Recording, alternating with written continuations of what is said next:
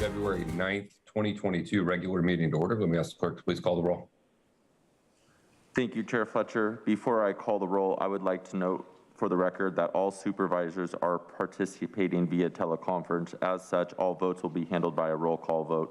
With that, I will now call the roll. Supervisor Anderson? Here. Supervisor Lawson-Remer? Here. Supervisor Desmond? Here. Vice Chair Vargas? Here. And Chair Fletcher? Fletcher here. First on the agenda is non-agendized public communication, an opportunity for the public to address the board on matters that are within our jurisdiction but not on today's agenda. The only action we may take as a board is a referral to the Chief Administrative Officer. Reminder, according to Rule 4A, members of the public that are non-English speaking and need interpretation assistance will be allotted extra time to facilitate translation. According to the rules of procedure, we will have a maximum of 10 speakers. First, any remaining non-agendized public communication will be resumed at the conclusion of our agenda. Clerk, I'll ask you to please call forward up to 10 speakers. Thank you, Chair Fletcher. We have 11 requests to speak on matters not listed on the agenda. For those that requested to speak, if you could please dial into the conference line now using the instructions that were provided to you. When it is your turn to speak, you will be unmuted and you will hear a recording that will tell you to begin your comments after the beep. I'd like to remind callers that they should mute their TV or live video stream before they begin speaking. And we will begin with our first caller. Again, please state your name for the record before beginning your comments.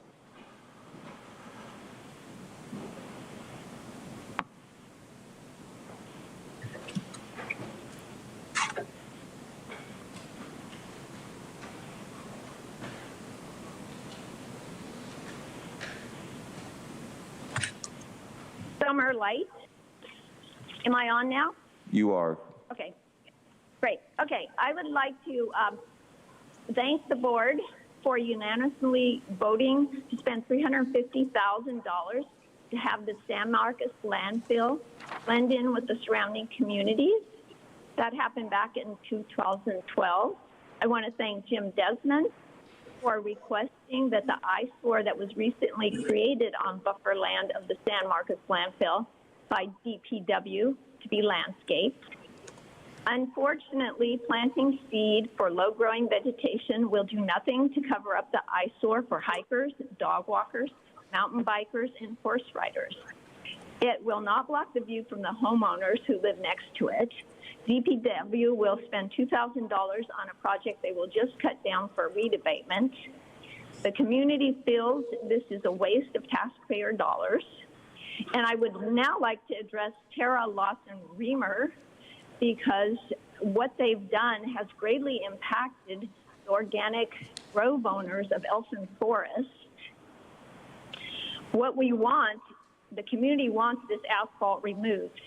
It has many violations. The past landfill management did an excellent job of weed abatement on the buffer land for approximately 18 years. It only took them about 1 day. The new management has brought in a mountain of asphalt to use as they see fit to build roads, use heavy equipment, and they're destroying our views and polluting the buffer land. Thank you very much. Thank you. We'll go to our next caller.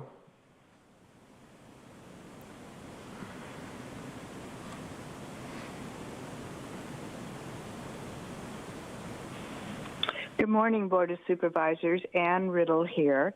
I'd like to share a personal perception regarding the term we often hear at Board of Supervisors meeting regarding harm reduction. I think this is a misnomer.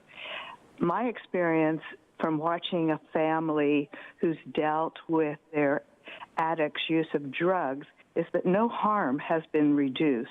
And it's perhaps unfair to call what the programs have been provided as harm reduction, because there's still a lot of harm going on to the addict for his mental health and his physical health. It is good news, however, that the addict is still alive, because the family still hopes that perhaps this will be the time that the treatment program will work. And maybe the threat of overdose and suicide that's been going on in their life for the last 35 years will finally go away. And maybe they'll have their addict back who has been unavailable to be involved in family responsibilities and to hold a job. And their hope is that they will no longer have to pay for his considerable expense along the way. But this is not harm reduction, because the addict suffers, the family suffers, the cascading effect of everyone around them is suffering. So just respectfully suggesting we take a new look at that word harm reduction, and instead, perhaps what we should say is we're keeping an addict alive. And that's good. But to say that harm is being reduced is not fair. That's not what's happening. That's not what our programs are doing. A lot of cascading effects are still going on for the addict and for his family. Thank you. Thank you. We'll go to the next caller.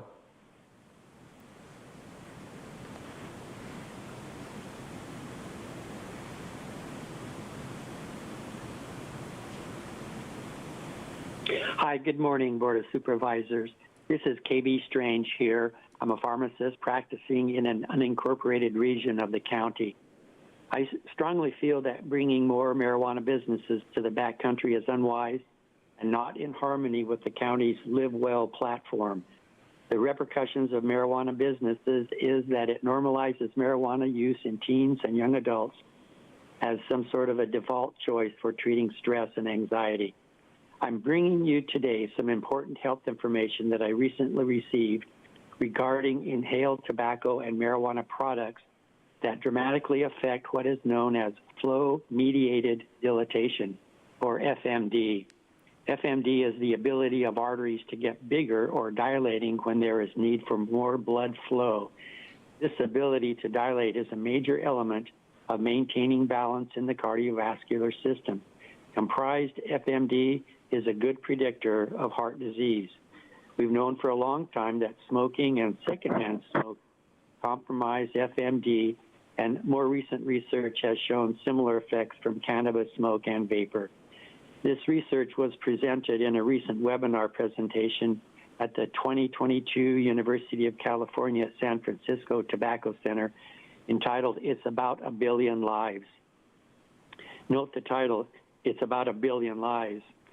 I'd like to conclude today's talk with an observation that tobacco and marijuana smoking and vaping is an extraordinarily costly situation, both in terms of dollars and health for individuals and families and to our county, which correctly supports a strong Live Well focus.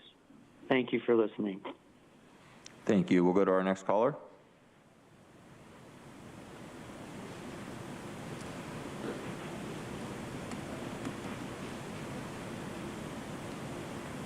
Good morning, Board of Supervisors. My name is Mark Wilcox.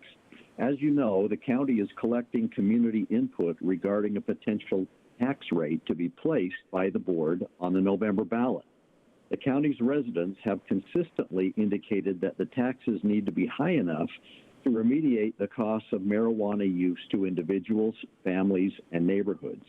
A particular focus of the residents has been the need for mental health services, a problem noted by the board yesterday. And currently, marijuana businesses are asking the state to reduce the state tax rate. Voters are appalled at this idea since the taxes collected at the state level were the main talking point pushing Prop 64 back in 2016. These state marijuana taxes are providing funding for child care for 21,486 low-income children, and grants to 137 organizations to provide youth prevention services in Black and brown neighborhoods in 41 counties, and to 12 tribal communities, and to community organizations and local health departments to provide services to the formerly incarcerated. Reduction in the state's cannabis taxes will directly harm the most vulnerable communities in our state and will deepen racial and economic inequities. I mention this because this is a case of bait and switch by marijuana businesses. We all hope that our county won't be dissuaded from adopting a tax rate that covers the extremely high mental health costs and law enforcement directly associated with marijuana use. while the best solution would be no more marijuana businesses to begin with. Thank you. Thank you. We'll go to the next caller.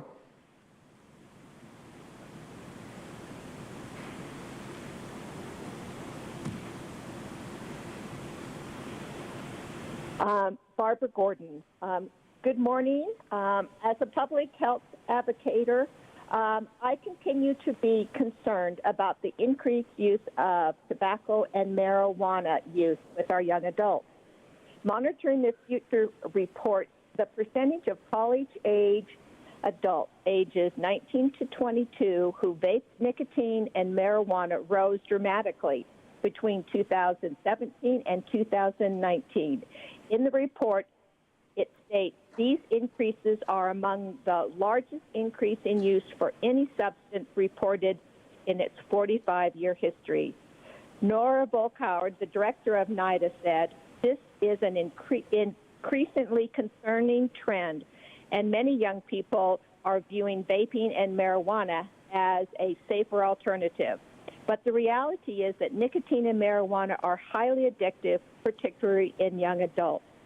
In the county's current landscape, this board and its staff believes access to marijuana is a priority. But if young people were really your priority, you would be developing and implementing a more effective policy to curtail the surge of these products. This should be a land use issue to reduce the prevalence of all smoking, and evidence suggests that you could do that by reducing the number of tobacco retailers, especially near youth-sensitive areas, and cap the number of marijuana businesses to the current 5. I urge the Board of Supervisors to take the lead. Your actions will increase community buy-in and public support, which is essential for reducing smoking prevalence of tobacco and marijuana use among our young adults. Thank you. Thank you. We'll go to the next caller.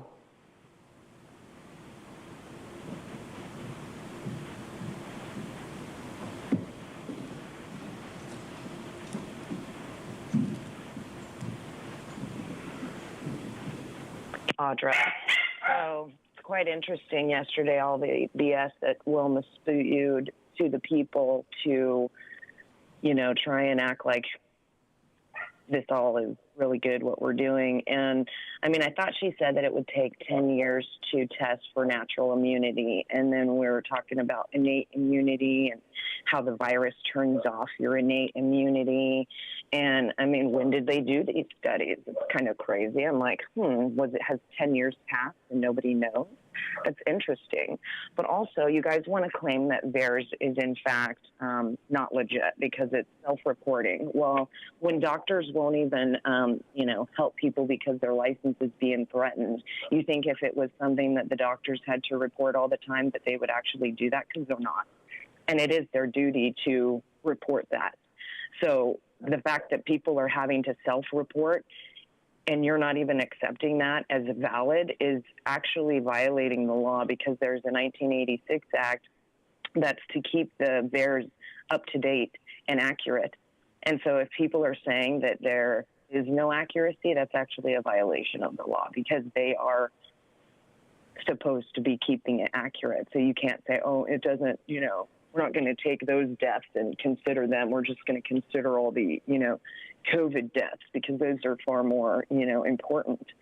It's just sad because, I mean, even Joel, you're talking about keeping the meeting in virtual because of climate crap. I mean, please, let's just stop with the shenanigans. You guys are so full of it, and you need to start. I mean, people are talking about harm has not been reduced in the county. You're darn straight it hasn't. All the things you guys are doing is creating harm, and people are suffering around you. They're losing their jobs. They're losing their lives. I mean, you just were talking about 2 officers that lost their lives, and I bet you anything that they were vaccinated. So it's a problem when you guys never actually address the real issue. Thank you. Your time is up. We'll go to the next caller.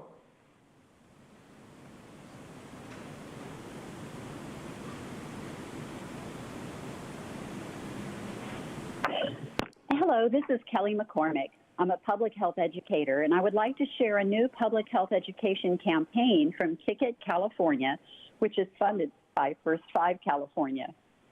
The focus is the harmful effect of secondhand marijuana smoke on children. Reading from the document, quote, marijuana smoke contains many of the same cancer-causing chemicals as secondhand cigarette smoke. It has higher amounts of tar and ammonia than cigarette smoke, with twice the amount of hydrogen cyanide.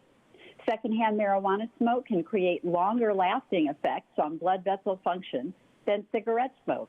And kids who are exposed to indoor secondhand marijuana smoke are more likely to experience ear infections, bronchitis, asthma, and skin conditions, unquote. Those who use marijuana in the vicinity of children are endangering their health, though many may not realize this. There is a lack of awareness that marijuana secondhand smoke is more harmful than smoke from cigarettes. It would also benefit thousands of children if smoking and vaping were prohibited in multi-unit housing complexes and if we made marijuana more difficult to access. Finally, I would like to comment on the earlier discussion about limiting marijuana businesses to the 5 that have already been approved. I fully agree with that. This county does not need more marijuana businesses, and people need to be educated about the harms of marijuana use. Thank you. Thank you. We'll go to our final caller for the morning. Oh, we just had another one call in.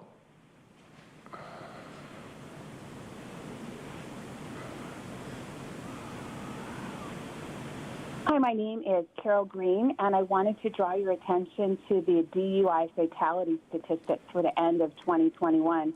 As we head into February, it is important to note that the DUI fatalities were the worst year on record in San Diego County in the nearly 20 years, the 2 decades that the county's been keeping these records. It's important to note that our district attorney noted that of the DUI cases, more than half of them included a combination of alcohol and other substances, and 30% of the DUI cases involved drivers using cannabis. As the county considers consumption lounges, I would ask that you partner with the DA's office and your own task force and discuss the possibility of driving under the influence and what can be done, perhaps not having cannabis lounges as part of the ordinance that you're considering. Thank you.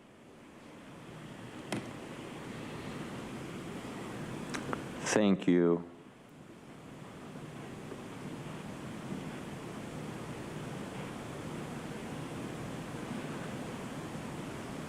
Just waiting to see if this next speaker is going to register for non-agenda or not.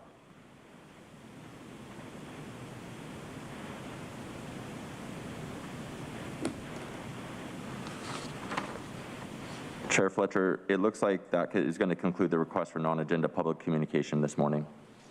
All right, next on the agenda is approval of the statement of proceedings minutes for the regular meeting on January 26, 2021. I'll make a motion to approve. Is there a second? Second. All right, a motion by myself, second by Vice Chair Vargas. Ask the clerk to please call the roll. Thank you, Chair Fletcher. Supervisor Anderson.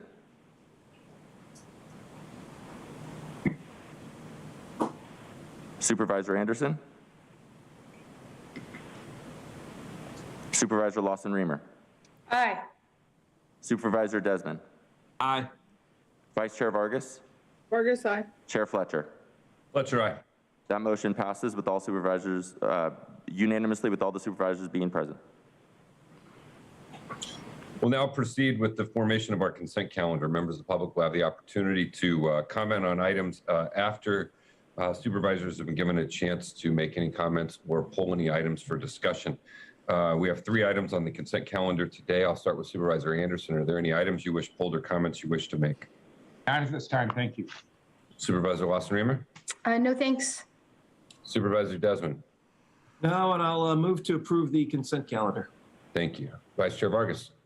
Happy to second. All right, we have a motion by Supervisor Desmond, second by Vice Chair Vargas to approve the 3 items in the consent calendar. Let me ask the clerk to please call forward the public speakers on this item. Thank you, Chair Fletcher. We do have 1 request to speak on this item by phone. If any of the members of the public that did request to speak on this item by phone, if they could please dial into the conference line now using the instructions that have been provided to you. When it is your turn to speak, you will be unmuted and you will hear a recording that will tell you to begin your comments after the beep. You will then have 2 minutes to address the board. If you could please begin by stating your name for the record. I would like to remind the callers that they should mute their TV or live video stream before they begin speaking. And we will begin with our first caller.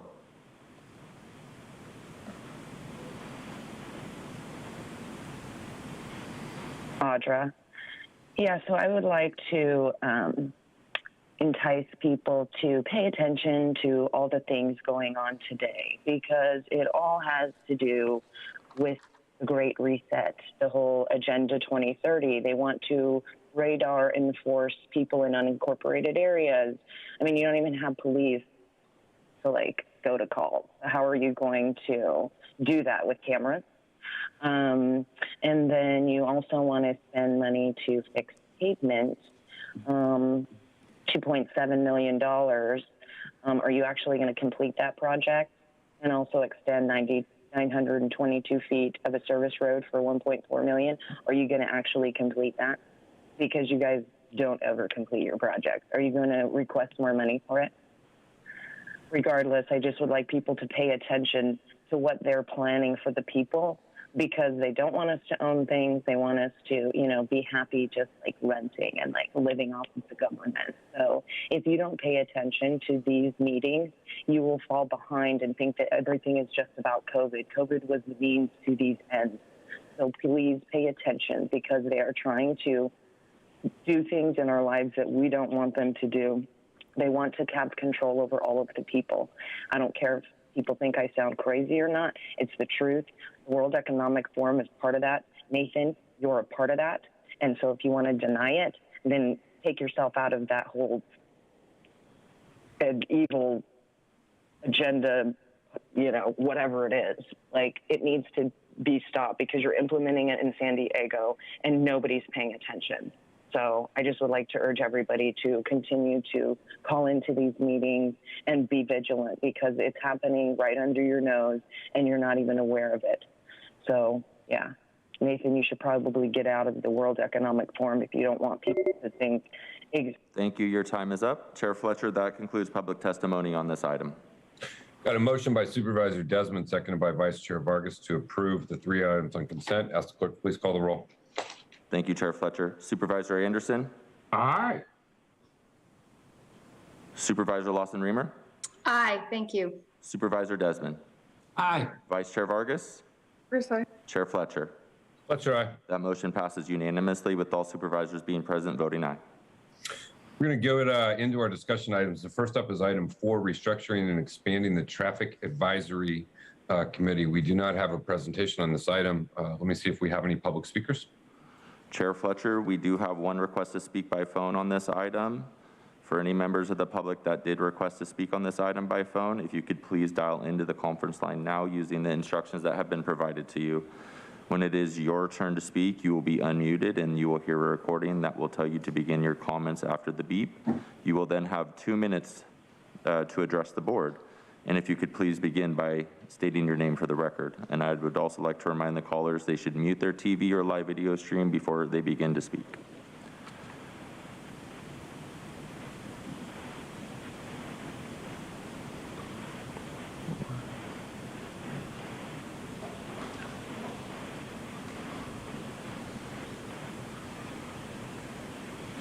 Audra. So you want to enhance safety, reduce congestion, and have it be legally enforceable so majority of the motorists will comply. That sounds interesting. And you're going to do engineer traffic condition studies. Are you going to do that with cameras so that you're going to be watching the people? So there's a camera that's been placed in my area that's a little bit fishy, and I understand that that's your guys' ideas to get us to comply, but like I said, if you don't even have officers to enforce these things, how are you going to be enforcing it? Are you going to take a picture of somebody speeding and say that, they have to, pay for that? I mean, you can't be doing that. So people need to pay attention. I shouldn't be the only one calling in on these things. This is a joke. And if you really wanted to enhance safety, you would do things that don't actually cause harm to people and their lives. You would, be protecting the people, upholding your oath, doing what you took an oath to do, which is uphold the Constitution and not violate everybody's rights, and try and make it so that you guys have your hands in every aspect of our lives. You need to have less government control on the people. We are the ones who tell you guys what to do. You're our servants. We're not your servants. So you guys need to get that straight. More people need to start paying attention, because they're going to start, making sure that we can't travel places because they want us to basically walk and bike everywhere. So yeah, pay attention, people. Chair Fletcher, that concludes public testimony on this item. All right, I'll make a motion to approve. Is there a second? Happy to second. All right, we have a motion and a second. Motion by myself, second by Supervisor Lawson-Remer to approve the recommendations in item 4S. Clerk, please call the roll. Thank you, Chair Fletcher. Supervisor Anderson? Aye. Supervisor Lawson-Remer? Aye. Supervisor Desmond? Aye. Vice Chair Vargas? Vargas, aye. Chair Fletcher? Fletcher, aye. That motion passes unanimously with all supervisors being present voting aye. We're going to go to agenda item 5, receive the report on establishment of the Office of Environmental and Climate Justice. Let's get the staff presentation, and then we'll go first to Vice Chair Vargas, who originated this effort. But let's hear first from the staff presentation.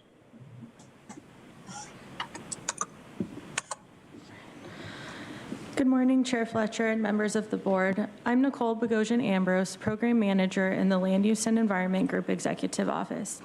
With me is Mortziza Baxamusa, Program Manager for Regional Sustainability, and today we are presenting an update on the Office of Environmental and Climate Justice, or OECJ. Environmental justice is about making sure people have fair treatment and meaningful involvement when it comes to the decisions government makes that impact the air they breathe, water they drink, and natural resources that surround them. The two pillars of fair treatment and meaningful involvement are foundational to environmental justice. OECJ's creation can help people achieve the same degree of protection from environmental and health hazards and equal access to the decision-making process to have a healthy environment in which to live, learn, and work. The goals of environmental justice include a healthy environment for all people, deterring, reducing, or eliminating pollution burdens for impacted communities, governments helping those most impacted by pollution to participate in all phases of environmental and land use decision-making process, and, at a minimum, meaningful consideration of recommendations from populations and communities that are most impacted by pollution. There are communities in the San Diego region that face unjust conditions and circumstances related to the environments in which they live. The tribal nations of the San Diego region are an example of one community that has historically faced such impacts. As the Office of Environmental and Climate Justice aims to address environmental injustices of the past and present while preventing future wrongs, we would like to recognize those injustices with a land acknowledgement from the new office. The Office of Environmental and Climate Justice acknowledges the harmony that existed between the land, nature, and its original peoples who have since endured displacement, persecution, and systemic oppression. The office pays its respect to the unceded territory and homelands of the 17 tribal nations in our region, the most in any county in the United States, from 4 cultural groups: the Kumeyaay-Diegueño, the Luiseno, the Cupeño, and the Cahuilla.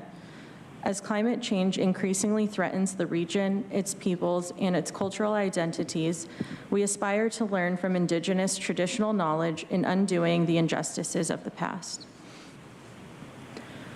Last summer, the board approved Vice Chair Vargas's recommendation to direct the establishment of an Office of Environmental and Climate Justice within the County of San Diego's Land Use and Environment Group.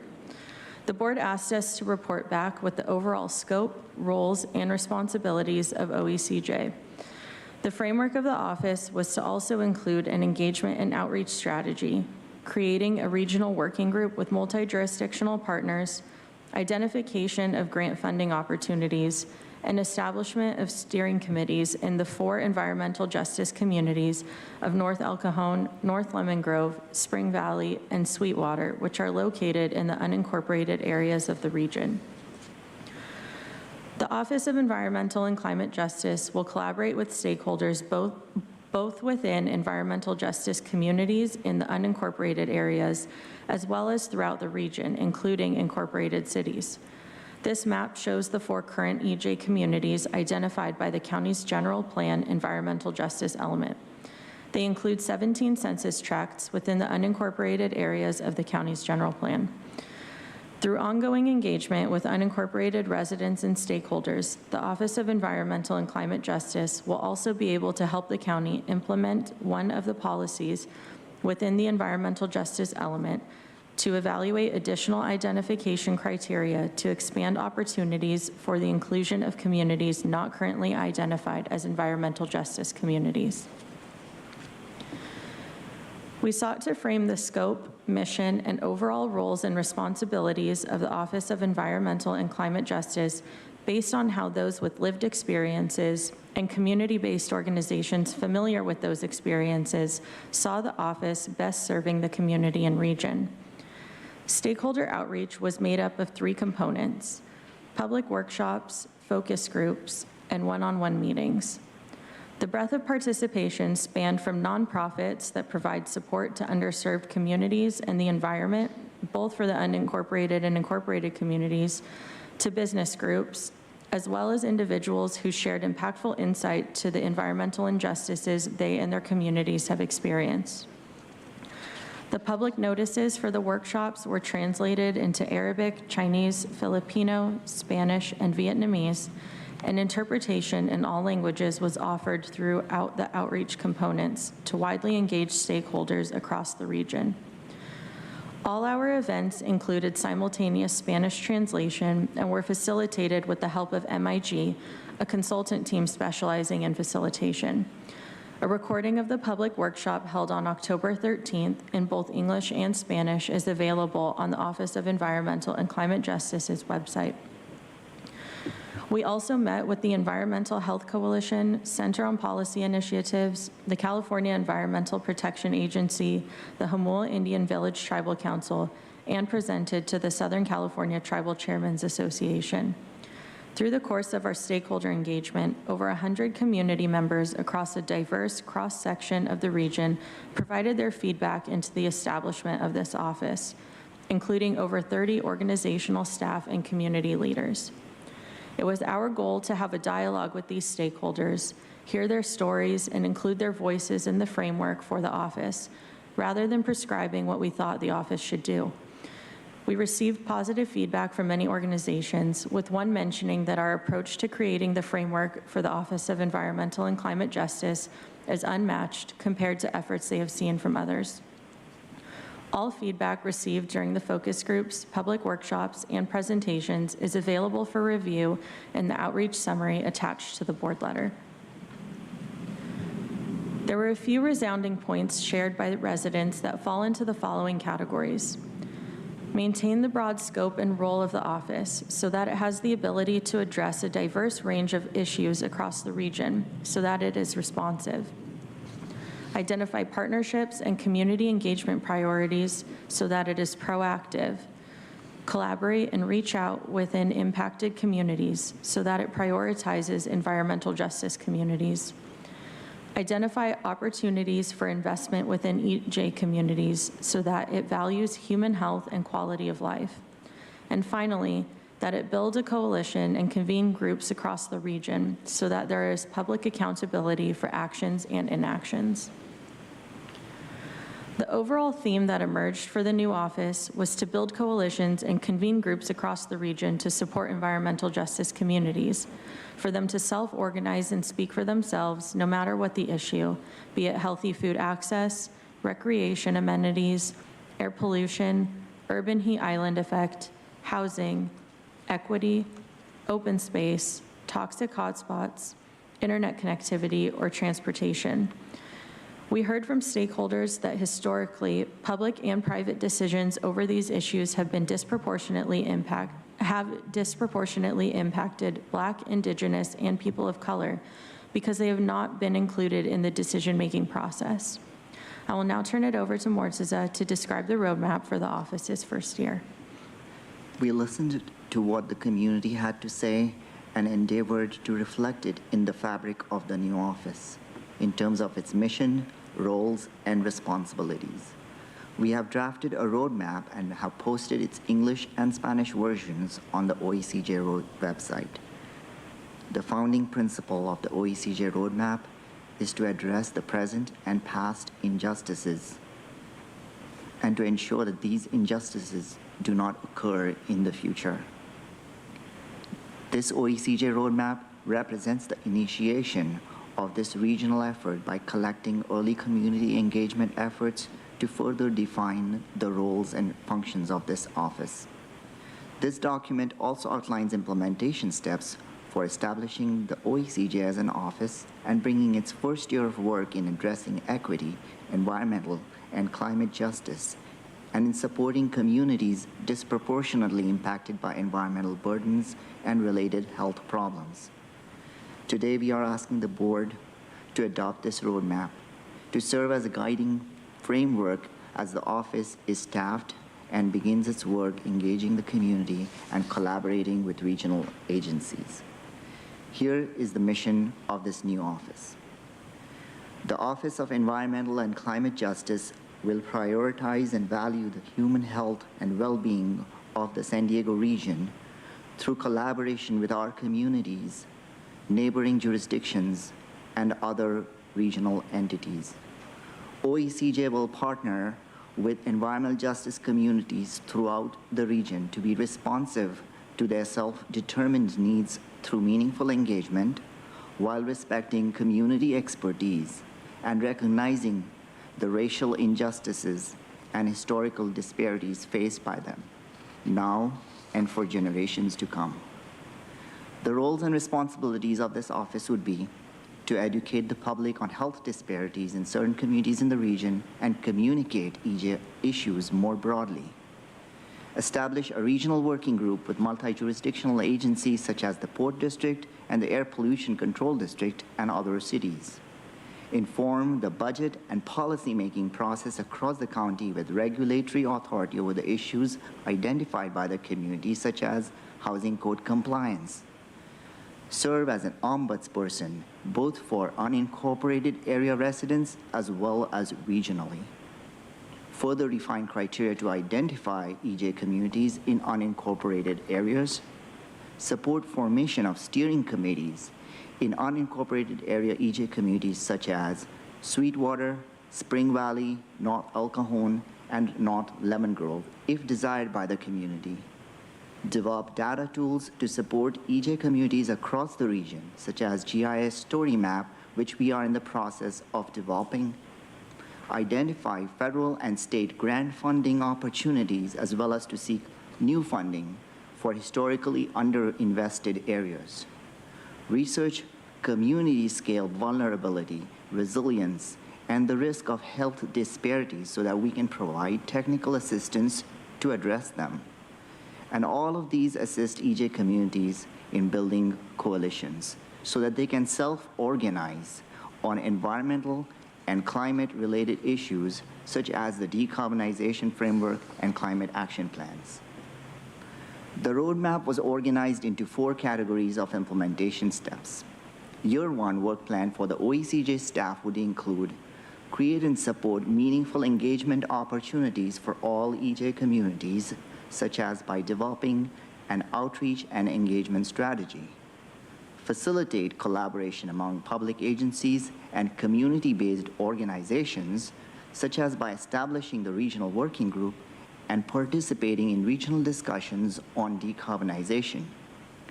Identify and promote federal and state funding opportunities, such as the state's Transformative Climate Communities Program, which funds development and infrastructure projects in California's most disadvantaged communities. Build the capacity of EJ communities that are most vulnerable, such as resiliency planning in EJ communities through coalitions with ethnic minorities and immigrant groups. We are developing a web-based, user-friendly tool that will allow communities across the region to get census tract level information on key EJ indicators. This tool was brought to life and built from the ground up by the county's Planning and Development Services Geographic Information Systems team, Ross Martin, Ian Dawes, and Jason Batchelor. We intend to build 2 complementary applications: a web portal where you can pull up multiple indicators when you click on a particular census tract, such as this in the southeast corner of the county with a low score on the Haley Places Index. It lists some key indicators, and if you say want to click on park deficit, it takes the user to a story map populated with park data where one can interact with it and learn more. Or one can scroll to another indicator, say children's lead risk from housing, to visualize it at a regional level, or to zoom into a particular neighborhood. These tools are adaptable to help the community focus on foundational issues that matter to them. And the story map is a living resource for us as a government to base our collective decisions. As we continue our outreach, we would be building up this tool based on community input. It would be both informed by existing EJ indicators as well as inform the development of new EJ indicators. To summarize, we have developed a roadmap for the OECJ that establishes the initial scope, roles, responsibilities, and mission for this new office. This roadmap is a working document and may change over time as staff begins its work in the community. We are recommending the adoption of this roadmap and are happy to answer any questions. Thank you.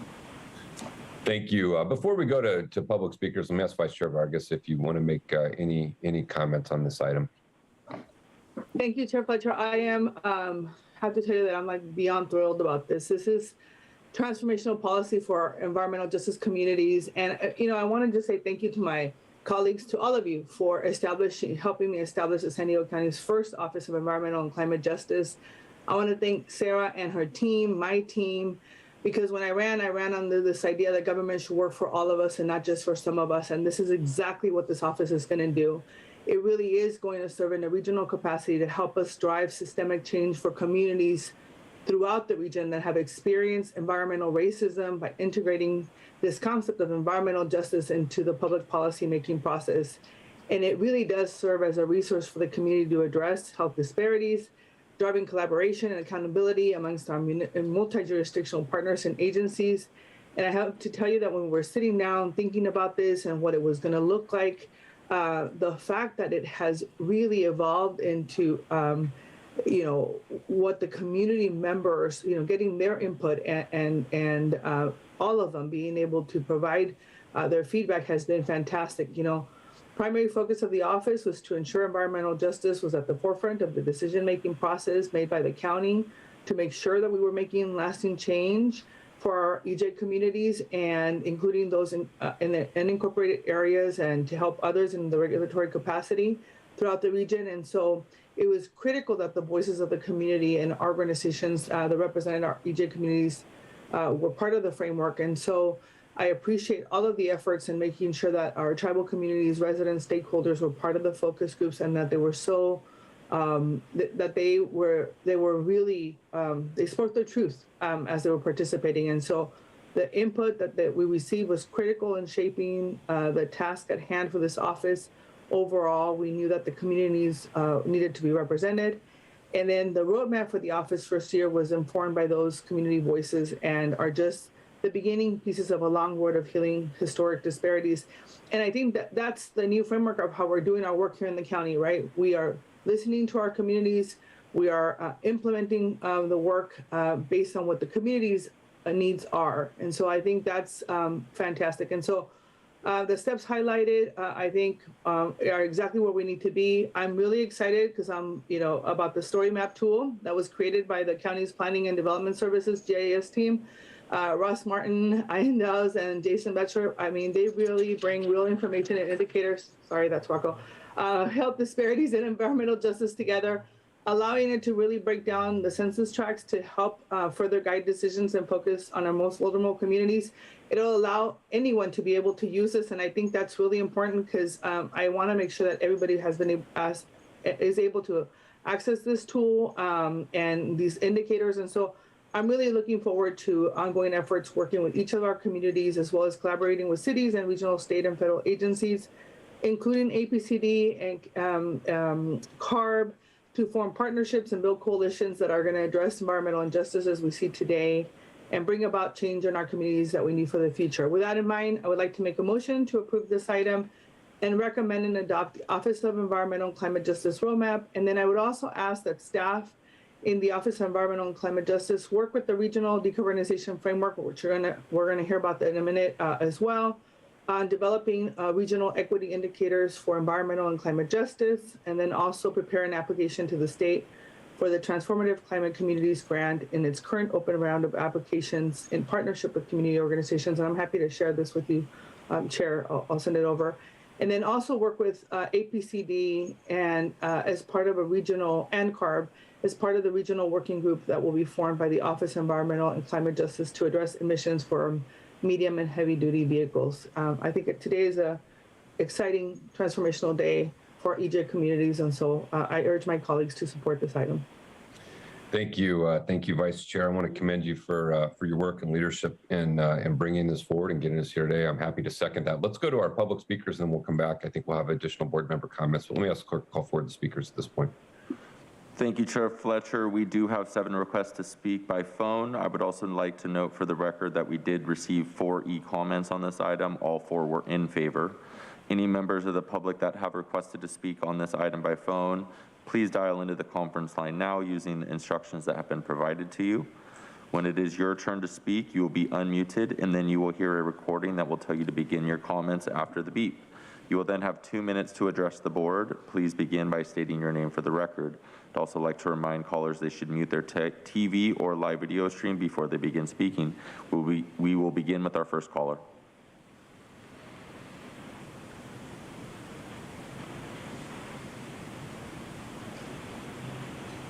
Good morning, Chair Fletcher and members of the board. My name is Domingo Vigil, Deputy Director with the San Diego County Air Pollution Control District, or APCD. On behalf of APCD, I would like to express our support for the work of the county's Office of Environmental and Climate Justice. On September 30th, 2020, the Air Pollution Control Board established the APCD's Office of Environmental Justice to support the implementation of the Community Air Protection Program. Through this program, APCD staff has been working with communities in the region who are disproportionately burdened by the impact of air pollution to conduct community-level air quality monitoring and to develop strategies in partnership with community members, industry, local jurisdictions, and federal, state, and regional agencies to improve air quality. Community engagement and multi-agency coordination and collaboration is key in correcting environmental injustice. APCD welcomes the opportunity to partner with the county's Office of Environmental and Climate Justice to continue to grow our environmental justice work in the region. Thank you. Thank you. We'll go to the next caller.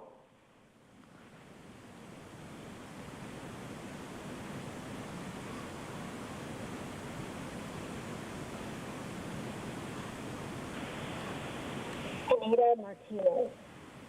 I am a volunteer with SB 350. I'm born and raised in San Diego, and I support this new office. And I want to applaud the Board of Supervisors for supporting and directing the establishment of this new Office of Environmental and Climate Justice. Climate justice and environmental justice are inherently tied together, so it's important that racial and economic justice are considered as all when it works on climate justice. One of the primary focus areas is to create and support meaningful engagement opportunities for environmental justice communities. I'm happy to hear that you will be reaching out and listening to the people most affected by this. And I'm urging you to focus on that commitment. I thank you so much for this endeavor. Thank you. We'll go to the next caller.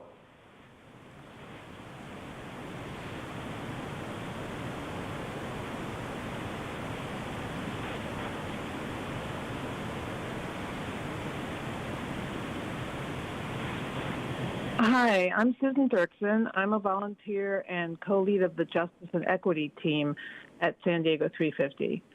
I thank you for creating this important office, and I thank the staff for the work that's been done to set it up. Now I hope you will put it at the forefront of the county's climate work.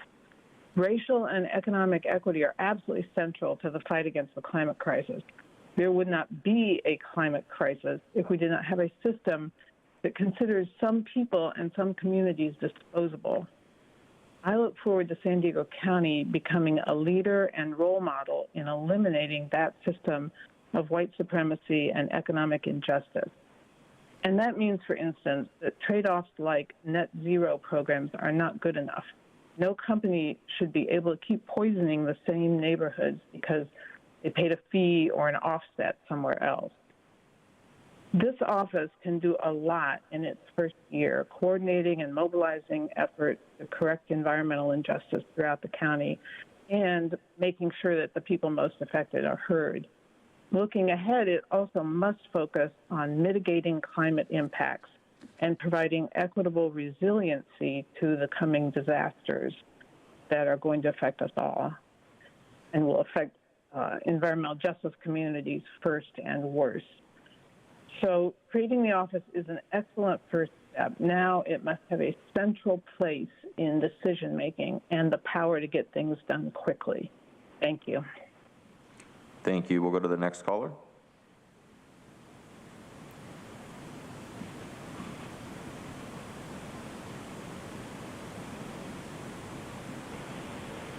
Good morning. This is Jim Whalen, J. Whalen Associates.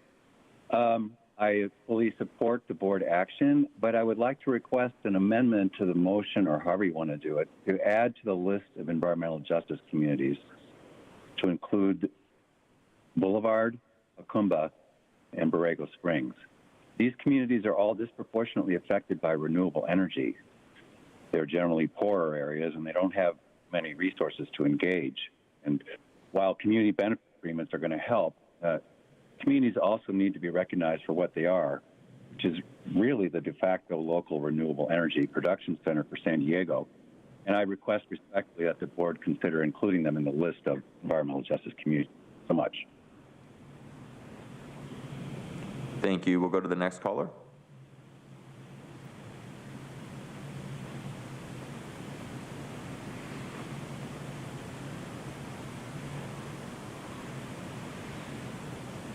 Good morning. My name is Bertha Rodriguez with Climate Action Campaign, a member of the San Diego Green New Alliance. We are excited the Office of Environmental and Climate Justice continues to progress. Climate change and environmental injustice are impacting working class communities of color first and worse. And we need as much support from the government as possible. We applaud the work that the County of San Diego is doing for the office in order to ensure that every community has access to clean air, clean water, and good green jobs. It is not an accident that Black, Indigenous, and people of color live in hazardous areas that pollute their air and water, causing various health disparities. The ongoing outreach and engagement strategy targeting EJ communities throughout the region should play a critical role in the establishment of the office and throughout the office projects and efforts. The office will help play an important role in identifying barriers and gaps to achieving environmental and climate justice throughout our region. Thank you. Thank you. We'll go to the next caller.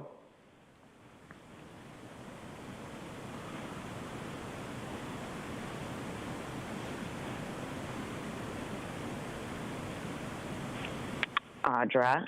So I'm pretty surprised that you did this, Nora, because I would have thought Tara would put it through, and then I thought, oh, wait, the racial injustice. There we go. That's Nora's thing. You like to gaslight things. So I didn't realize that the environment was so racist. I mean, that is just, we should cancel it. I mean, and even COVID, it's racist. I mean, can you believe this? I mean, why are we allowing this to happen? All these, injustices. I mean, it's just crazy, right? It's like, oh my gosh. I mean, we should cancel both COVID and the environment. Yeah, like that's how ridiculous you guys are. Why are you always gaslighting people and trying to make them feel like something is affecting them, right? All while you guys like discriminate against a whole class of people. Yeah, but we're going to say that like the environment is racist. We need to make sure that everybody has equal access. Of course, everybody needs to have equal access. But then why don't you get rid of chemtrails and, fix things like that instead of trying to, act like there's actually an environment that's racist. Like it's picking and choosing, like COVID does. It picks and chooses who it affects. And it always seems to be, you know, Black people or whatever. It's like, have you ever asked them, they want you to gaslight them and always make them a victim? I mean, it's pretty ridiculous what you guys are doing, but you just like love to make shit up. It's crazy. Like you make up these new terms and you're like, we need to fix this problem. We need to do something about it. There's so much injustice. And yet you're not thinking about the real injustice that's going on, like the fact that you guys are forcing a bioweapon upon people. Yeah. And, you know, making them lose their job. How about that kind of crap? The injustice there. I mean, actually, real injustice. Thank you. Your time is up. Chair Fletcher, that concludes public testimony on this item. All right. Thank you for that. Let me ask fellow board members if they have any comments they would like to make. If not, I will we'll go back to Vice Chair Vargas. We have a motion and a second, Vice Chair. If you want to just restate for the record your additions to the vote we're taking, and then we can go from there. Yes. So we're going to go ahead and make a motion to approve the item as recommended and adopt the Office of Environmental and Climate Justice.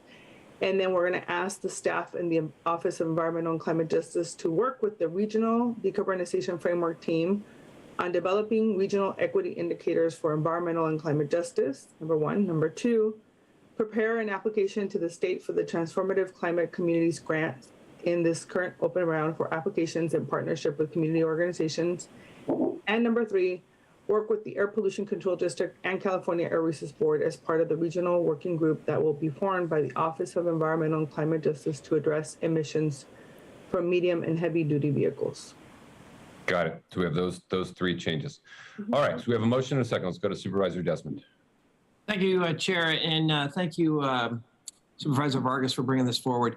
I just want to make a quick comment on one of the speakers and their comments. I don't really think it needs to be part of the motion, but I do think we need to be vigilant when we are putting solar energy or renewable energies in our unincorporated areas, that we do have to take into account the effects, environmental, justice-wise, on those communities when those projects are proposed or go forward. So I just want to say thank you for that comment, and thanks for bringing this forward. Thank you, Supervisor Desmond. Supervisor Lawson-Remer. Thank you. First of all, I just really want to thank my colleague, Vice Chair Vargas, for your leadership on this item. I wish we were there in person to celebrate. I think this is just so extraordinary and really visionary of you to bring this forward, and I'm so happy to support it. You know, I also want to thank our county staff for all of their work on moving this forward and putting together what I think is going to be a really impactful and transformative plan. And I think it's just absolutely crucial that communities bearing the burden of environmental impacts and climate change have a voice in what's happening in their neighborhoods and homes.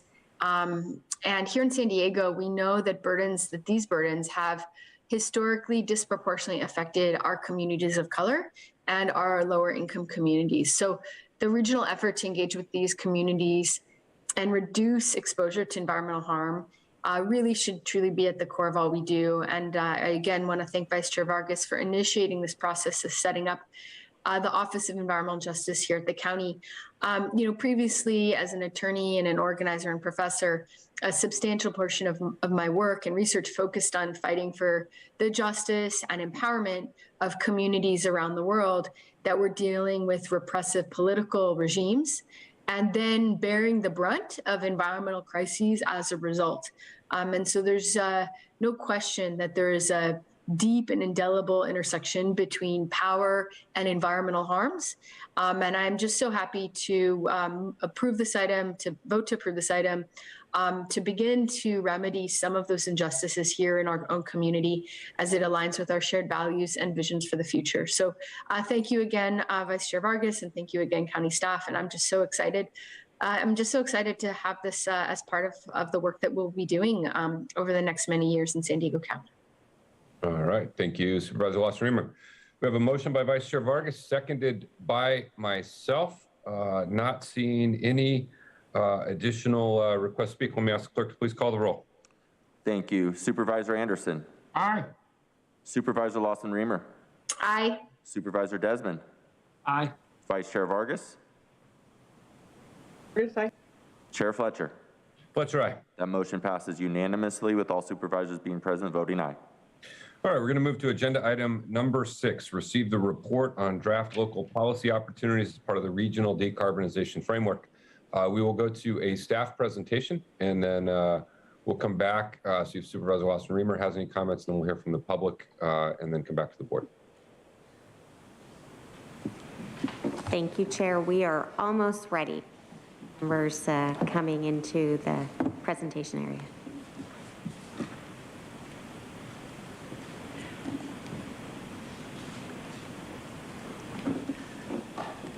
Good morning, Chair Fletcher and members of the board. I'm Murtaza Samusa, Program Manager for Regional Sustainability in the Land Use and Environment Group, or LUGE's Executive Office. With me today is Rebecca Appel, also from the LUGE Executive Office. Recognizing the need for a regional approach to addressing climate change, in January last year, the Board of Supervisors voted to create a regional decarbonization framework. This framework is intended to provide science-based pathways to inform policymaking in regional, county, and city governments towards reducing greenhouse gas emissions in the San Diego region. It is separate from, but complements, ongoing climate action planning efforts by local governments. Today, we will present a benchmarking of all climate action plans across the region and how they perform relative to pathways to zero emissions modeled in the framework. To recap, here are the components of the framework, with the final integrated regional decarbonization framework anticipated for August 2022. First, the technical report. A draft presented to the board in our November update is currently being revised based on comments from the technical working group, stakeholders, and the public. To provide context for today's presentation, Chapter 8 of that draft contained the methodology for how a local policy analysis would be conducted. Today's draft analysis will substitute that chapter in the technical report. Second, a workforce development study by Inclusive Economics will provide a comprehensive and coordinated regional strategy to address labor market changes due to the decarbonization of the economy. The report will be modeled after the State of California's Jobs and Climate Action Plan. A preliminary study will be presented to you in March. And third, implementation pathways, which will be a collaborative effort with public and private stakeholders to co-develop policies, programs, and projects in order to implement the framework. Here is a timeline which shows the concurrent work and development of the integrated framework with board actions, community engagement, and project details. A draft of the local policy opportunity analysis being presented today. Comment period for this draft has been extended until 31st of May. During this time, we will reach cities, regional agencies, tribal governments, business, labor, community, and environmental groups across the region. From now through August, we will continue to work on the workforce development study as well as the implementation pathways. And we will be presenting you with a community outreach plan in the March update. Today's presentation is on the draft analysis conducted by the University of San Diego School of Law's Energy Policy Initiatives Center, or EPIC. The purpose of this analysis is to examine climate action commitments across our region, to uncover any gaps, and to discover what we could do to reach our decarbonization goals by looking at a time horizon through mid-century. It assumes that each jurisdiction will do what they say they are going to do in reducing emissions in their respective caps. It is not intended to evaluate, score, or rank any particular cap or climate action plan. This is the most comprehensive overview of caps in the region. It is the first study of its kind that quantifies the magnitude of the challenge ahead of us in achieving meaningful reductions in greenhouse gas emissions.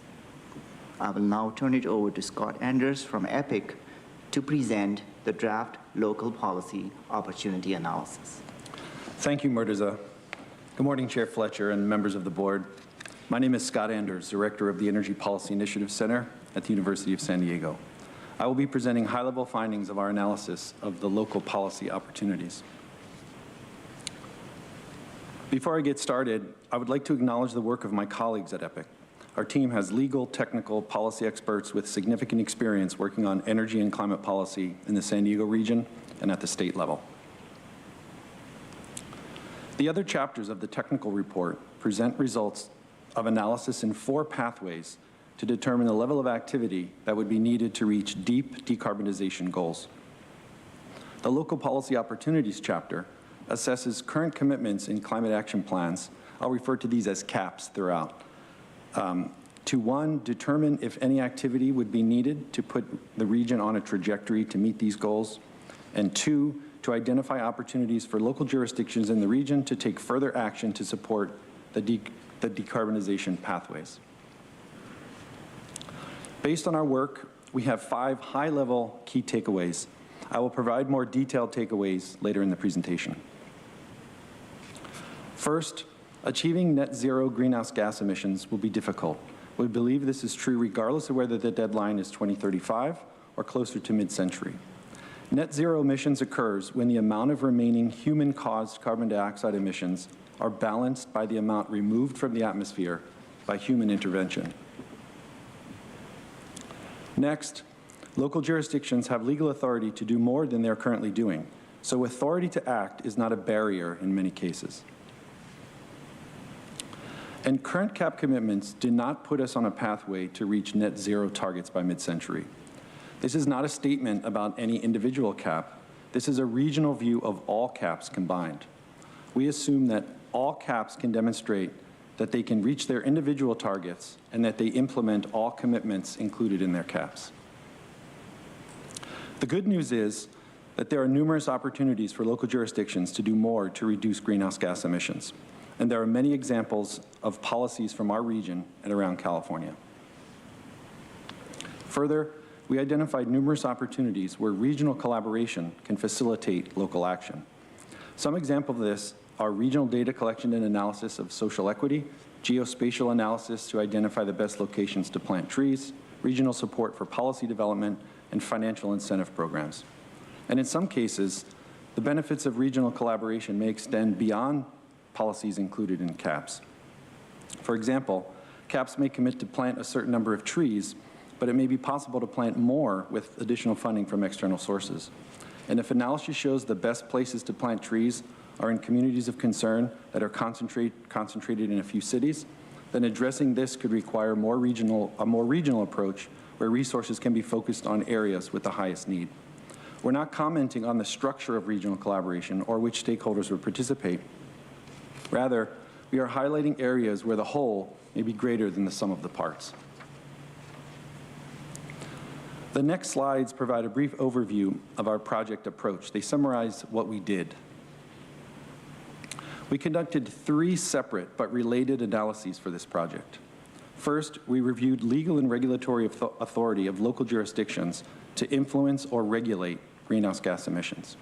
Next, we reviewed all climate action plans to understand similarities and differences. This looked at how often certain measures were included, the reductions from each category of measures, and whether and how social equity considerations were included. The purpose of this review was not to rank or score CAPs or specific measures, but rather to take a regional view of all CAPs. Finally, we estimated the greenhouse gas impacts of all climate action plans. The purpose of this analysis was to understand the amount of greenhouse reductions that could result from the commitments in climate action plans. This provides a more regional perspective of greenhouse gas reductions. We focused on climate action plans because they represent the greenhouse gas reduction commitments a local jurisdiction deemed reasonable at the time of adoption.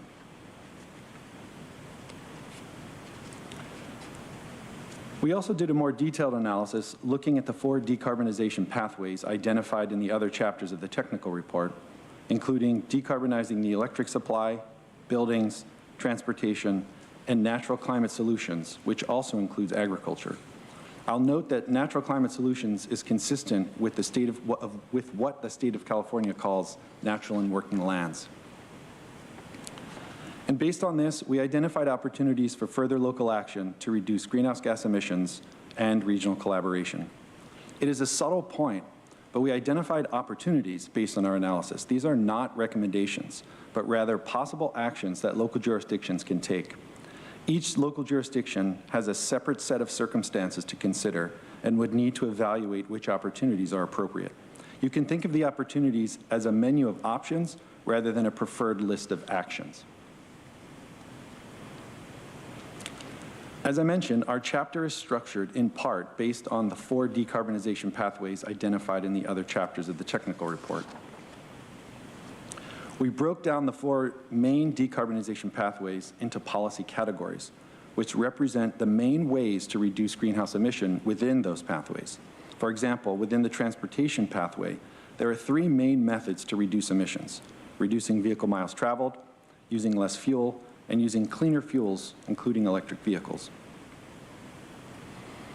Policy categories were further broken down into subcategories. These are based on our review of CAPs and provide more specificity. For example, there are several ways to reduce vehicle miles traveled, including increasing the miles of bike lanes in a jurisdiction, increasing density to encourage mass transit, or reducing parking requirements for developers. We have a detailed breakdown like this for the other 3 decarbonization pathways covering buildings, electricity, and natural climate solutions. This framework serves as the basic structure of our analysis and report, and it could also help serve as a general framework for a climate action plan. Our analysis includes 17 adopted and pending climate action plans. Pending plans are those substantially completed but not yet adopted. We included the 2018 County of San Diego Climate Action Plan and consider it as an adopted CAP for the purposes of our analysis. City of National City CAP is not included because it has a target of 2020. And while the City of San Diego's 2015 Climate Action Plan is included, its updated 2021 CAP version was released too late to be included in our analysis.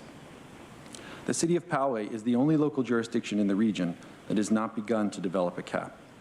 Note that the analysis was a snapshot in time and captured those in place or pending during the time of analysis.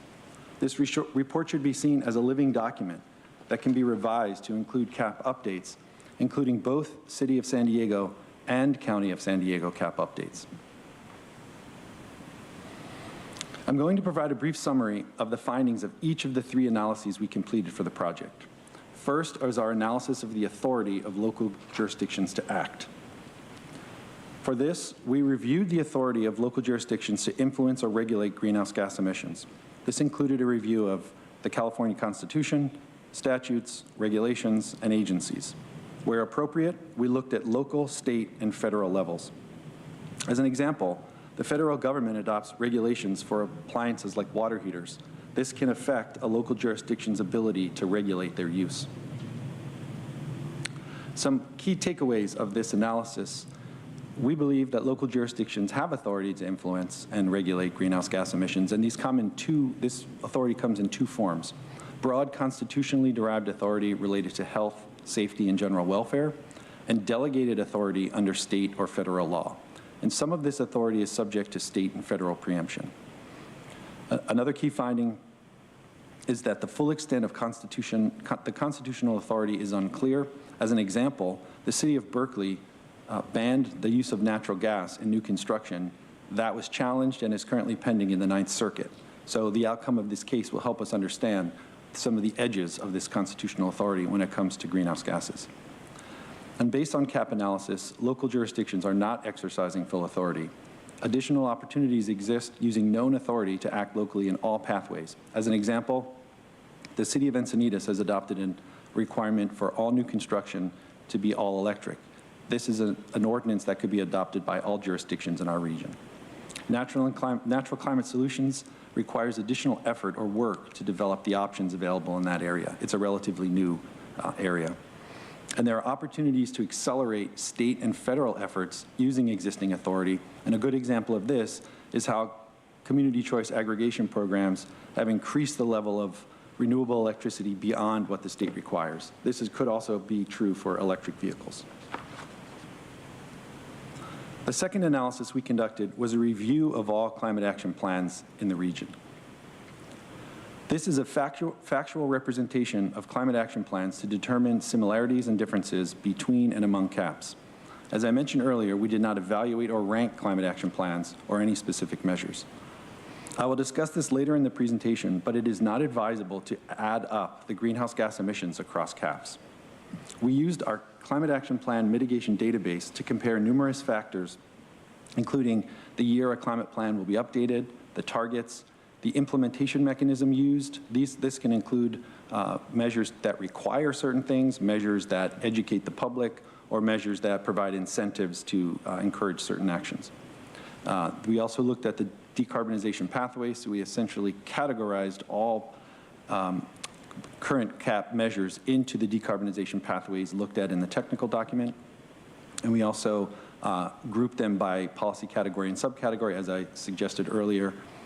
And we also looked at how often climate action plan measures were used, and we looked at the greenhouse gas reductions in CAPs, but we didn't add them up. We simply looked at the contribution of measures to the total reduction within a CAP, and then we could compare that across CAPs. This figure shows a breakdown of the total greenhouse gas emissions in 2035, the target year for most climate action plans. Each bar represents all emissions in 2035 and shows the impact of measures to reduce emissions.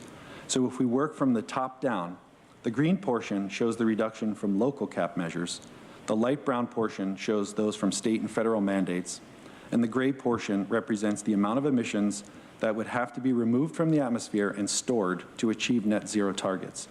These are often referred to as remaining emissions. As you can see, there is variation across CAPs. The bar on the far left shows the average of all CAPs shown here. On average, local climate action plan measures represent about 17% of the emissions in that year, and state and federal measures are about 30%, and remaining emissions just over 50%. This slide helps to show the role. Helps to show the role of local jurisdictions, local greenhouse gas reductions and CAPs in the broader context of state and federal mandates, and the amount of emissions needed to reach zero. And even though this slide shows varying levels of remaining emissions, climate action plans generally demonstrate that they can reach their adopted targets. So the level of remaining emissions in this chart is not connected to the CAP's ability to demonstrate that they can achieve their target. If we drill down and look more at reductions from the local CAP measures, in other words, the top green bars in the previous slide, we can see the contributions from the decarbonization pathways in each CAP. We see again here there is significant variability across CAPs. On average, decarbonizing electricity contributes about 45% of the local reductions in a climate action plan, as shown in the bar on the left. This is notable because on-road transportation, basically cars and trucks, is the highest emitting category. Decarbonizing transportation contributes on average 28% of the local greenhouse gas reductions in climate action plans, though transportation represents about 45% of emissions. And decarbonizing buildings and natural climate solutions both have comparatively small contributions. Importantly, the Regional Decarbonization Framework Technical Report and our chapter do not address other categories of emissions, including solid waste and natural gases, industrial gases. This figure shows how many jurisdictions have at least one climate action plan measure related to policy categories. It allows us to see a bit more detail about each pathway. So based on this, we know that the decarbonized electricity pathway has the highest average contribution to local greenhouse gas reductions in CAPs. This is shown in the orange bars. Here we can see that those related to grid supply, mainly measures related to community choice aggregation, had the highest contribution. And two transportation-related categories had the next highest contribution on average. These are shown in the blue bars. Based on our analysis of CAPs, reductions from decarbonizing buildings are relatively small, and most come from energy efficiency. The CAPs analyzed have very few reductions from building electrification. We also drilled down even further. This is an example for energy efficiency, part of the decarbonized buildings pathway. We categorized all measures into the implementation mechanisms I mentioned earlier, that is, how the cap is intended to achieve the greenhouse gas reductions. In this example, we can also look at the construction and building type. This helps to understand the types of activity caps include and to identify opportunities for further action. Based on the review of caps, we have several key takeaways. 8 climate action plans, nearly half, are scheduled to be updated between 2021 and 2025. No adopted or pending cap has a net zero greenhouse gas emissions target. Again, this is based on the caps we analyzed.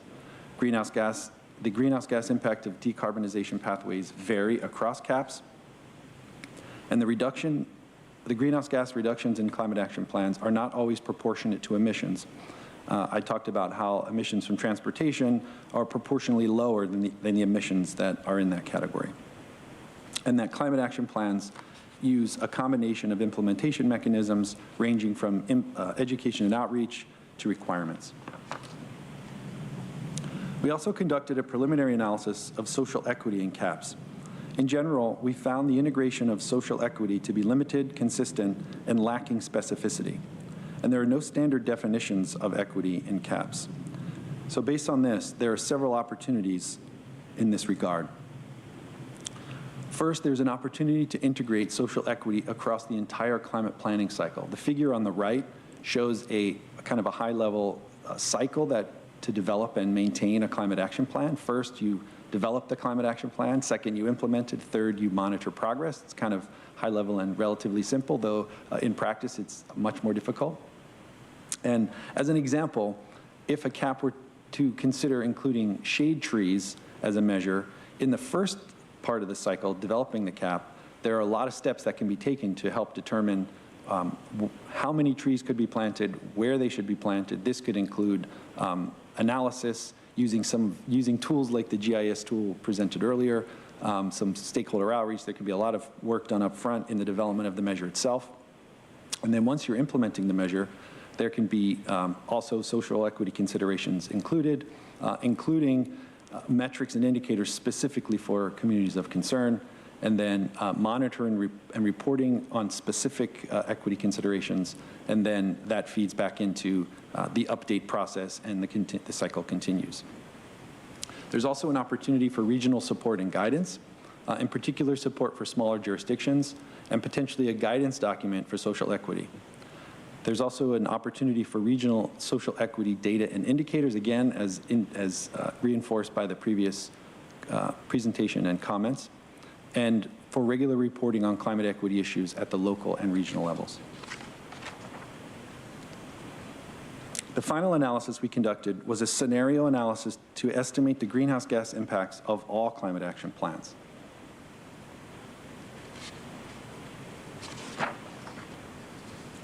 While the comparative analysis compares across caps, the scenario analysis intended to estimate the combined greenhouse gas emissions from all cap commitments. As I mentioned earlier, it's problematic to add up all the greenhouse values in climate action plans because differences exist in data and methods used, target years, and assumptions about state and federal policies. So we developed a method to estimate the combined greenhouse gas impacts that avoided this challenge. Could you go back one slide?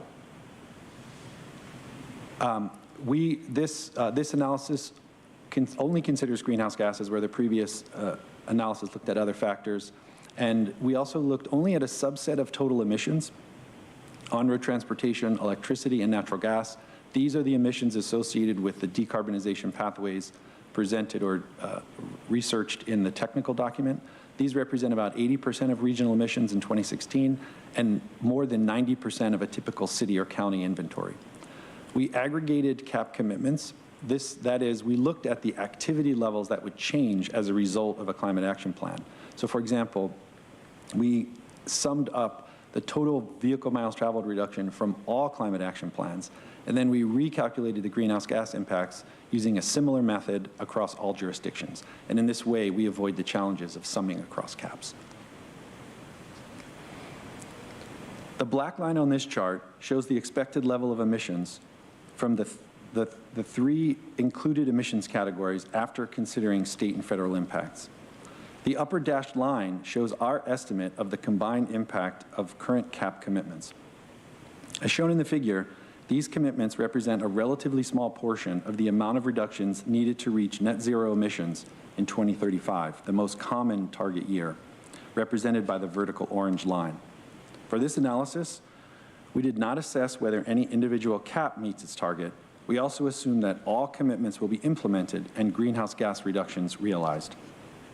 The lower dashed line shows the greenhouse gas impact of applying the best CAP commitments to every jurisdiction in the region. This can be seen as the upper limit of the current CAP commitments. Even applying the best commitments, significant emissions would need to be addressed to achieve the target of net zero. This helps put into perspective the magnitude of the challenge. These charts show the greenhouse gas impacts of each of the 4 decarbonization pathways. The chart on the left shows the current CAP commitments. Decarbonizing the electric supply has the highest greenhouse gas impact. This represents commitments to reach 100% carbon-free electricity, mainly through community choice aggregation programs. Also note the orange wedge related to renewable electricity disappears in 2045. This is because of a state law that requires 100% carbon-free supply by that year, and no additional greenhouse gas reductions would be available.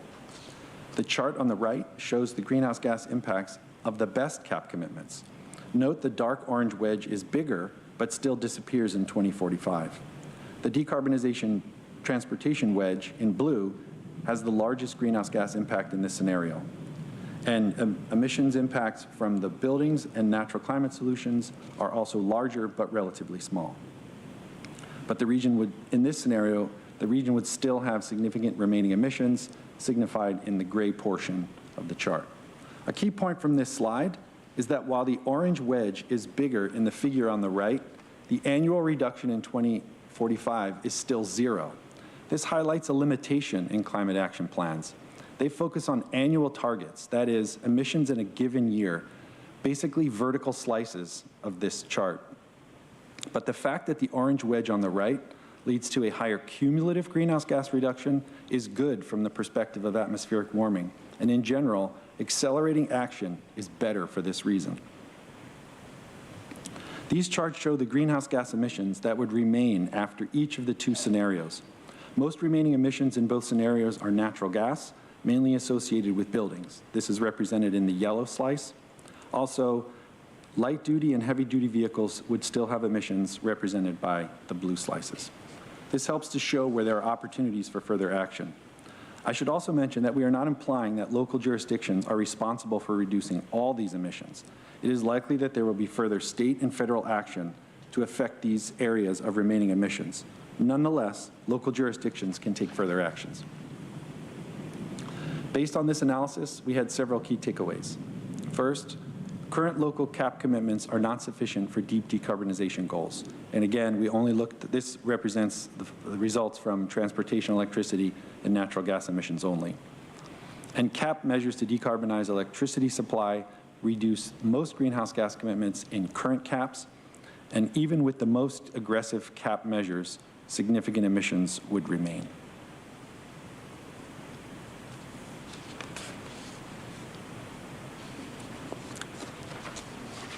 I'm now going to review the opportunities in each of the decarbonization pathways, and this will conclude my remarks. First is the decarbonized transportation pathway. The transportation category was the largest of our analysis, and so we've organized these into categories differently from the other pathways you'll see in a second. So from the perspective of reducing vehicle miles traveled, we identified opportunities to promote mass transit, increase bike and walk infrastructure, increase connectivity through land use changes, manage transportation demand, for example, using density bonuses for reduced parking, or voluntary trip reduction. In the decreased fuel use category, there are opportunities for traffic calming measures like roundabouts and traffic signal synchronization, anti-idling, and accelerating vehicle retirement.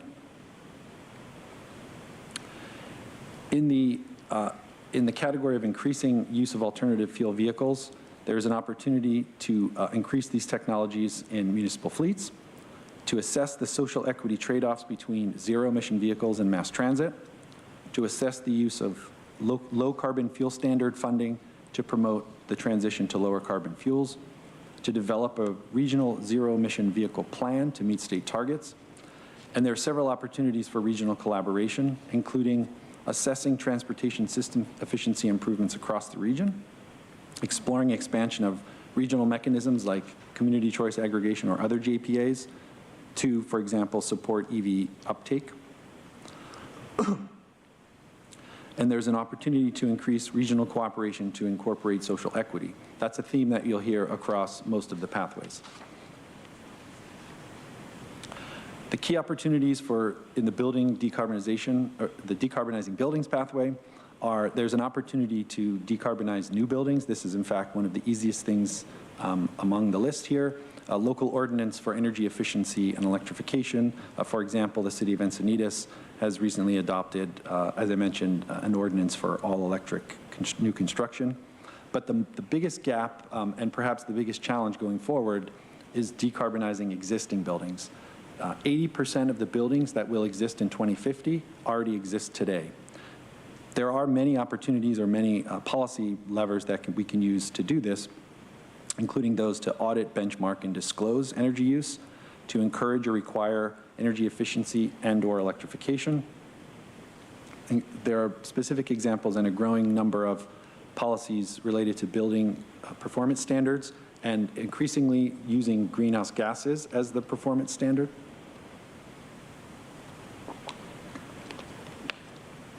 There are opportunities for retro-commissioning or building tune-ups. Similar to transportation, there's an opportunity for municipalities to continue to decarbonize their own buildings and to set an example. And there is also opportunity for regional support of building decarbonization policies, including policy development and implementation, technical support, and regional data analysis. Excuse me.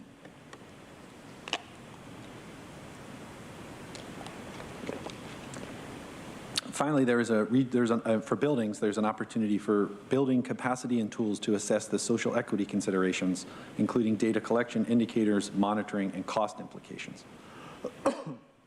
In the decarbonized electricity supply pathway, there's an opportunity to increase carbon-free grid supply. For example, more jurisdictions can join CCA programs, which on average have higher renewable content than the incumbent utility. And there's an opportunity for community choice aggregation programs to commit to 100% carbon-free default service options for municipal accounts and community accounts. There's also an opportunity to increase customer-side supply. For example, a solar requirement for new non-residential and existing buildings. Community choice aggregation programs can encourage customer-side projects via net metering, financial incentives, among others, and encourage solar plus energy storage projects. And additional work to make additional work is needed to make access to renewable electricity more equitable, including incentives and financing options, and figuring out ways to increase the 100% carbon-free supply in these communities, including subsidizing customers to opt up to 100% carbon-free. Finally, the natural climate solutions pathway. There's an opportunity for regional analysis to identify suitable tree planting locations, to carry through the tree planting example, to continue to develop both state and local research on carbon valuation. There's some great work happening in our region to help understand and estimate the carbon stocks and rates of removal based on our ecosystems, and to integrate natural and working lands into climate action plans and other land use plans. There's also an opportunity to identify land for conservation, preservation, and restoration projects, which will require collaboration across many landowners, and some listed here. And notably, the state of California is developing a natural and working lands project registry, which sets up opportunities for funding for local projects. And finally, there's an opportunity to develop and regularly update a regional carbon stock inventory to integrate specific San Diego-specific values. This concludes my presentation. Thank you, Scott. As we work toward next steps of implementation, we want to emphasize that the county commissioned these studies that will make up the final integrated regional decarbonization framework to provide objective and data-driven baselines for a comprehensive approach to decarbonization across the region. Some of the lessons learned from this analysis center on the need for regional collaboration to strengthen our decarbonization efforts in each sector. For example, in transportation, a regional authority to support EV infrastructure and taking a look at EV charging needs region-wide. In buildings, a regional program to provide technical assistance and policy development support for the development and implementation of policies to decarbonize buildings. In electricity, existing regional community choice aggregation, or CCA, partnerships could be expanded. In land use and natural climate solutions, a regional analysis to identify suitable tree planting locations in high priority areas that lead to the best public and environmental benefits. And common to all of these is social equity, which could benefit from a regional guidance on an equity element in climate action plans, regional equity indicators, and a regional climate equity report. Regional collaboration is essential for the development of implementation pathways, and therefore the county will convene local and regional jurisdictions, agencies, and stakeholders to ensure comprehensive input. To recap, the board will be receiving the draft integrated framework in March. This will include the complete technical report led by UC San Diego, the preliminary workforce development study led by Inclusive Economics, and an outline for the implementation pathways design and public outreach for March through August. From March through May, the public will have the opportunity to comment on the draft integrated framework, and we will also be taking this time to reach a broad cross-section of stakeholders across the region, as regional collaboration will be key and will guide our next steps towards implementation design. And then in August, we'll be asking the board to consider adoption of the integrated framework. To conclude, today's action is to receive the report on the draft local policy opportunity analysis as part of the regional decarbonization framework update. The intent of this study was to examine what is being done across our region, to uncover the gaps, and to discover what we could do to reach our goal of zero carbon emissions by mid-century. These findings inform the process moving forward toward greater success. We now know what more needs to be done collectively, and because we collaborate well in this region, our greener future is bright. This concludes staff presentation, and we're available for questions. Thank you. Thank you. Thank you for the presentation. Let me ask Supervisors Vargas and Wasserman if you want to make some comments now, or if you want to hear from the public first and then come back to the board. I'd love to go ahead and make a couple comments now. Okay, we'll go to you, and then Vice Chair Vargas if you want to go before, and then we'll go to public speakers and come back. Great. Thank you so much, Chair Fletcher. First of all, I think, Chair, do I need to make a motion to accept the report? At some point we do, yeah. Okay, then I'm happy to make that motion now. All right. I think an enormous amount of work has gone into this draft local policy opportunity analysis. So I really want to express my gratitude to the USD EPIC team. I think this is really fantastic, and it gives us clarity on the options and opportunities that we can pursue to tackle global warming right here in our community. I really love the focus on regional collaboration and synergies where the whole of us acting together can be the more than the sum of the parts. I think one of the clear conclusions that popped for me is that our caps throughout the region, including our prior cap, left a lot of carbon on the table and can be significantly improved. And I was very heartened by some of the easier lists suggested in the analysis, which is really just to look at cap measures that copy other jurisdictions across the region and the state, since we now have a lot of best practices and we can benefit by adopting those here. I think another clear recommendation that popped out for me is that there's a value in looking to expand incentives and investments in our zero emission vehicles. And in particular, the need for significantly more equity in our programming. I really love the analysis's insistence on committing ourselves over and over again to social equity in procedural, distributional, structural, and transgenerational ways. I thought it was great to call that out so explicitly. We definitely need to reduce our vehicle miles traveled, not just because transportation accounts for 44% of our regional GHG emissions, but because transportation is such a staggering cost for working families.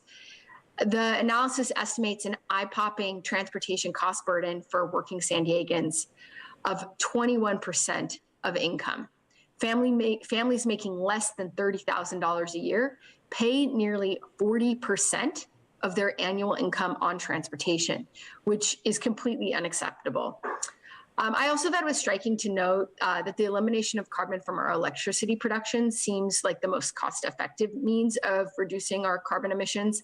I do know that San Diego Community Power estimates that the average electric bill would jump just about $7 from $173 to $180 in moving from 50% to 100% renewable. So I do think this is a great step forward, and I think we have a lot of work ahead of us in thinking about how to implement these policy opportunities in a way that advances equity, protects working families, and coordinates across our region to create synergies. So as part of accepting this report, I would love to direct staff on two fronts. So first, I think it's pretty clear we need to engage more with our farming community to get their input on how we can move towards more sustainable land use patterns that support local farmers.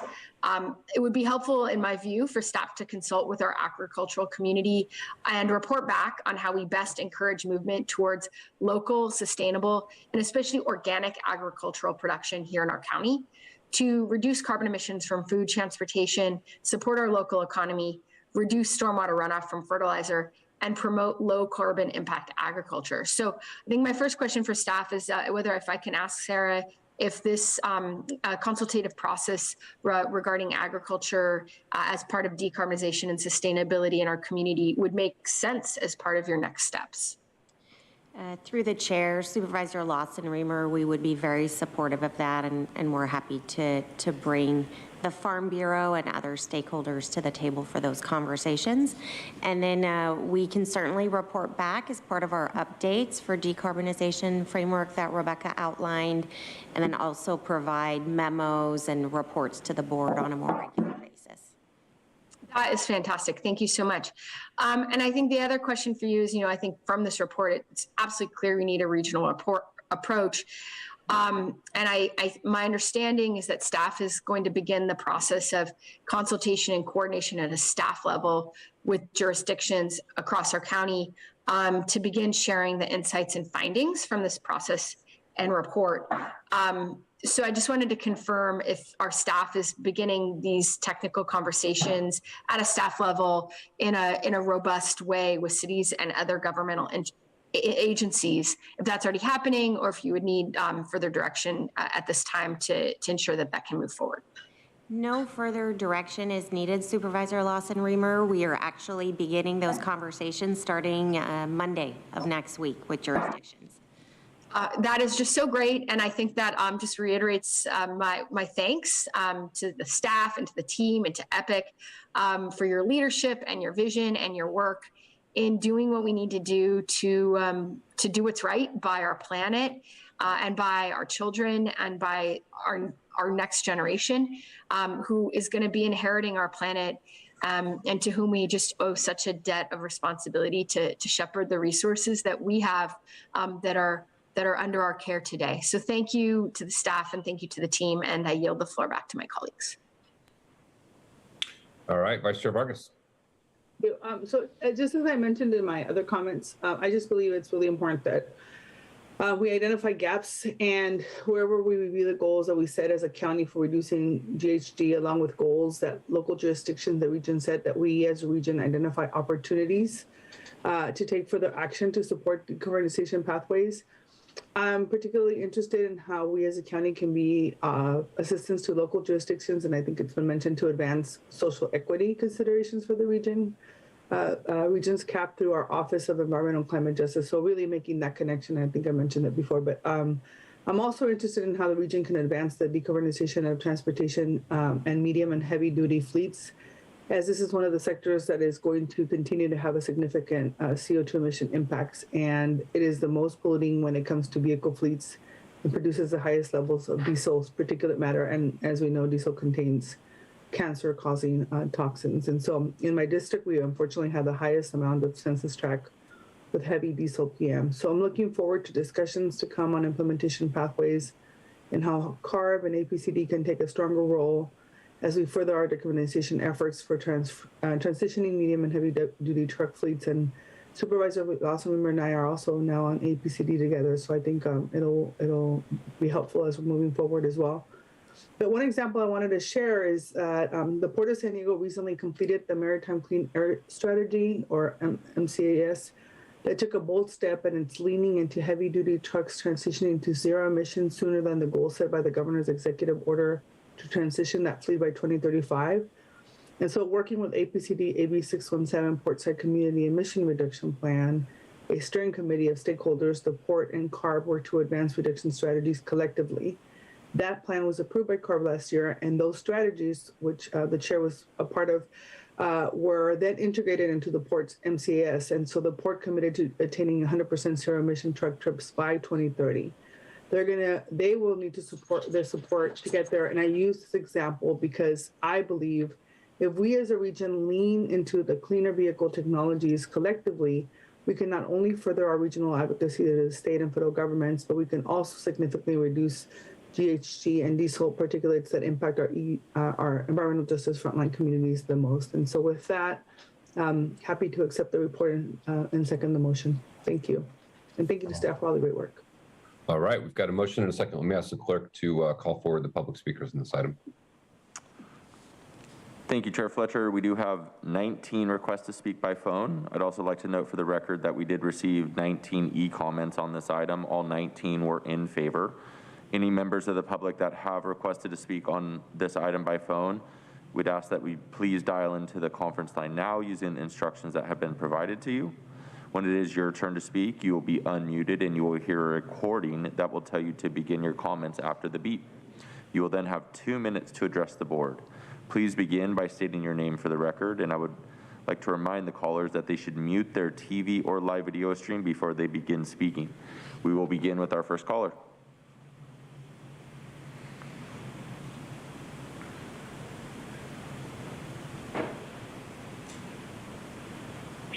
Good morning, supervisors and staff. My name is Rita Clement, and I am a volunteer with San Diego 350, which is part of the San Diego Green New Deal Alliance. I live in Nora Vargas's District 1. I am speaking in support of item 6. Also, thank you for adopting the report for establishment of the Office of Environmental and Climate Justice in item 5. Racial and economic equity must be at the forefront of all climate action. Racial injustice is not just a side note of the climate crisis. It is central to the causes of the crisis threatening us all. The climate crisis is compounding the shameful history here and worldwide of subjecting communities of color to the worst environmental hazards. I urge the board to take bold and urgent action to end environmental racism and make San Diego County a leader in the fight for climate justice. Also, to have a successful shift for its societal transition, the county needs to create a long-term, well-planned, just transition for workers to shift towards a sustainable economy. We look forward to the workforce analysis to come out next month. Also, the county needs to lead in expanding rooftop solar and other local energy production sources. This framework needs to include that. Thank you. Thank you. We'll go to our next caller.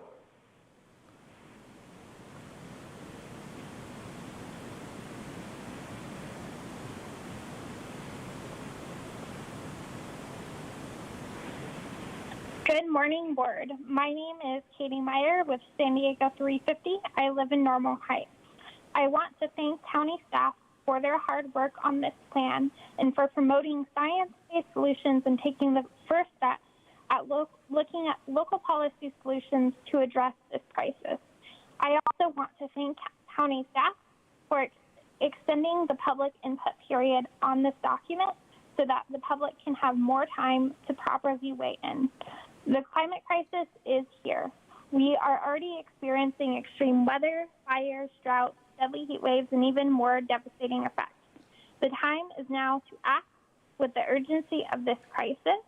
This framework has a chance to be a model for climate action as a region and nation.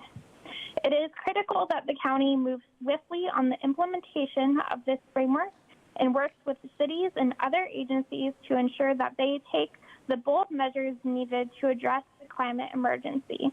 This framework shouldn't just be talk, but strong, coordinated, accountable action. In addition, the county should support smaller cities on modeling what strong caps look like and the best strategies to achieve climate goals.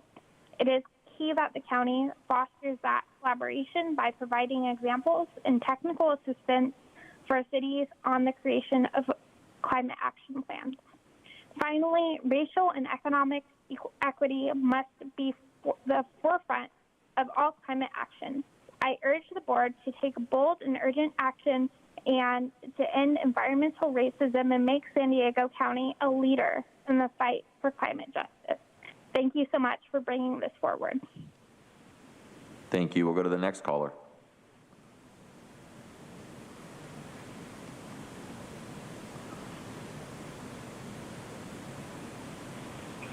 Good morning. My name is Sandy Muskowski. I'm a resident of Chairman Fletcher's district. I'm calling on behalf of Lived Experience Advisors, HEAL Network, and San Diego 350. I thank you for bringing this presentation to us and all the work that's gone into this data. Science-based solutions are critical during our climate crisis. I have had the privilege of living as an upper middle class homeowner in Poway when I commuted to working at UCSD full-time. And also because of disabilities, I have fallen into poverty and have experienced homelessness as well. So I appreciate that there is so much consideration for equity, and I ask that you continue to consider options for subsidizing equity, both racial and economic, because those of us living in poverty do struggle to achieve access to buildings and transit that can help participate in carbon reduction. Also, continue to take swift action to help build relationships with cities and drive city cap development and implementation and hold them accountable as well. I also want to suggest that you guys consider expanding things like rooftop solar and other urban energy production sources and potentials for urban farming as well, and start to include those in the building component of reducing carbon, and also minimize the expansion of these types of energy farms into our unincorporated areas. And I thank you again for all of this work, and please continue to hold leadership and action on items regarding the climate crisis and our county. Thank you. Thank you. We'll go to the next caller.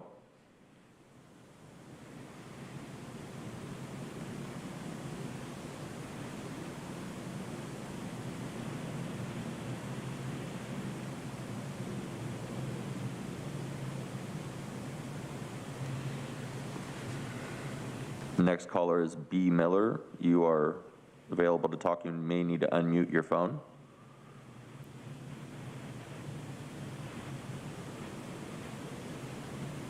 We will. Can you hear me? We can hear you. Go ahead.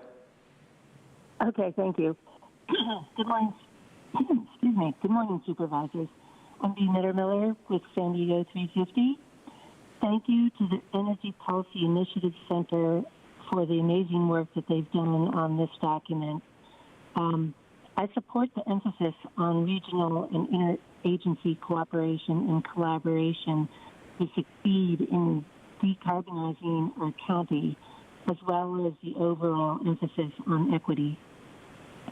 The recent release of the draft has not allowed stakeholders to be thoroughly prepared today to make comments.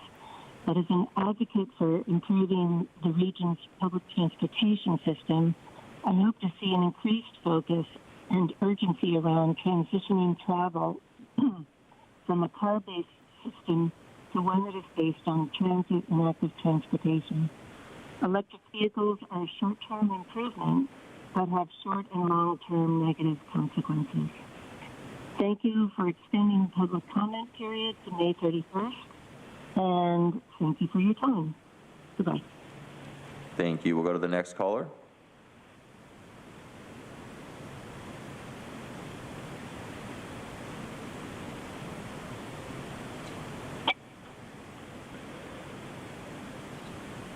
Thank you, Chair Fletcher and Honorable Supervisors. My name is Sebastian Faria, Program and Policy Manager with San Diego Community Power. We want to express support for the draft local policy opportunity analysis out of the RDF. As a community choice aggregator composed of the cities of Imperial Beach, San Diego, Encinitas, La Mesa, Chula Vista, and now National City and unincorporated San Diego County, SDCP is committed to playing a key role in the region's deep decarbonization efforts by reaching 100% renewable energy by 2035 or sooner. As we continue to mature as a CCA, we plan to provide innovative programs and offerings to our service territory, as mentioned in the draft local policy opportunity analysis. For example, SDCP has already created a feed-in tariff program to help increase the availability of local renewable resources from small-scale wholesale suppliers. In doing so, promoting and centering social equity is integral to the success of our region. In summary, SDCP is an ally in tackling the climate crisis through deep decarbonization of the region. Thank you. Thank you. We'll go to the next caller.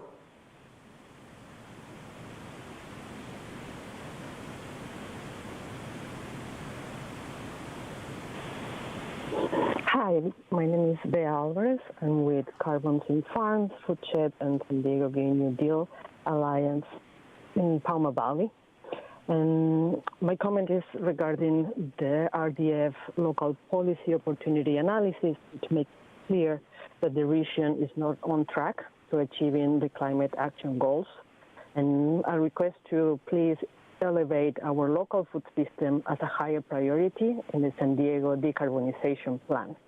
Carbon farming as a natural climate solution offers the most cost-effective strategy for reducing carbon dioxide in our atmosphere, as well as the critical co-benefits of improving our local food security and greening our economy. Healthy topsoil is critical green infrastructure and deserves more attention than it is given in the current draft of the decarbonization plan.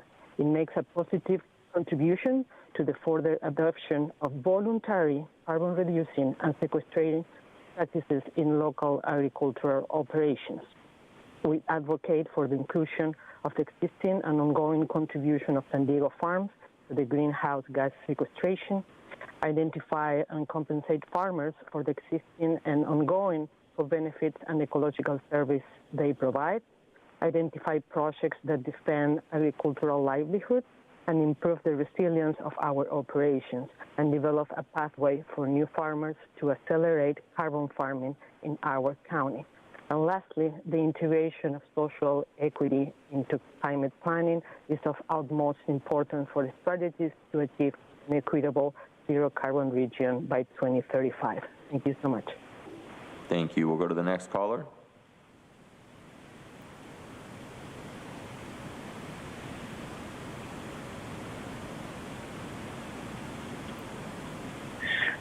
Bill Tippett, Southwest Wetlands Interpretive Association. I live in District 1. Good morning, Chair Fletcher and Board.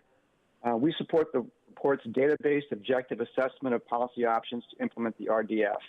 The draft concludes, as you just heard, that current cap commitments, including those that aren't even implemented yet, would leave vast amounts of our region's CO2 emissions unaddressed by 2035. It's absolutely essential that the region have a good vision and a framework in which to reduce GHG emissions. If the county is going to be an honest broker to prepare that comprehensive decarbonization framework, it must identify and provide options and explain how to implement what may currently seem like radical options, but are necessary and achievable. GHG reductions to meet the 2035 zero emission goal are going to be difficult. We need to face the reality. Anything less than that in this framework plan would be a failure for the San Diego County residents. Thank you. Thank you. We'll go to the next caller.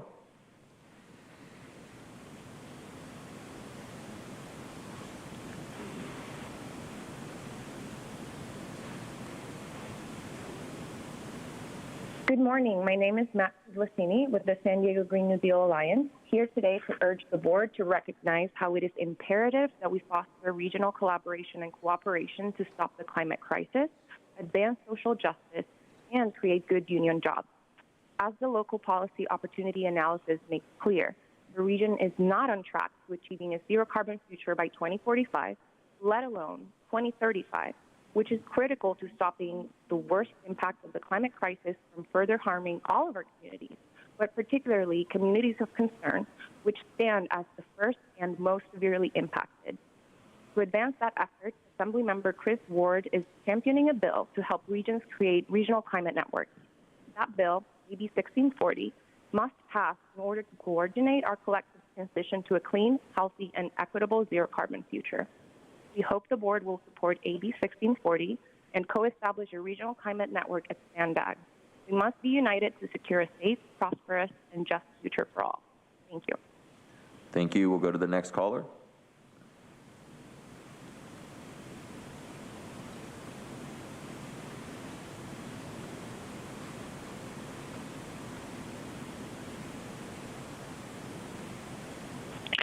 Audra, what a comedy show.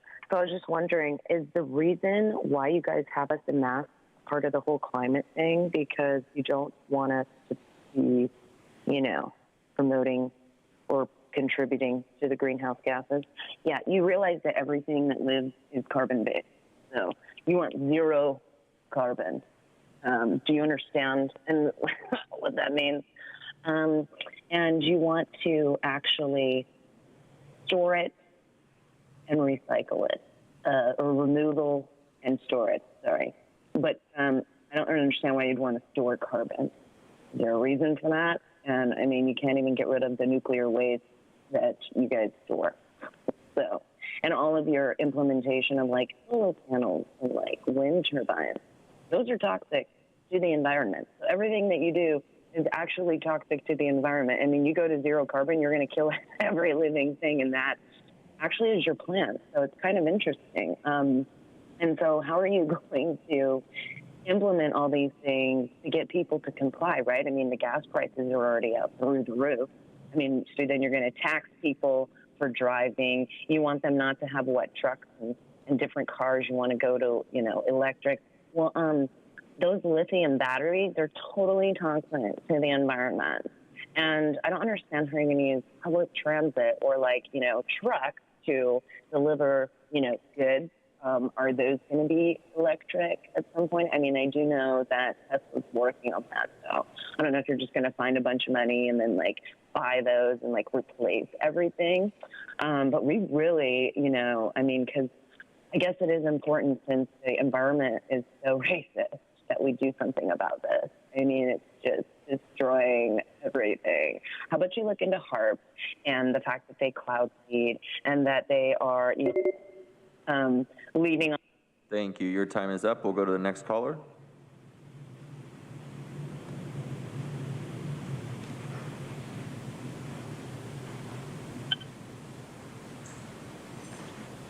Hi, my name is Maria Rivera. I live in City Heights. I'm hopeful for San Diego's future if this framework is implemented. I urge the board to plan concrete, immediate, and accountable actions on transportation, rooftop solar, and in supporting smaller cities with technical expertise. Along with the workforce analysis, we need to be proactive in the outreach and education of the public about the necessary energy and structural changes. There's a lot of misinformation out there. We need to demonstrate that making San Diego environmentally sustainable and just doesn't equate the loss of jobs. Quite the opposite, preparing for the changes that global warming will affect is the only way to ensure people's livelihoods and quality of life into the future. And I want to thank the board for making this framework happen. Thank you. Thank you. We'll go to the next caller.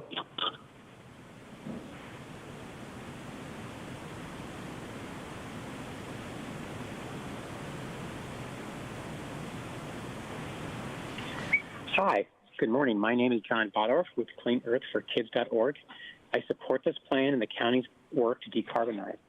Please continue to work on equity for all and a just transition for workers. There are a few items I want to mention. Please move quickly on countywide building electrification with no exceptions. I would also ask you to remove wood-burning fireplaces from new construction as well and stop beach and campfires on all county property to protect our air. Combining smog and soot, San Diego has the worst air in the county. In the nation, according to CalPER's October report. We must take action to not just decarbonize, but reduce air pollution. I also want to thank you for moving forward with CCA. Please set the default to 100% renewable energy, purchase only zero-emission vehicles for the county fleet, and quickly replace existing vehicles. Expand EV charging station infrastructure, especially for multi-unit rental properties. Divest all county finances, including SD Sarah, from fossil fuels. Increase the county urban tree canopy and green spaces, and add no idling policies with no idling signs with children's art throughout the county, along with education campaigns. Lastly, healthy soils have massive potential to absorb and hold carbon. Make them a top priority, and that means moving quickly away from toxic pesticides and fertilizers. A non-toxic integrated pest management program that does not allow synthetic pesticides or fertilizers must be part of the plan for all county-owned property, with incentives and programs to educate and encourage farmers to use chemical-free methods for pest control, because pesticides destroy the microbes that make healthy soil. Considering the vast majority of synthetic pesticides are derived from fossil fuels, stopping pesticides also means less fossil fuels. Thank you again for all your hard work on climate change. CleanUpForKids.org looks forward to working with you. Thank you. Thank you. We'll go to the next caller.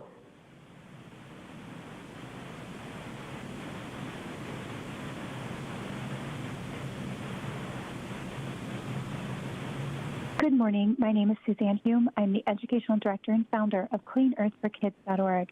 Thank you to USD EPIC, San Diego County leaders, staff, and all working for a better future. CleanEarthForKids.org supports the Regional Decarbonization Plan and the Office of Environmental Justice, and would ask for increased investments in not only environmental justice, but access to public transit and natural solutions that both absorb and store carbon and clean and purify our air and water. We must increase our investments in wetland restoration, the purchase of open space, and communities of concern, green spaces, parks, and focus not only on reducing GHGs, but air pollution. Air pollution and toxic chemicals end lives. Please support our 5 or less and work for California, and ask California and the EPA to adopt the World Health Organization's air guidelines PM 2.5 levels are 5 or less. 5 or less micrograms of dangerous PM 2.5 per cubic meter of air. Our air in San Diego is some of the worst in the entire nation, as stated by CalPERC and the American Lung Association State of the Air Report. Thank you to everyone working for climate action, environmental justice, clean air and water, healthy soil and food, stopping pollution, toxic chemicals and pesticides, promoting regenerative, organic agriculture, pesticide-free parks, access to trees and green spaces, environmental justice, and a better, healthier future. Thank you so much for all that you are doing in the county. Let's do more and keep it up. We must reduce these greenhouse gases and pollution, take climate action, invest in building electrification, reduce EMTs, because we know that we've got to have transportation justice and environmental justice. We've got to reduce toxic air pollution and GHGs, because we know that the burning of gasoline and diesel, it harms our health so much. PM 2.5 is... Thank you. Your time is up. We'll go to the next caller.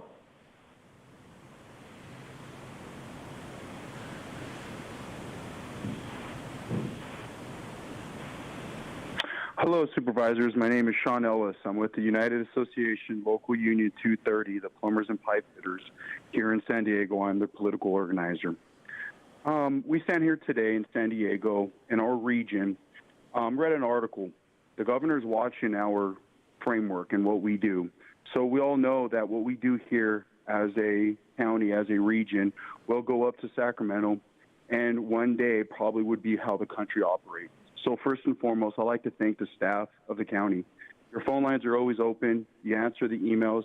And you've been more than willing to work with us on several issues regarding the framework, and I'm looking forward to working with the staff in the next 6 months to find a pathway and to find a way to meet our baseload energy needs while still saving the environment. Thank you, Board of Supervisors, for your leadership in the energy decarbonization framework. I look forward to reaching net zero and net negative carbon with a full encompassing approach to energy that will bring forward an all of the above resources while transitioning into a circular economy here in San Diego that will truly help our communities. So I'm looking forward for the next 6 months until we can finalize this draft to really talk about our landfills, to talk about a circular economy, to really make San Diego a city to be emulated in regards to the environmental justice and bringing labor and creating good, sustainable middle-class jobs. So once again, I'm looking forward to working with the Board of Supervisors, the staff members of the county. Thank you for your time and have a beautiful day. Bye-bye. Thank you. We'll go to the next caller.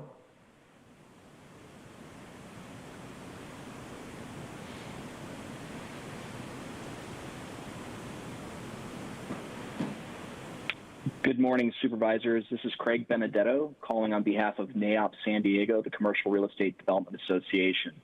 Our members have worked hard on improving building performance, including working at the state and federal level on meaningful ways to reduce greenhouse gas emissions. We agree with EPIC's input about incentives to help building decarbonization and hope that is part of the plan going forward.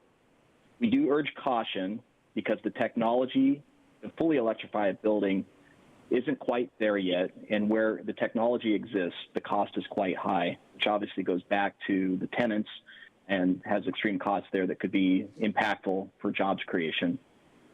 EPIC did mention in their report the limited benefit of building decarbonization, and I'm not saying that we shouldn't try to do that, but suggesting that there are ways that we can help further, like Title 24 of the state of California, for example, as a very stringent measure, help further the goals from Title 24 and other state measures, as well as local goals and objectives to do better. And we'd like to be a part of that conversation. I'd like to close by thanking staff and EPIC for their review and for the county for moving this forward. Thank you. Thank you. We'll go to the next caller.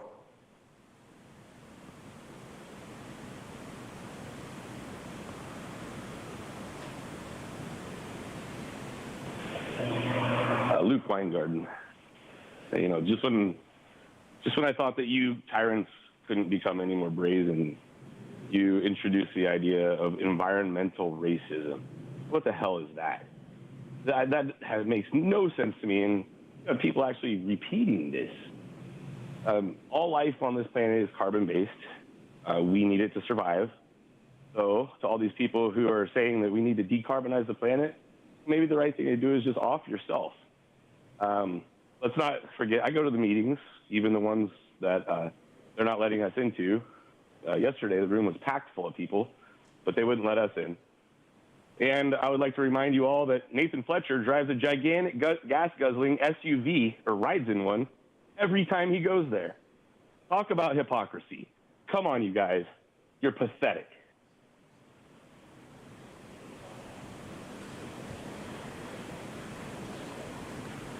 Thank you. We'll go to the next caller.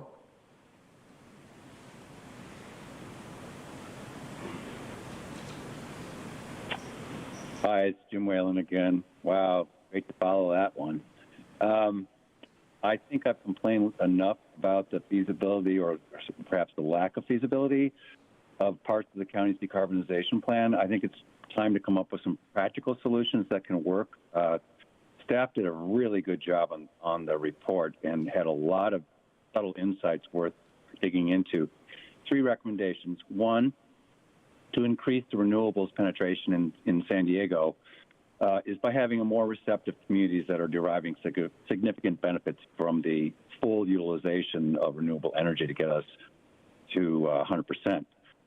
The attitude now out there is that the wind turbines keep turning while their local power is turned off. So we need to address that, and perhaps the communities will be more welcoming of that. Number two, clearly reducing the vehicle miles traveled is an important goal, but to me it seems with 50% or 45% of our emissions coming from cars, we need to figure out a way to dramatically improve the penetration, again, of environmental vehicles, at least starting with chargers everywhere they have them, or perhaps even to find a workaround or an amendment to SB 743 with the mitigation for EVs. And the last one is to recognize the existing development patterns in counties, we'll call them country villages, that are valid and worthy of support.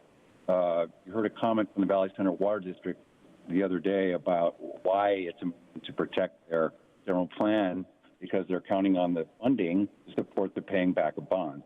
So I encourage the board to support the fiscal and community health of these rural communities with your actions on at least BMT and going forward with this, the General Climate Action Plan. Thank you so much again. Thank you. We'll go to the next caller. From country villages that are valid. Hello. My name is Ann Sheridan, and I am Public Policy Chair for San Diego 350, and I live in Supervisor Anderson's district. First of all, I want to say thank you to everyone who put together this section of the RDF update, reviewed local climate action plans, and devised strategies for how cities can improve them. As this report rightly points out, even the most aggressive cap measures are applied. Even if the most aggressive cap measures are applied to all jurisdictions in the region, significant emissions would still remain. Throughout these climate action plans, there seems to be a lack of consensus on best strategies and a lack of willingness to create strategies as aggressive as possible. I think local jurisdictions would benefit from being shown what an ideal climate action plan looks like. A model climate action plan would show local jurisdictions the best policies to adopt, which would be very useful for those that lack the resources to conduct this research independently. A model and easy-to-read climate action plan would also help educate citizens on what is required, as well as empower them to hold their local jurisdictions accountable for doing the best they can. I hope those working on the RDF will continue to refine the framework with this goal in mind. We're all in this together. Thank you. Thank you. Chair Fletcher, that concludes public testimony on this item. All right, thank you. Let's go to Supervisor Desmond. Thank you, Chair. So I wanted to thank staff for the very detailed update, and also from the Energy Policy Initiative Center for your deep dive into all the climate action plans countywide and coming up with your analysis. And I'm in favor of reducing greenhouse gases. We can't be forever emitting these gases into the air that we need to breathe and survive. I will take, exception to the transportation. I realize, transportation is a big piece of the greenhouse gas emissions, but I think, trying to put everybody into transit is, to me, is not a practical way to go about it. I don't think, maybe you can get up to 10% of the people in transit countywide, but 90% of the people are still going to be in vehicles. So I think we should really put pushing efforts for the electric infrastructure, for electric vehicles, the cleaner vehicles.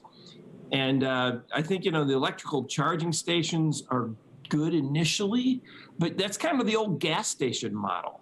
The technology's out there. You can charge a car while it's riding down the road. You put your phone on a pad or something like that, and it gets charged. You can do the same thing with vehicles. And I think putting that type of infrastructure into the roadways instead of even having charging stations is technology is what I think is really we need to focus on in transportation, as opposed to the technologies of the past, the buses and trains. But however, as we undergo effects to reduce our emissions, I think it's imperative that we do give consideration to our other needs. We got a huge housing shortage, and we need to be supporting our rural communities while we go through this. So I'd like to see that there's still a commitment from staff throughout this and the policy opportunities that encourage and support our home builders, our farmers, our local communities is what I'm asking for.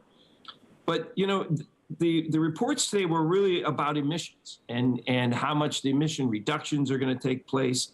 But what it didn't really address was how can we reduce or capture, you know, more efficiently the greenhouse gases that are going to be emitted? Because even the gentleman from the Energy Policy Initiative said even if we do all the reductions in the current caps, there's still going to be GHG out there. So I think a lot of focus and emphasis needs to be on, okay, how can we more effectively capture the greenhouse gases and you know, let the carbon or the plants, help clean up the air. So, you know, one of the things that did catch my eye was that in the staff report is a lot of talk about urban tree planting, which was one of the measures to reduce the greenhouse gases. And that, you know, that was mostly for the cities.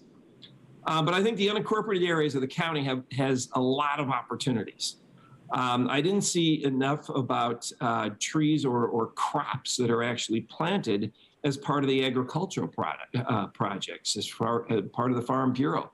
Maybe there's more, I guess, GHG capturing or CO2 capturing plants and agriculture out there. That's something that we might be able to, encourage. Cities are racing to plant as many trees as possible, but at the same time, we lost about 20% of our avocado acreage in the Fallbrook area over the last 5 years, and that's mostly due to high water costs. And if a large part of our avocado farms have actually capture and store the CO2 from the atmosphere, you know, we should be incentivizing this type of behavior, not to cut down these trees.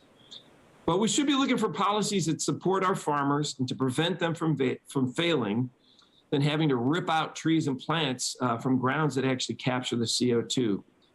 So I would like to ask staff to look at the other side of the equation just as much as how we can capture and store the CO2 naturally through plants and through farming, and find a way if we can give credit, whatever that might look like, to individuals or businesses or farmers that plant trees and crops that capture the CO2 so that we can more effectively on that side of the equation do that purpose in the overall reduction of greenhouse gases, not just by reducing emissions, but also capturing them as well. So thank you.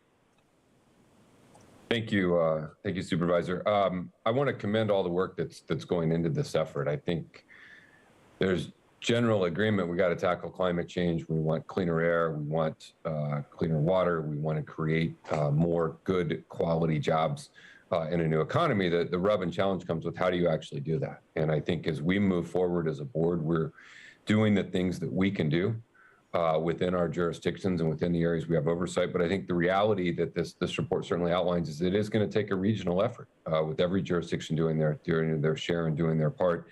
And the alignment to really get where we want to go is going to be critical and really be key in terms of what we're doing. And that really is what this framework is about. And so I appreciate my two colleagues who initiated this effort and remain in full support of it.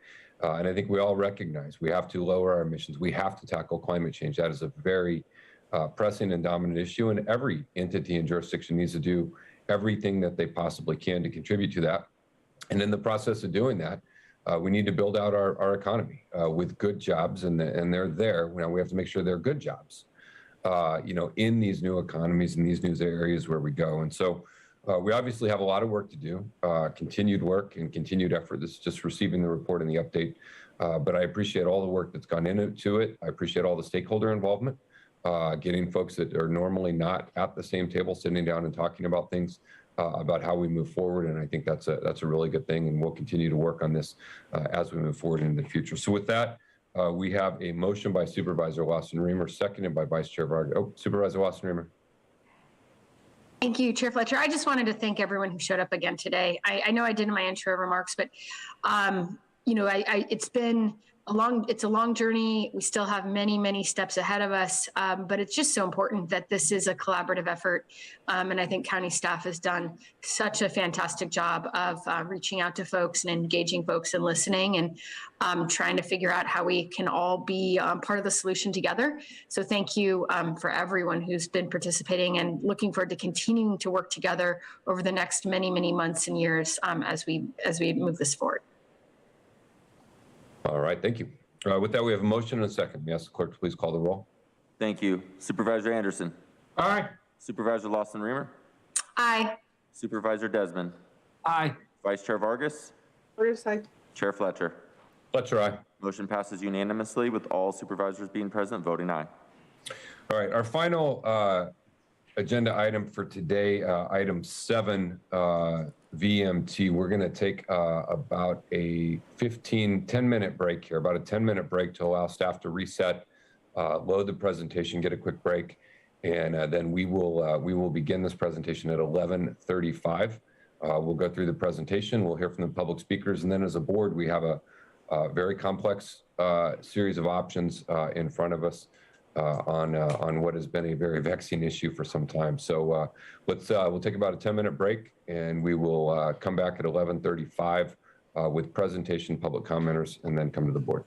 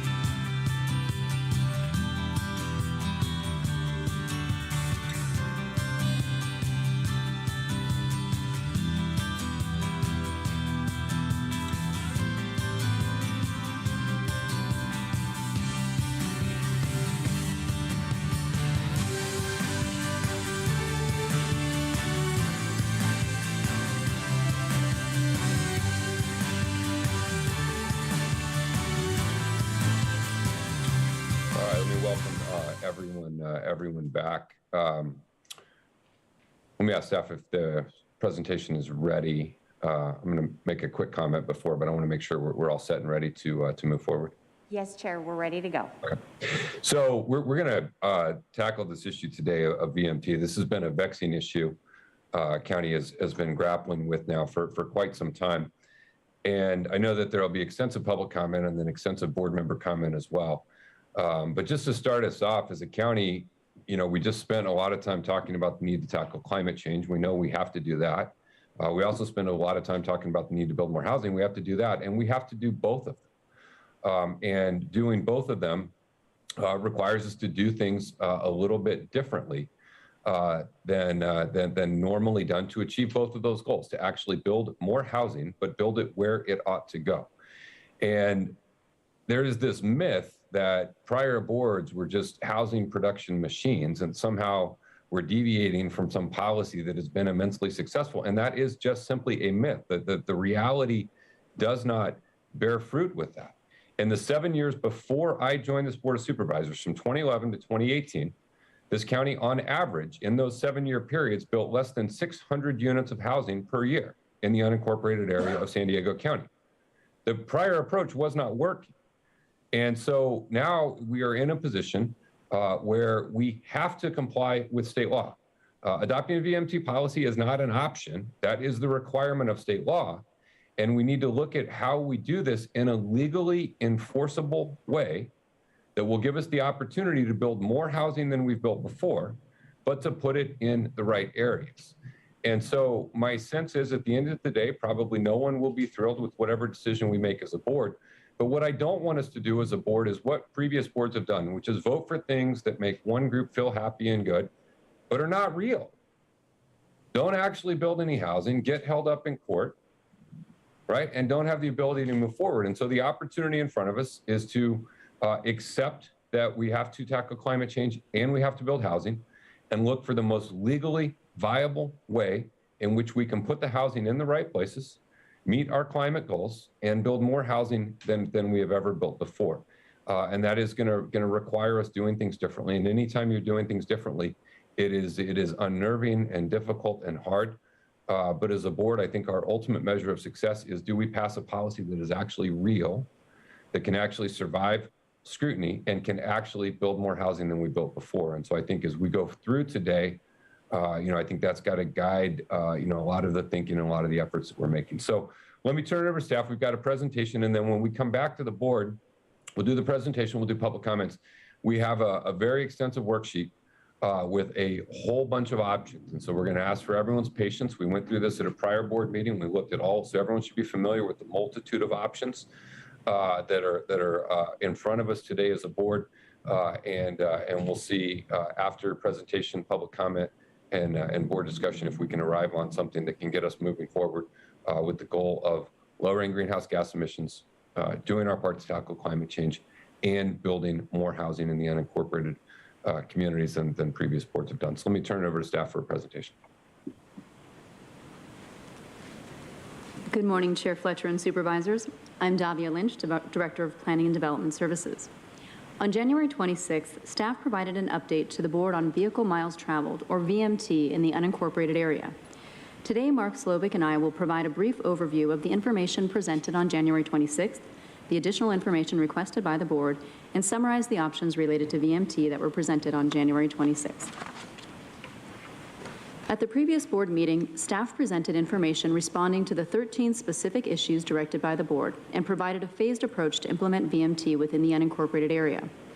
In Phase 1, staff's recommended option would include preparing a revised transportation study guide for VMT based on a regional geography as recommended by the state, and remove VMT as a barrier to development in expanded infill areas within 6 months, allowing over 8,000 potential homes in the unincorporated area, located near infrastructure and outside of very high fire severity zones, to move forward without VMT analysis, although they would still be required to conduct CEQA analysis in other subject areas like greenhouse gases, biology, and cultural resources.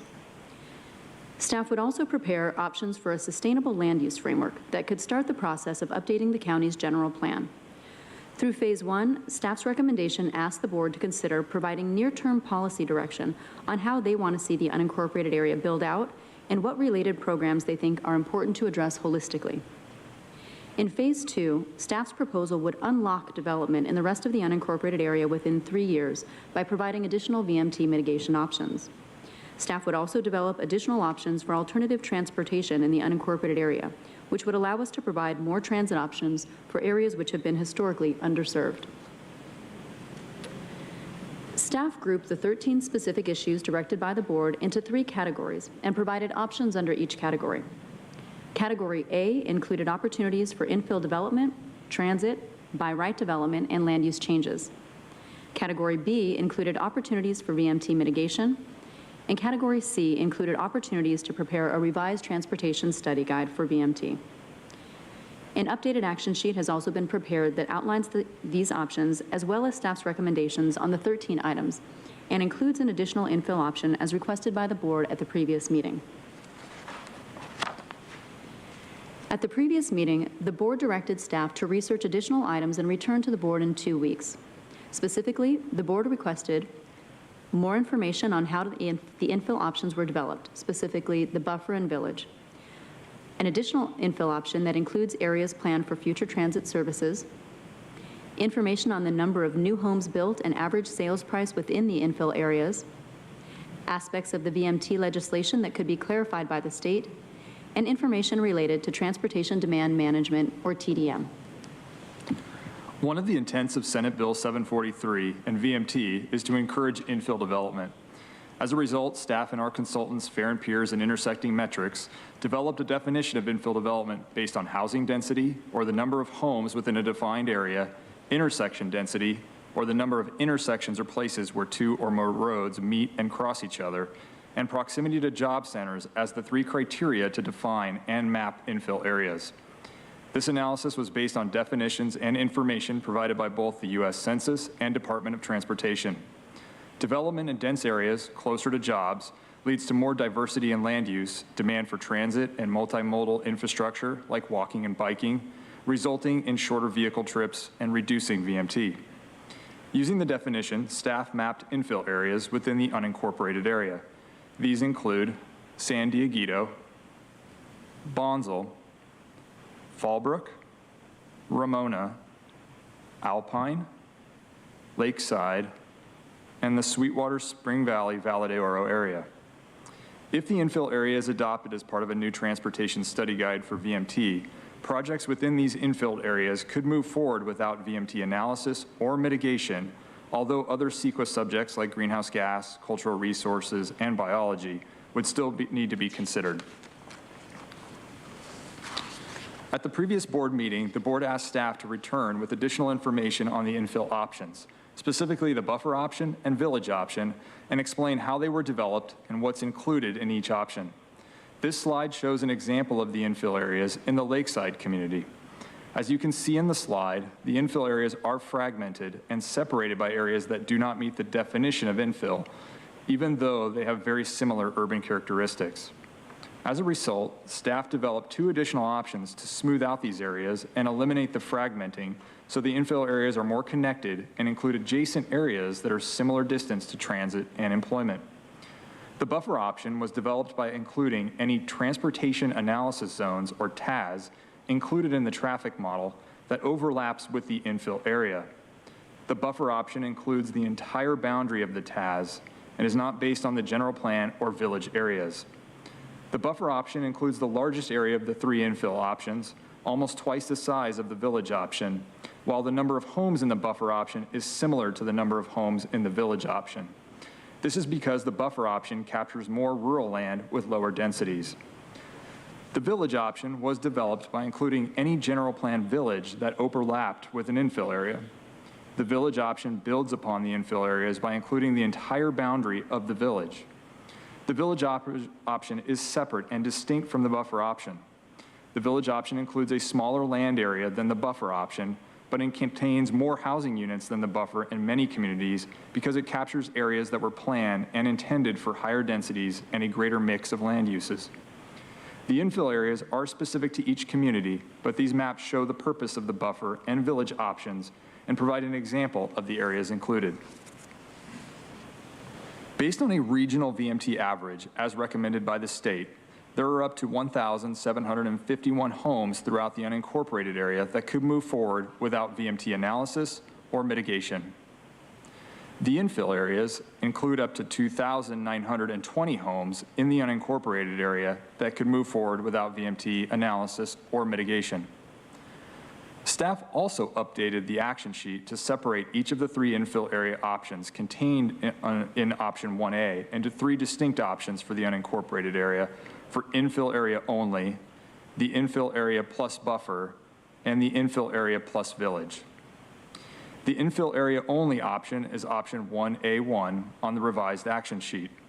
The board could also remove high and or very high fire hazard areas from the infill areas or any of the other options, which would reduce the number of units that could be built in these areas. The buffer option includes up to 10,236 homes, or 17.6% of the housing units under the general plan that can move forward without VMT analysis or mitigation. The infill area plus buffer option is option 1A2 in the updated action sheet. The village option includes up to 10,177 homes, or 17.5% of the housing units under the general plan that could move forward without VMT analysis or mitigation. This infill area plus village option is option 1A3 in the updated action sheet.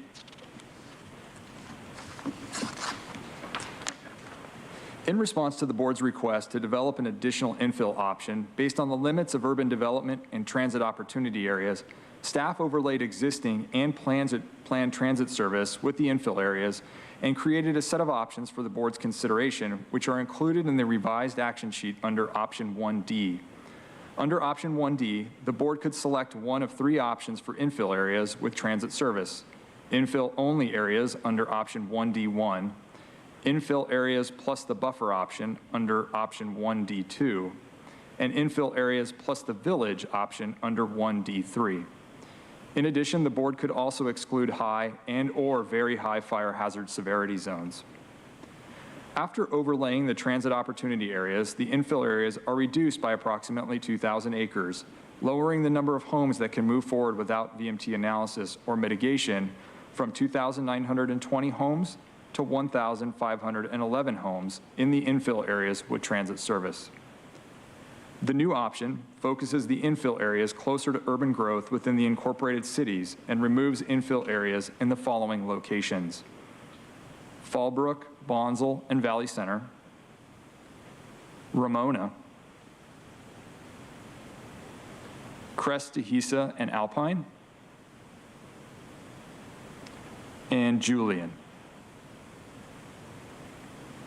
Projects proposed outside of the infill areas with transit service could still move forward, but they will require VMT analysis and mitigation.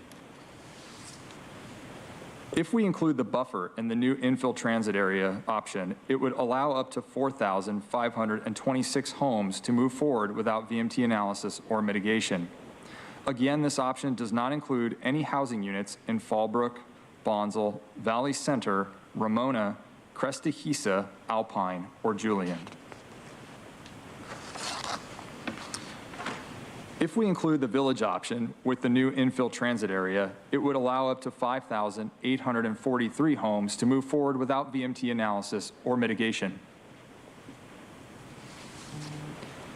If very high fire hazard severity areas are removed, it would allow up to 1,292 homes to move forward without VMT analysis or mitigation under the infill only transit option.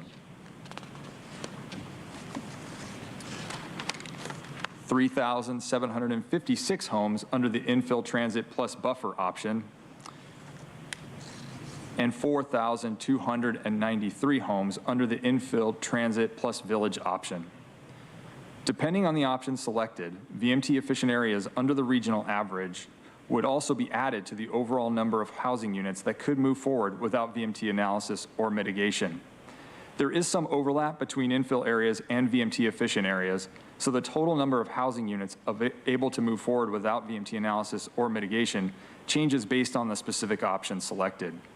However, staff estimates approximately 1,300 homes within VMT-efficient areas would be added to the selected infill option and able to move forward without VMT analysis or mitigation.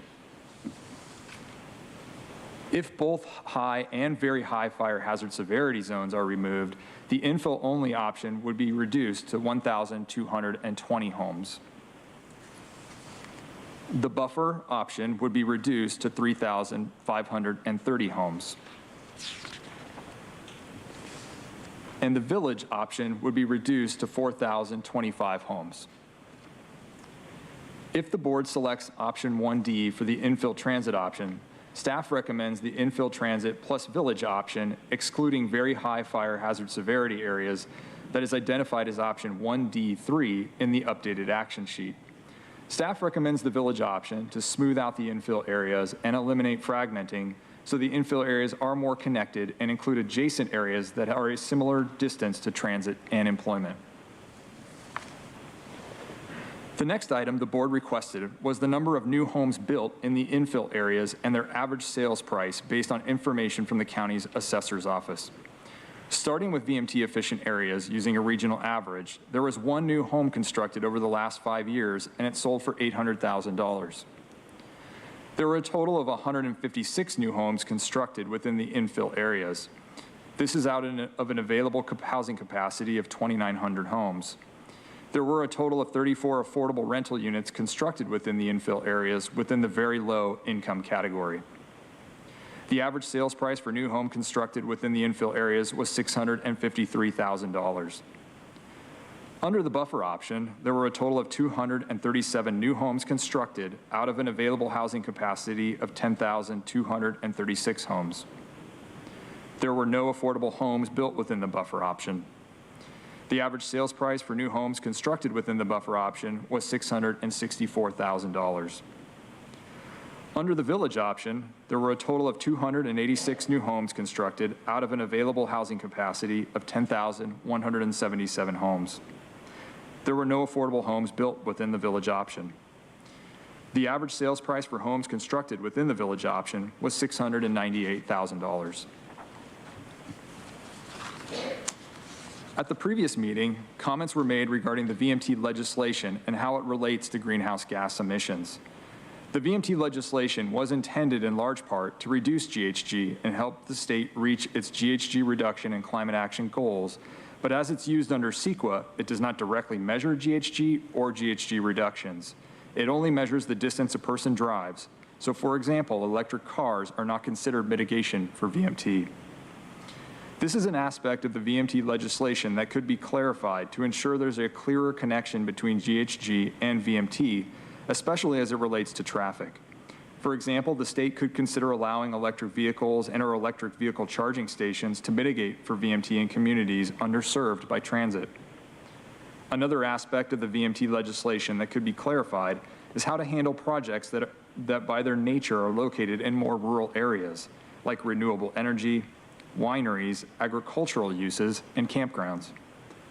Although the legislation allows for a qualitative analysis, which is helpful for these types of projects, more guidance and clarity from the state on how VMT should apply to these types of projects would be helpful as well, as measures they can incorporate to reduce their impacts. A qualitative analysis does not use or rely on traffic modeling and explains why a specific project does not have a significant VMT impact using factors such as availability of transit and proximity to other destinations. The last item we wanted to provide additional information on is related to Transportation Demand Management, or TDM. Staff met with stakeholders on a potential TDM program in the county and explained that staff supports TDM as part of an overall VMT mitigation program, but not as the only component because of the limited VMT reductions and inability to fully mitigate VMT impacts in the unincorporated area. TDM includes measures to reduce vehicle trips and includes rideshare programs, providing discounted transit passes, and shuttle service. TDM measures do reduce VMT, but the reductions are limited and would not be able to fully mitigate VMT impacts on their own. Staff worked with our consultant and determined that TDM would reduce VMT by approximately 1 to 2% on a project level, which is not enough to reduce a project's impacts to meet a regional VMT average as recommended by the state. Comments were also made regarding previously approved projects that had higher VMT reductions. Staff researched and identified 2 approved projects that used TDM measures to reduce VMT. The Otay Ranch Village 13 and 14 projects, which are 2 master plan communities of approximately 1,200 to 2,000 homes near the city of Chula Vista that are currently in litigation. Both projects had a projected VMT reduction of approximately 5% based on rideshare programs and bike and pedestrian improvements that included 4.5 miles of multi-use pathways. Projects in the infill areas would be smaller in size and scale and would not be able to achieve reductions as high as 5% due to the limited infrastructure improvements associated with them, and VMT reductions would be in the 1 to 2% range, which is not enough to fully mitigate VMT. For example, the Otay Ranch Village projects were approximately 1,000 to 1,800 acres in size and were constructing miles of new roads, bike lanes, and paths, which will not occur in the infill areas due to the more limited area, smaller lot sizes, and existing development. As a result, staff supports TDM and recommends that we include TDM as part of an overall VMT mitigation program, but not the only component used to mitigate VMT. As outlined in the revised actions sheet, staff has provided options for the board's consideration related to the 13 items. This slide is a summary of the options for item 1, which includes the infill areas. Option 1D was added at the request of the board and includes the infill areas that are planned for future transit service. No other changes were made to the options. Under item 1, the board should also provide direction on whether very high and/or high fire hazard severity zones should be removed from the options selected. Item 2 includes the transit opportunity areas, or TOAs. Item 4 includes options to develop a by right development program. And option 6 includes options related to land use, including the staff recommendation to develop a sustainable land use framework that would guide a general plan update. The staff recommendations are identified by the dashed lines and include 1A3, 2B, 4C, and 6D. This slide shows a summary of the options for item 3, which includes the VMT mitigation options. Items 7 through 11 are related to preparing a revised transportation study guide. The staff recommendations are identified by the dashed lines and include 3A and B, 7A, B, C, and E. Staff recommendations on the 13 items are provided for the board's consideration and include a phased approach to implement VMT in the unincorporated area. Phase 1 includes the preparation of a revised TSG based on a regional geography as recommended by OPR, including adoption of screening criteria for infill areas, along with a buffer village option incorporating the boundaries of surrounding villages identified in the general plan, excluding very high fire hazard severity zones. This option would allow up to 8,755 planned housing units to move forward in these areas without VMT analysis. This option could be implemented within 6 months with a one-time cost of $100,000. Staff also recommends option 2B, which could be implemented while a program EIR is being prepared under phase 2. Under this option, VMT impacts from projects would continue to be analyzed on a case-by-case basis, but a project's location within a transit opportunity area, or TOA, can be a reason to apply overriding considerations. Staff is also recommending adoption of the small project and affordable housing screening criteria recommended by OPR. In addition, staff would also clarify in the updated TSG that projects can reduce their average VMT by including affordable housing units. Staff also recommends adoption of a local mobility analysis, which is used to evaluate road operations, safety, and access, and has been reduced from the previous type of traffic analysis done based on level of service prior to the implementation of SB 743. Staff also recommends that options be prepared for further direction to inform the development of a sustainable land use framework and return to the board in 120 days. Options would include the identification of principles for sustainable development that bring together issues like VMT, housing and climate action, economic development within existing communities, and promotion of agriculture and tourism. These principles could inform future land use decisions and provide a comparison of planning mechanisms, including zoning overlays, specific plans, community plan updates, or a general plan update to implement the board's vision for a land use framework. As stated previously, staff is recommending that the board direct the initiation of a sustainable land use framework, which will provide the opportunity to take action on updates to the general plan land use map with a consolidated approach to consider existing constraints such as infrastructure and steep slopes, and opportunities such as underutilized property in unincorporated communities, how to achieve consistency with state VMT and GHG regulations while increasing housing production in desirable locations, and additional policy considerations such as how to not exacerbate wildfire risk. The framework would begin with a discussion about if and how to reconsider the existing general plan principles and vision, and whether a new or revised vision should guide future land use decisions. The framework can consider up-planning in areas near future transit and employment centers, incentivizing and streamlining processes for affordable housing, and the development of a VMT mitigation program. It can also consider how to better support sustainability in existing unincorporated communities that may not be recipients of additional density, such as evaluating new economic development opportunities, including agri and ecotourism, and Main Street revitalization programs. The framework builds on and expands the work done to date with smart growth alternatives to the Climate Action Plan. It will incorporate smart growth principles aimed at reducing VMT, such as encouraging growth near job centers and availability of transit, and consider those areas that stakeholders identified for smart growth. This work will become the foundation upon which to begin conversations about whether the unincorporated areas may best benefit from growth in the coming decades.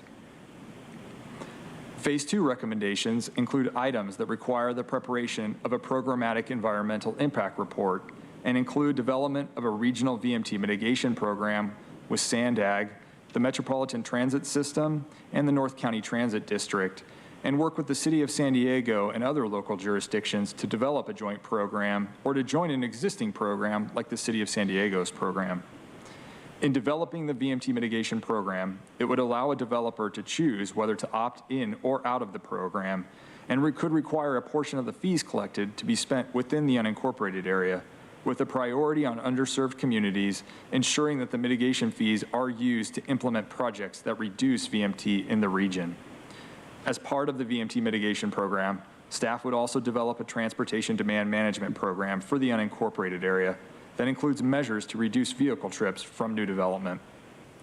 As part of the same EIR for the VMT mitigation program, staff would also evaluate the impacts from screening out projects from VMT analysis within the transit opportunity areas. The programmatic EIR would cover both items in one document and provide programmatic environmental coverage for future projects within TOAs, so no additional VMT analysis would be required for individual projects. Phase 2 would be implemented within 30 to 36 months with a one-time cost of $1,125,000. This concludes our presentation. Staff seeks board direction using the revised action sheet provided in attachment F. Thank you. Thank you. Let's call forward our public speakers at this time. Thank you, Chair Fletcher. We do have 42 requests to speak by phone. I'd also like to note for the record that we did receive 50 e-comments on this item. 3 were in favor, 31 were in opposition, and 16 were neutral. Any members of the public that have requested to speak on this item by phone, please dial into the conference line now using the instructions provided to you. When it is your turn to speak, you will be unmuted and you will hear a recording that will tell you to begin your comments at the beep. You will then have 2 minutes to address the board. Please begin by stating your name for the record. I'd also like to remind the callers that they should mute their live or their TV or live video stream before they begin speaking, and we will begin with our first caller.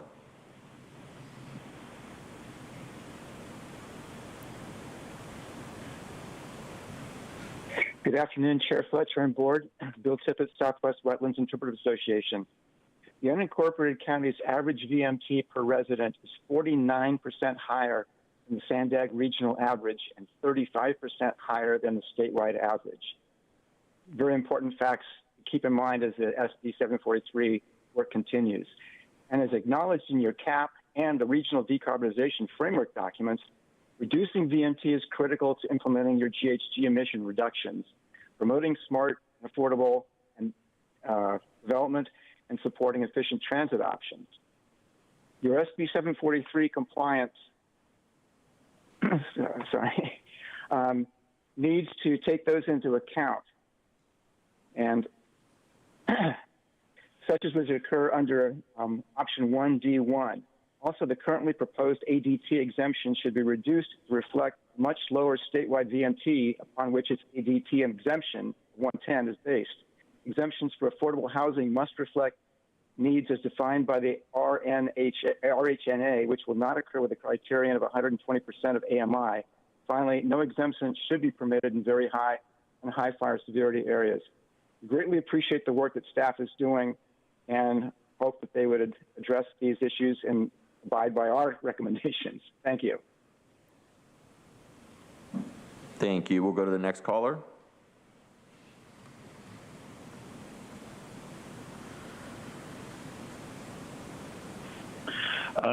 Hello, Honorable Chair and Supervisors. My name is Stephen Russell. I'm President and CEO of the San Diego Housing Federation. The vision of the Federation is a San Diego region where everyone has access to a safe and affordable home. Therefore, we support options 7C and 7D, which exempt affordable housing and mixed income housing from VMT analysis under very specific circumstances that are based on the research and guidance provided by the state's Office of Planning and Research. In developing a VMT policy, the county should consider the need for affordable housing in the already developed neighborhoods of the unincorporated area. Dense, affordable housing can help to meet the need for low-income housing, particularly for seniors and for residents who already live in these areas. There's substantial research and guidance from the State Office of Planning and Research to support this approach to VMT. The county should also consider the housing needs of the tribal communities, ensure that its policies do not prohibit or interfere with the ability to build affordable housing in tribal communities or access state funds available to do so. There's also a need for farm worker housing to meet the needs of the agricultural sector in the unincorporated area. By providing farm worker housing opportunities near agricultural employment centers, the county can potentially reduce VMT by providing housing near those jobs rather than having employees commute from other areas of the region where affordable housing is available. We are opposed to pursuing option 1A as it leads directly into the legal peril that we're trying to resolve today. It further delays our ability to provide housing in the unincorporated areas that is consistent with our general plan, and it harms our shared goal of providing certainty to the process of developing our unincorporated communities.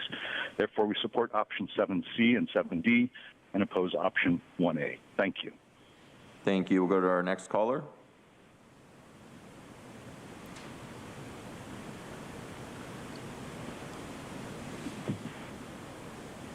Good morning. I'm Gary Arant, General Manager of the Valley Center Municipal Water District. I previously provided written and oral comment on this issue. As I expressed on January 26th, implementing the staff recommended VMT fees will essentially strand 60% capacity of a $30 million wastewater treatment and disposal system serving Valley Center's north and south villages. This wastewater system was designed, financed, and built specifically to meet the wastewater needs of the villages created by prior land use decisions of the County of San Diego. The application of the high regional VMT mitigation fee proposed by county staff would effectively stop large-scale development and dismantle the intended benefits of the village concept for Valley Center. Property owners, now unable to use their wastewater treatment capacity, would likely stop making their annual assessment district payments to the district. Needless to say, this will cause my agency severe financial hardships, up to and including the potential of defaulting on the state revolving fund loan that financed the system. Given these facts and circumstances, properties located within Valley Center's villages must be able to achieve their previously approved build-out potential. This could have been more readily achieved by the county implementing the Transportation Demand Management Solution, which was recently recommended by the County of San Diego Planning Commission. Honestly, I was surprised to find today's board letter absent of any specific consideration or even mention of the issues I brought before you at the last meeting on this issue. It is a little disappointing that the County of San Diego chooses to ignore the real-world concerns of Valley Center MWD, a public agency providing critical water and wastewater services to 27,000 county residents. We feel the county should adopt the alternative transportation demand management solution to avoid financial impacts of the proposed VMT policy on the unincorporated community of Valley Center. Thank you. Thank you. We'll go to our next caller.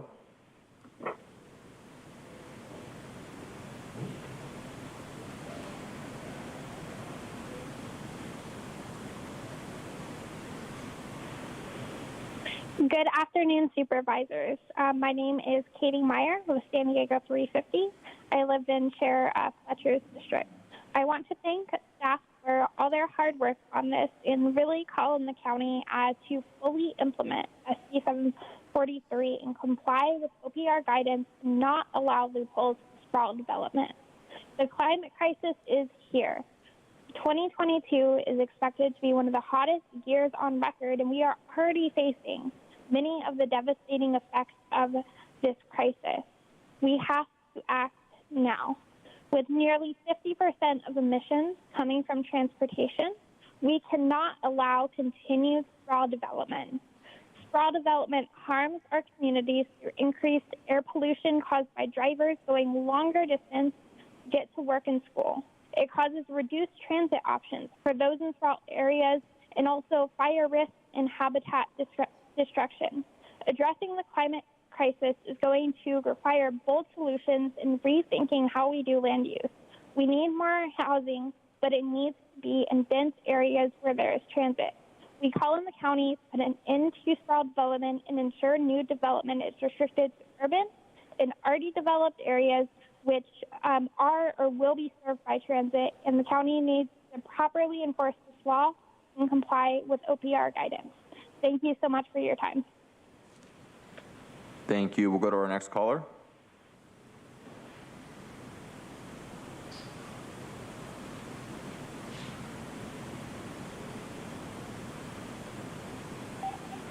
Good morning. My name is Carolina with the Environmental Health Coalition. We're here to express strong support for the implementation of SB 743. Transportation is burning our side of the planet by causing the largest source of greenhouse gas emissions in our region. 41% of San Diego greenhouse gas emissions come from passenger cars and trucks, and close to 80% of commuters are forced to drive alone due to our inefficient transit system.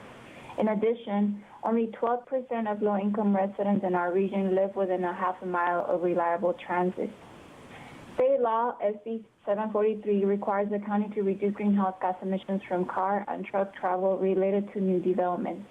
This outlines that the county must advance a strong transit strategy as well as put an end to sprawl development. We request the county focus on increasing affordable housing development near transit and environmental justice communities. The transit and affordable housing duo are essential solutions to our environmental justice communities so they can connect to medical facilities, the grocery store, after-school programs, and work. Environmental Health Coalition also asks that the general plan not be amended to create loopholes that lead to more sprawl development. That means ensuring that all projects in sprawl areas are evaluated for environmental impact, and we also support the actions the county is taking to not allow development and exemptions in high fire risk areas. We ask for your support. Thank you. Thank you. We'll go to our next caller.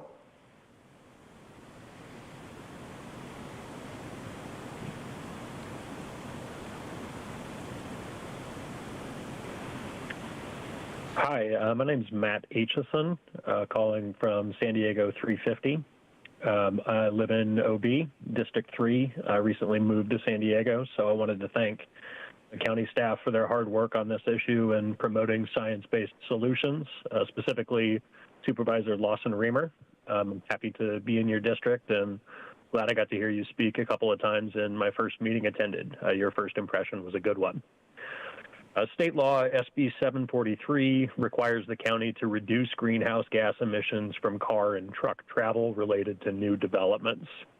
This means the county must put an end to sprawl development and ensure new development is restricted to urban and already developed areas which are or will be served by transit and active transportation. The county needs to properly enforce this law and follow state guidance in terms of how it is implemented.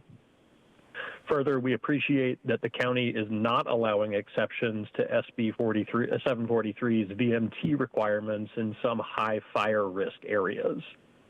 Given the increased wildfire threats now evident from climate change, sprawl development is dangerous in many areas. Developments looking to be located in high fire severity areas should continue to be restricted. If we allow these exemptions, the result will be more high fire severity areas like there are every year.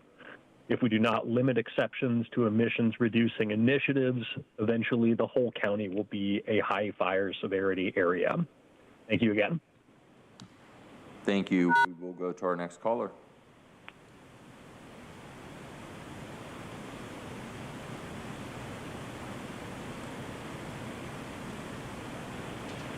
My name is Chris Anderson, the 2022 president of the Greater San Diego Association of Realtors.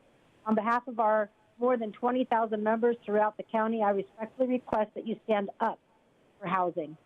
As you may have seen, a recent report issued 1 week ago today found that San Diego has surpassed San Francisco as the least affordable place to live. That's right, San Diego now has the distinction of being the least affordable place to live in the entire country. But today we are looking at proposals to close off lands for development and all but ensure that our county will be unable to meet even our minimum requirements for housing development. This will only perpetuate the issue. We are witnessing the consequences of failing to address the housing supply crisis, but the burden of our failure is not felt equally. There is a growing disparity between low and moderate income families and wealthy individuals. Housing costs continue to set new records, and aspiring first-time homebuyers are provided little hope. Our county lands have historically offered the much-needed opportunity for ownership among our working families, in particular those with modest means. In real estate, the understanding is that you drive until you qualify. Under this proposal, we'll see a lot more driving.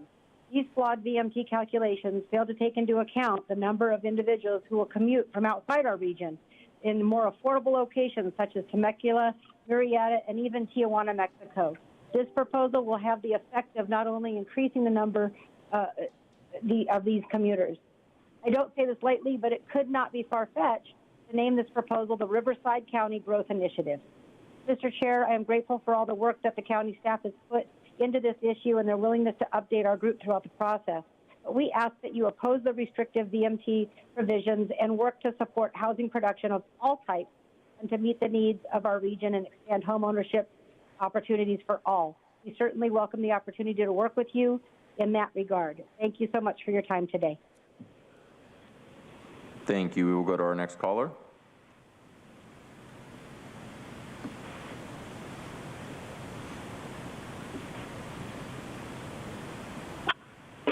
Good afternoon, our County Board of Supervisors. My name is Sandy Miskowski. I live in Chairman Fletcher's district. Very proudly, I first moved to San Diego 20 years ago. I actually lived in Fallbrook, eventually attained home ownership in Poway, and from both places I commuted to UCSD, where I worked and attended graduate school. I also have suffered disabilities and have descended into poverty, and now I have to live in affordable housing in housing assistance. I've experienced homelessness for a number of years as well. We desperately need more housing. We know that we live in a climate crisis, a housing crisis, and an economic crisis, and this must be addressed. The best way to address this is to build up density around transit zones and where development already exists, to continue to identify so that people can live where they work. Homeownership may take longer to achieve under these circumstances, but change is painful. Our suburban sprawl and long commutes is no longer sustainable. We have to make these painful changes. That's going to be hard for all of us to adjust to, but it will be better for our future in the long term and for the future of all of our children. Please take the leadership to make these difficult choices and to impact and expand infill and density development and reduce commuting and no longer drive until you can afford to buy. It's not sustainable. Please limit our development to the already zoned areas and stick to smart and sustainable land use and growth plans and please allow the densification that we need to end the housing crisis and shortage of homes, and also include low income and very low income housing. Thank you. Thank you. We will move to our next caller.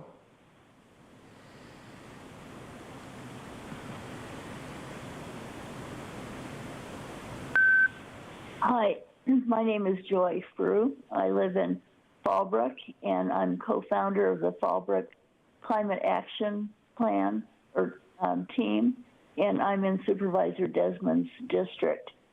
And I can only speak about Fallbrook. I support the village concept. We already have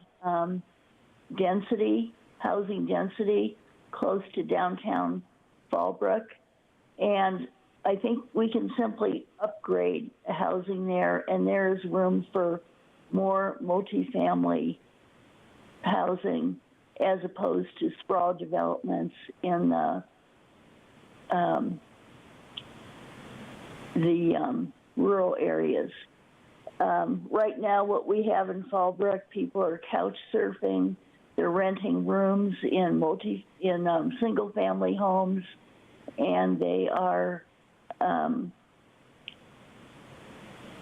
sleeping on the streets. We have 61 homeless in Fallbrook by last count.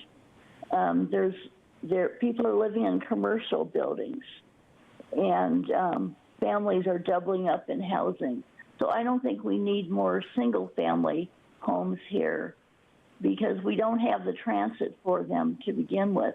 We only have one bus that goes every hour to Vista, and that's it. You can't get to Oceanside or Oceanside or Escondido, although you can get there from Temecula, but not from Fallbrook, even though we're in the middle. Also, I want to caution you that we're a high fire area.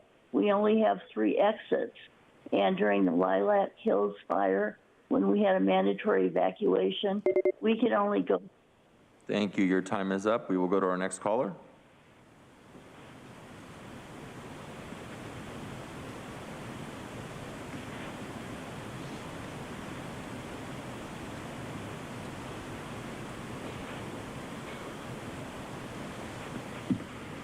Our next caller is Jose Nunez. You may be on mute and need to unmute your phone.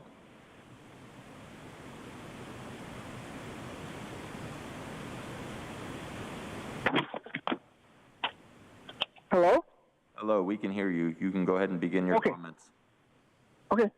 Good afternoon, Honorable Chair and board members. My name is Jose Nunez, and I understand that the county may decide to only require a VMT analysis and not require a local mobility analysis. I request that you do not remove the requirement to prepare a local mobility analysis for development. A VMT means nothing to us lay people that live near potential development. While a VMT analysis has its purpose, I think my neighbors and I want to ensure that traffic congestion and safety implications of a project are disclosed to us. We want to know the amount of trips that will be added to our streets. We want to know how much traffic will be added to the intersections near our homes. We also want to know if any traffic safety concerns or issues regarding bikes, pedestrians, and vehicles would result if there's no local mobility analysis prepared. And I hopefully understand that the decision makers do understand and recognize this in the pre and post traffic situation of any project. I thank you for your work and have a good afternoon. Thank you. We will go to our next caller.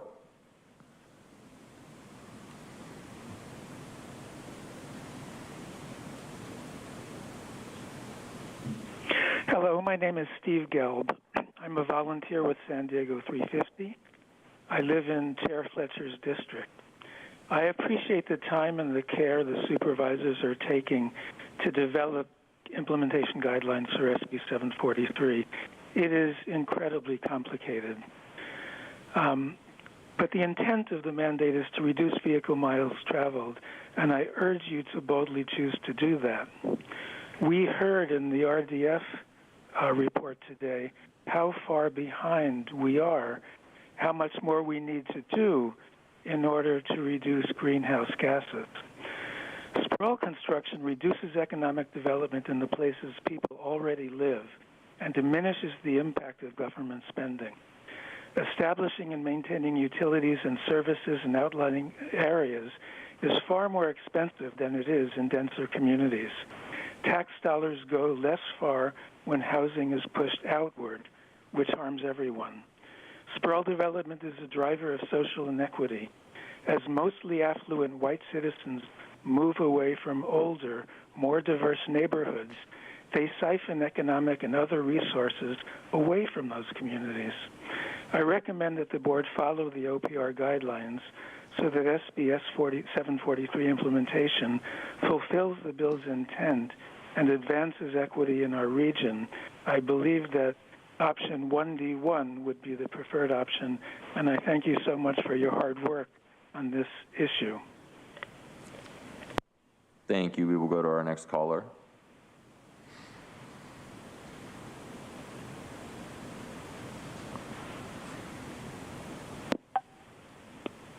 Good morning or afternoon. My name is Hannah Bay. I'm the Executive Director of the San Diego County Farm Bureau. The direct economic output from agricultural production in the County of San Diego is valued at $1.8 billion annually, and the San Diego agricultural community is comprised of over 5,500 farms, 12,000 farm workers, and nearly 70,000 employees associated with our essential agricultural industry.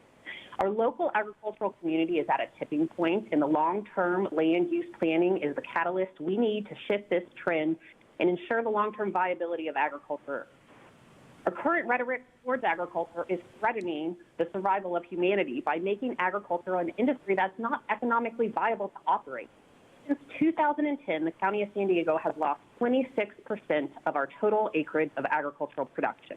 In other words, in 10 years, nearly 80,000 acres of production agriculture has been lost in the County of San Diego. This represents a crisis level. We need agriculture to grow food. We need food for humans to survive. We need agriculture to sequester carbon. Simply by existing, plants convert carbon dioxide into oxygen, which humans need to survive. Agriculture is the only industry in the world that offers these benefits to humanity. Humans need agriculture to survive. All types of agriculture, conventional agriculture, organic agriculture, large agriculture, and small agriculture. We cannot survive or solve this climate crisis if we don't stop this catastrophic decline of agriculture in the County of San Diego. The regulatory environment for the agricultural community in our county is arguably the worst in the nation. Implementing the VMT proposal will make a horrible situation much worse. When you create an overregulated environment that makes it not economically viable to operate a farm, you lose the farms. For this reason, in relation to VMT, we, the Farm Bureau, are requesting that the county adopt the Office of Planning and Research recommendation. Thank you. Your time is up. We will go to our next caller.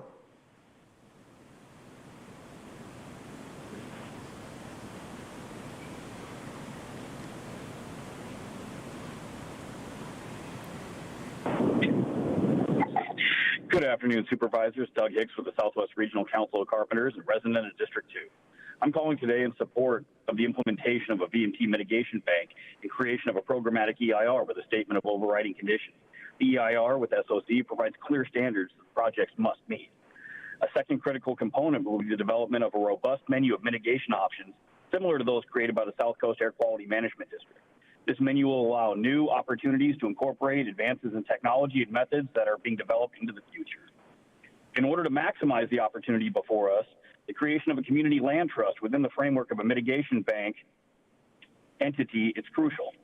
This will allow the ability to incentivize investment in the communities that experience historic underinvestment, creating employment opportunities in areas with existing housing, along with housing opportunities near existing employment centers. This leads to true reduction in VMT through planning, investment, smart targeted development, and an opportunity area.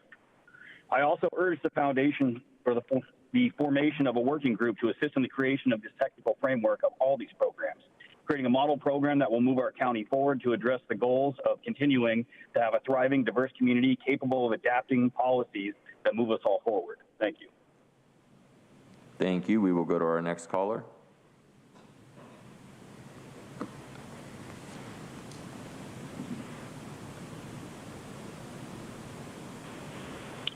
Good afternoon. Christina Marquez speaking on behalf of IBEW 569 and our 3,600 electricians and power professionals.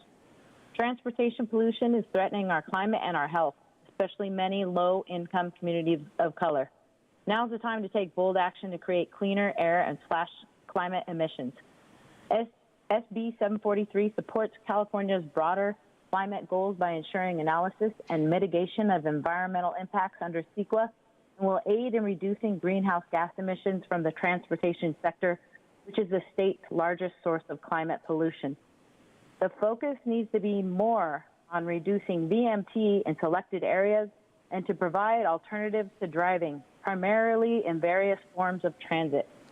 We strongly urge to develop a county-specific VMT mitigation program and put us on the path to a healthier, more resilient, and environmentally just future. Thank you to staff for working hard on this important item, and thank you, honorable board members, for your leadership. I yield my time. Thank you. We will go to our next caller.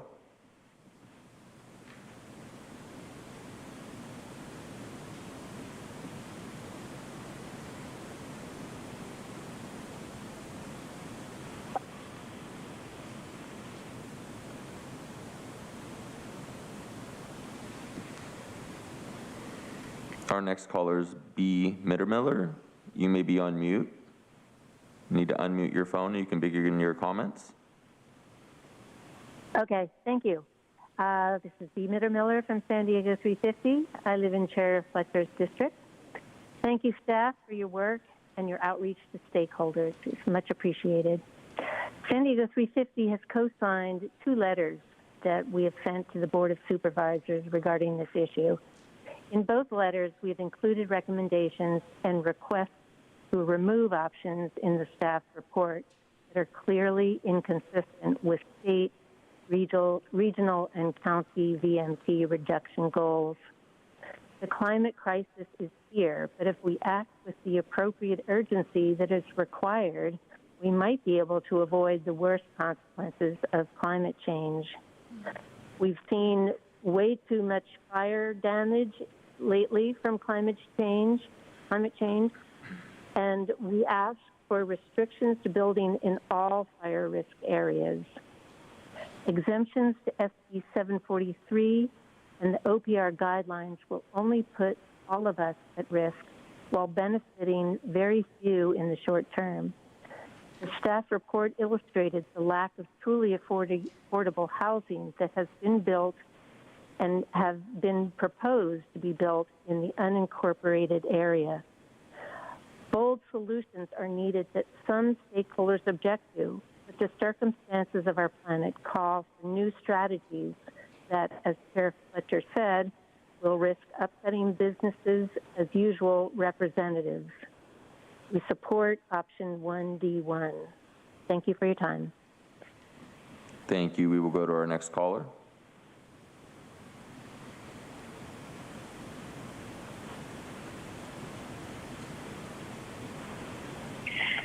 Good afternoon, Chairman Fletcher and Board. My name is Justin Schlafly. I'm a California licensed civil and traffic engineer, as well as a professional traffic operations engineer.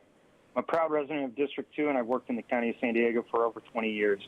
I also serve as a contract traffic engineer for several local agencies in Southern California, although I'm not speaking on their behalf of those agencies or on the behalf of any client. Recently, we formed a working group of technical experts that formulated a TDM-based mitigation solution set out in a letter dated January 5th, 2022 from Urban Systems Associates and previously submitted into the record. The solutions outlined in that letter would mitigate VMT by adopting a county-specific TDM ordinance that creates flexible and sustainable options for addressing VMT, for requiring projects to either implement project-scale TDMs, purchase VMT-reducing credits from a mitigation bank, or pay an opt-in fee based on an estimated cost per TDM point. This solution combines the benefits of project-scale TDMs and plan-scale TDMs, which can only be done on a county-wide basis or can be done on a project-specific basis to achieve greater VMT reductions than on-site TDMs alone, without double charging projects for both a regional fee and on-site TDMs. This program can also be used to incentivize mitigation bank projects or directly provide TDMs in priority communities such as economically disadvantaged infill or transit opportunity areas. A scaled TDM requirement, which could be based on a simplified point scale, is recommended to lower the cost burden on development in preferred locations such as economically disadvantaged communities or villages. Projects outside preferred areas would be subject to having to score higher on the TDM point scale. Unlike other mitigation options, the solution would not cause projects to be financially infeasible. I also support the formation of a working group of stakeholders and experts to further define these issues and provide further detailed recommendations to the Board of Supervisors. Thank you very much. Thank you. We will go to our next caller.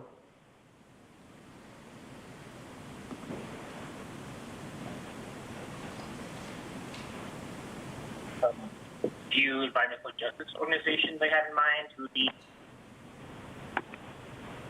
Good afternoon, Chair and members of the Board of Supervisors. This is Will Radigan, Advocacy Manager with the San Diego County Bicycle Coalition.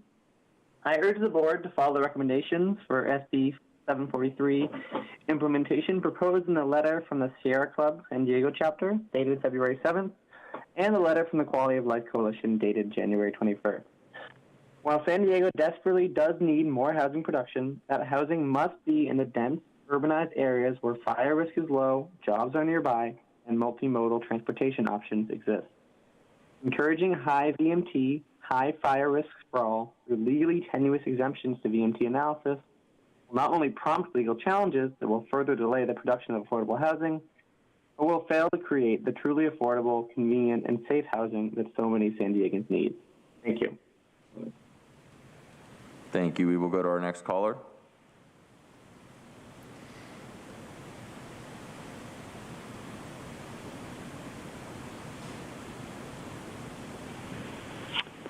Yeah, hello, Honorable Chair and members of the Board. My name is Mike Bullock. I live up in Oceanside, and what we're talking about today is really your general plan, the county general plan, and relative to SB 743.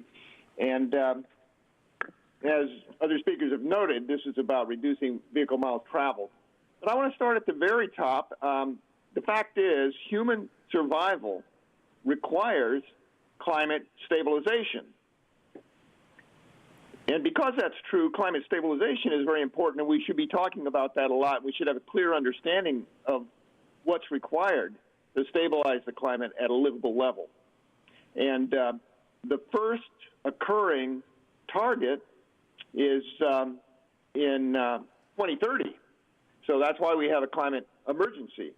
And your general plan should conform to a plan showing how cars will achieve that first occurring climate stabilizing target.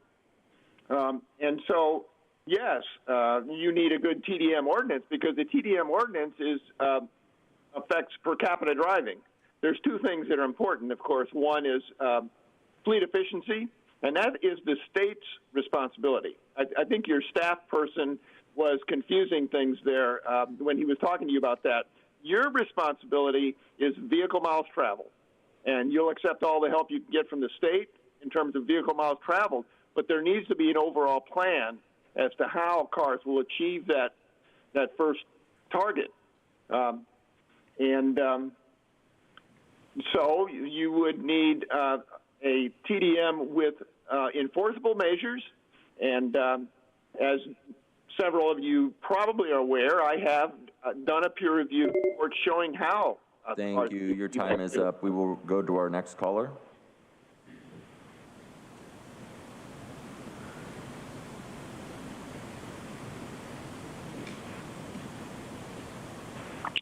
Audra, what a joke this is. It's so funny because SB 743, you realize that any law that's made it is repugnant to the Constitution is null and void. We actually have a constitutional right to travel and move about freely without the government trying to get in the way of that. I mean, the 14th Amendment privileges and amenities clause is pretty clear. But the fact that you guys think that putting us in densely populated areas is about climate change, it's about control. You guys, the 1 to 2% reduction with VMT through the DMT is a little bit sad. So why are you doing that? Because you're like, oh, VMT doesn't measure the greenhouse gases. It only tracks distances. Well, what about the people that want to travel about freely, decide where they live, not have to work where they live? I mean, you guys want complete control. I mean, how are, older people going to walk or bike somewhere? And then you want them to use public transit. I mean, that makes no sense. And, so for me, this is about control because you guys can't even come in and complete projects. To complete those amount of homes that you want to complete is going to take 30 years or something like that. I mean, people are going to be leaving before you can even complete a project. There's already a bike path in Alpine that nobody uses. So, I mean, the fact that you guys want to make it so that we then go to electric vehicles and cars and like electric charging stations, like I've told you before, lithium batteries are totally toxic to the environment. Maybe if you thought about planting more trees and whatnot, because nitrogen filters the carbon, you would, get to your goal a lot quicker than what you're doing. And people just need to pay attention because this is not about climate change. It's about control and putting us in areas where they can control us even more, turn off our power if they want, tell you can't travel. Thank you. We will go to our next caller. Your time is up.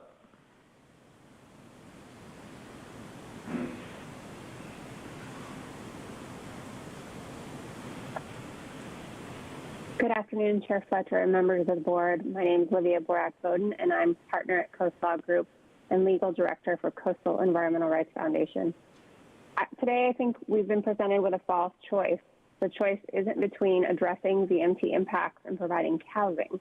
Just because a project isn't exempt from VMT analysis doesn't mean it can't be built. It simply means it has to be analyzed and, where necessary, mitigated or a statement of overriding considerations adopted. But we can make housing easier where it won't cause a significant impact. In VMT-efficient areas or where it provides affordable housing by upzoning and removing the local mobility analysis requirement. We addressed that in our written comments, and we pointed out that staff proposal runs counter to OPNR and Caltrans guidance on this issue. As reflected in the fact that electric cars and GHG mitigation alone do not address VMT impacts, SB 743 is intended to address climate change, but also to preserve habitat and open space, including ag lands, and improve air quality and health. By moving homes out of the unincorporated county, the 2021 regional plan would result in 93,714 less acres of land being consumed by development. That's an 86% reduction. The land use pattern envisioned under the SCS for the 2021 regional plan would reduce sprawl and move growth into developed areas. Lastly, we hope the county will reconsider the 110 ADP threshold and infill options, so the new option 1D is an improvement without an assessment of whether the development will cause impacts that can't be approved. If the county pursues option 1A, SURF will have no option but to pursue litigation again. We hope you'll reconsider and move development into VMT efficient areas. Thank you. Thank you. We will go to our next caller.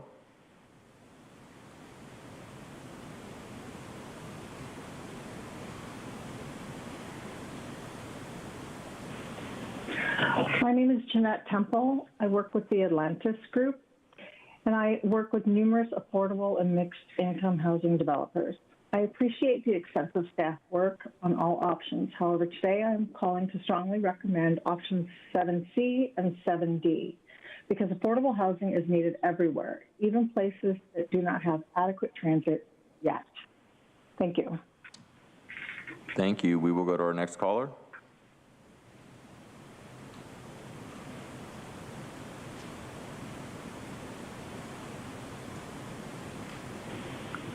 Good afternoon, Chair Fletcher, members of the board, Dan Silver, Endangered Habitats League, based in Los Angeles. We're here today to support option 1D as a revised basis for moving forward, as long as high and very high fire hazard risk zones are excluded. Option 1D has the great advantage of, because everything in it is close in, there isn't anything in it that's very high VMT that would be exempted. In terms of the options within 1D, I don't see a compelling reason to go beyond 1D1, but if additional capacity is deemed necessary, we urge use of the villages to draw greater units, either 1D3 or a subset of 1D3. A few other comments. We concur that TDM has a very limited role in this initial phase. The fire exclusion is extremely important. We've said before the 110 ADT is really flawed in its application to the unincorporated area. The staff report was enlightening as to the reality check it gave on truly affordable housing and the need to take additional measures. Otherwise, we're generally in favor of the staff recommendations and want to emphasize that the actions you take today will be interim steps until such time as the 30-month draft EIR is ready for the VMT mitigation program itself. Thank you very much. Thank you. We will go to our next caller.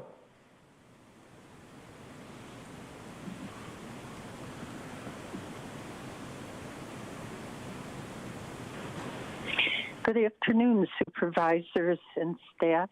My name is Rita Clement, and I live in Nora Vargas District 1. I am a volunteer with San Diego 350, which is part of the San Diego Green New Deal Alliance. I am speaking in support of item 7. We appreciate that the county is not allowing exemptions in some high fire risk areas. Given the increased wildfire threats now evident from ongoing climate change, sprawl development is dangerous in many areas. Developments looking to be located in high fire severity areas should not be allowed to be exempted. I evacuated from my home in October 2003. The ash from the fire was over 2 inches thick on the sidewalk. We had to wear masks due to heavy smoke. As you know, we are facing a climate crisis with transportation solutions that are urgently needed. The strict implementation of Senate Bill 743 is absolutely essential. Please build housing near transit and near urban job centers. New construction must be all electric. Work with Sandag, MTS, and NCTD. I support option 1B1. Thank you. Thank you. We will go to our next caller.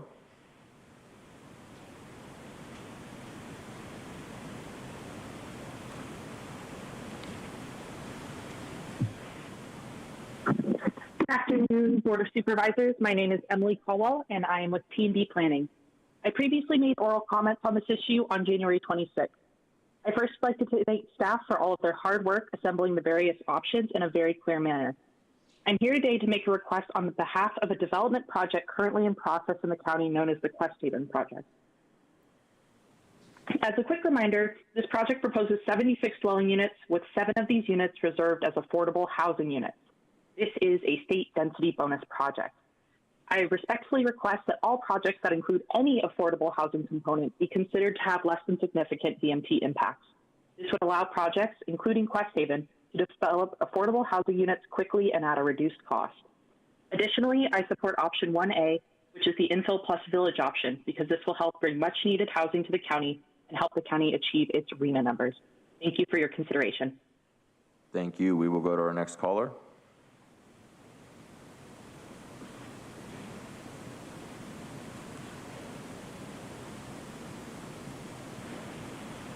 Hi, my name is Katrina Olson. I live in Carlsbad. I volunteer with San Diego 350. I would like to encourage the county to stop sprawl development, use realistic VMT measurements, and not allow loopholes. We all know that San Diego needs more affordable housing, and we all want to do something about the climate crisis, in theory anyway. But when it comes to actually implementing the many good ideas in our legislation and climate action plans, all of a sudden we start making exceptions or creating loopholes. I grew up in the 50s, which was the beginning of sprawl, I think. It was just assumed that we would all have that suburban life. We would live in our big house with a 2-car garage and drive to work, that we could build a home anywhere we wanted to and jump in our cars whenever we needed to go to work or shop. If we only knew then what we do now. We need a new story. We need to rethink how and where we live. We need affordable housing and increased density in livable communities, which does not need to be in rural areas. And we need to be able to stop driving everywhere. So please put some teeth into SB 743, require meaningful VMT reductions, use the more limited info model, incentivize transit options by requiring mitigation, and then enforce it. It will be good for the economy, it'll be good for business, for those of us who live here, and for the climate. Change is really painful. Thank you for taking the lead on this. Thank you. We will go to our next caller.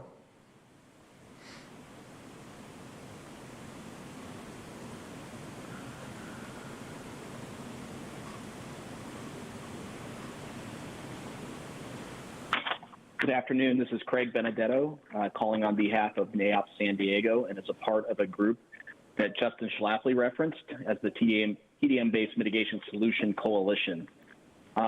We set out to provide the information to you, a technical analysis that showed that TDM measures can and will work. We're happy that the staff identified at least a couple projects that demonstrated that. The regional mitigation program would have serious negative impact on development in the unincorporated area without TDM, as achieving VMT reductions to the regional threshold or even to the level provided by the city's Mobility Choices program, which we've discussed previously, would significantly increase project costs and potentially make projects financially infeasible. The city's Mobility Choices program requires projects in Zone 4 to pay fees of $1,400 a mile. Based on average VMT in the unincorporated county, this is equivalent to a fee of approximately $66,000 per unit using the city's fee. For comparison, the current TIF, the regional and local program, is approximately $5,000 a unit, or 13 times less than the city's VMT fee. The recommendation to combine an on-site TDM requirement and a regional fee would make them even more expensive and less likely to be built. Our proposal provides flexibility to projects and facilitates combinations of TDMs at different scales to accomplish more VMT reductions than a simple on-site requirement without making projects financially infeasible. In conclusion, we encourage the Board of Supervisors to move forward with option 1B and 2A for programmatic EIR to incorporate TDM as a mitigation measure, as well as the inclusion of a mitigation bank and community land trust as referenced by a previous caller, and also to put together a working group to address all of these issues and include representatives of impact parties on that working group. Thank you. We will go to our next caller.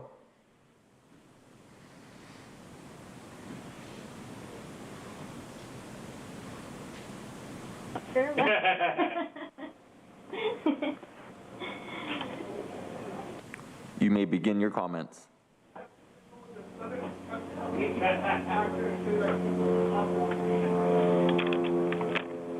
The caller is Erica.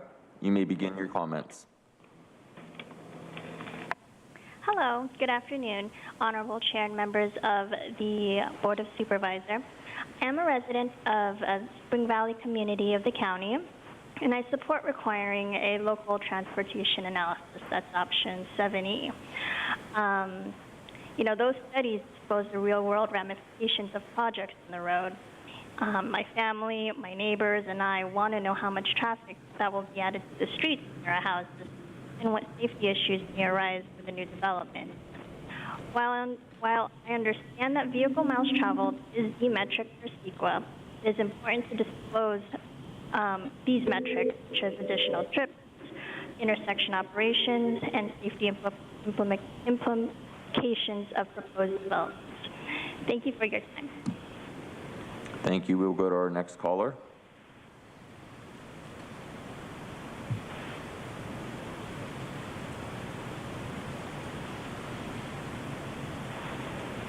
Hi, Jim Whalen, third and last time. I'm here for Warren Springs Ranch Resort. I like hearing the practical solutions. I'll say up front, I support option 1A3, and the answer really is to emphasize infill where you find it. I haven't heard anybody who opposes supporting the villages. You've heard about real-world complications of shutting down the country towns, such as with Valley Center, Water District. This could happen. The most realistic way to address this is to adopt a modified option 1A3 by broadening the meaning of infill.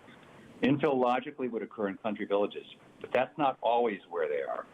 I propose the following criteria. Associated with public transit, but could also work with private transit. It describes rejuvenating existing tired land uses. Those can be both urban and rural. It describes the use of vacant land or previous land that was abandoned, and it's built in socially, economically disadvantaged areas, whether urban or rural, creates employment opportunities, either urban or rural. And finally, it's development or redevelopment where infrastructure is already in place. Highway, retail, electrical, water, fire stations, K-12 schools, postal service, etc.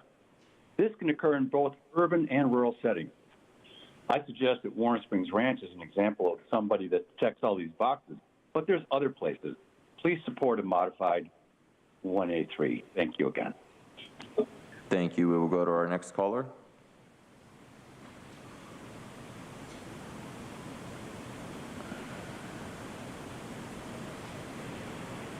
Good afternoon, Board. This is Tyler Martin, Chair of the Advocacy Committee for WIGEN. WIGEN is a subcommittee of the Building Industry Association and is made up of young professionals ages 25 to 35 who work firsthand in the housing industry. I speak today in opposition. Under the proposed policy, staff estimates that less than 1% of county land to be in VMT-efficient areas. The County of San Diego is the major provider of single-family homes for first-time homebuyers and low-income individuals. If adopted, these are estimated to be between $30,000 and $500,000 per home, at a time when a median home price in San Diego is steadily rising. We cannot afford the risk of additional county fees. Housing studies have concluded that the County of San Diego needs to add approximately 20,000 homes annually to balance the market. Last year, the building industry added approximately 4,000 homes to the market. Housing supply is the issue. Young adults, which WIGEN is comprised of, are one of the communities a housing crisis negatively affects. We want more housing options in the County of San Diego, where we can become invested members of our community, raise a family, and have a fair shot at the American dream.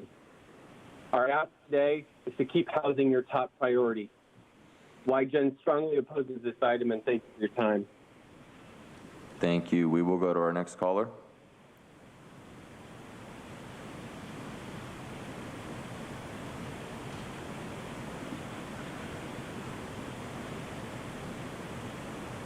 Yes, hello. Can you hear me? We can hear you. Go ahead and begin your comments. Yes, my name is JP Tavares, Director of Grow the San Diego Way, Juntos Crecemos San Diego. The building industry would like you to believe that somehow building high-end sprawl development projects in the fire-prone backcountry will be affordable to working families. Let me explain why that's not correct. When speculators target rural parts of the county, they buy cheap land zoned for agricultural or rural uses and convince 3 supervisors to approve a GPA, instantly increasing the value of the land 5-fold without building 1 unit. This newly valuable upzoned land is then sold to a builder for profit, who in turn will need to generate a profit himself or herself, further increasing costs. Newly built single-family homes in the unincorporated area are already approaching $800,000, unaffordable to anyone making less than $200,000 a year, so no, not affordable to working-class families and nowhere near competitive to Riverside, where housing is $200,000 cheaper. Secondly, living far from jobs is expensive. While developers argue that you can drive until you afford it, actual studies show that transportation costs eat up any savings of living further away, and folks end up similarly burdened, in addition to the mental and physical health costs of long commutes. For working families, transportation costs make up a larger portion of the household budget.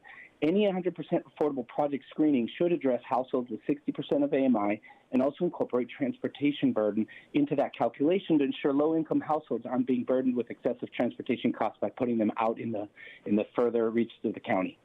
SB 743 was intended to incentivize smarter land use, reducing congestion, particulate pollution, and GHG emissions. In the areas with similar policies, housing is more plentiful in the urban core, more affordable, and more accessible. For example, Portland Metro is smaller than San Diego County, yet has outproduced us in housing consistently for decades. Housing prices are lower, rents are lower. Why? Because all that speculation and investment is now focused on building in the urban core due to their own state laws that limit sprawl.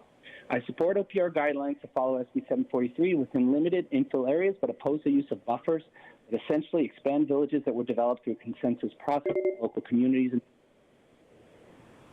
Thank you. Your time is up. We will go to our next caller.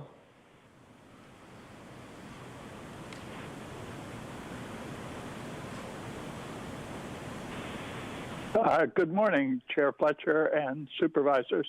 Dave Grubb, Transportation Chair, Sierra Club San Diego. We sent a letter to all of you, which I will not try to repeat the contents of in 2 minutes. So just for context, I'd like to give a big picture look at this. What we need to do is stop trying to bend the rules to squeeze in a little more inefficient development. I would ask you to direct your staff to take a new approach.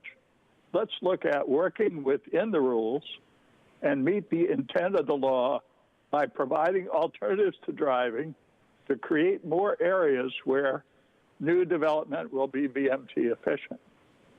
And I would just ask that when you consider the cost of the alternatives, you should factor in the cost of the inevitable litigation that is going to follow those statements of overriding considerations. Thank you. Thank you. We will go to our next caller.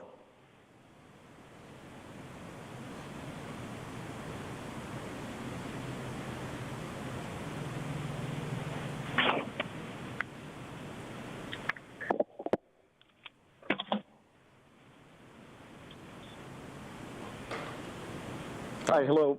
My name is Travis Lyon. I'm the chair of the Alpine Community Planning Group, and I'm calling to urge the supervisors to consider option 1A3 that preserves the villages that were outlined in the latest general plan. I'd also encourage you to not remove areas located in very high or high fire zones. I just want to back up and say, supervisors, I want to remind you represent 500,000 individuals that live in the unincorporated areas. A moratorium on all development is a broad brush strategy. It's a one-size-fits-all strategy that takes out any local planning objectives. And we talk a lot about equity, and I live in a town of close to 18,000 people with 1,000 high school-aged students who have to go over 15 miles to get to a high school. The general plan outlined a plan for our villages that would allow some growth in those infill locations that helps makes us more sustainable communities. Applying the fire maps to this VMT analysis is inappropriate. You can go in and on a case-by-case basis ensure that projects meet fire safety standards. Work with your local fire agencies. Work with your planning department. Don't apply that now on a VMT analysis that basically tells Ramona, Fallbrook, Alpine, you don't need to grow. And lastly, it's really disappointing to see that the threat of lawsuits matters more than recognizing San Diego's extremely diverse geographic region and does require a little bit more work than a one-size-fits-all approach. So, again, thank you for your consideration. Option 1A3 and not removing projects or areas that are in the fire map zone would be my ask. Thank you so much. Thank you. We will go to our next caller.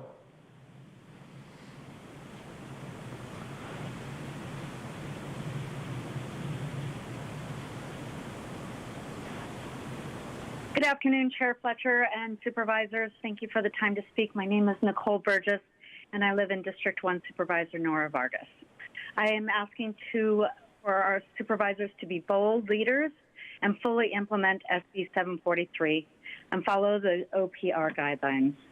We need to support the comment letters sent in by the Sierra Club, San Diego 350, and the Quality of Life Coalition. We must eliminate sprawl development and create better housing in infill, near transit, and jobs. As mentioned by many commenters and even supervisors, the transportation costs combined with housing is just eating our families away from living here in San Diego. And we can do better by looking at a new vision for how we are living and working and enjoying our communities within where we live and what we have. We have room to expand in our cities, and we need to ensure that this SB 743 is followed correctly.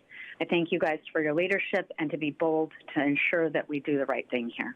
Thank you. Thank you. We will go to our next caller.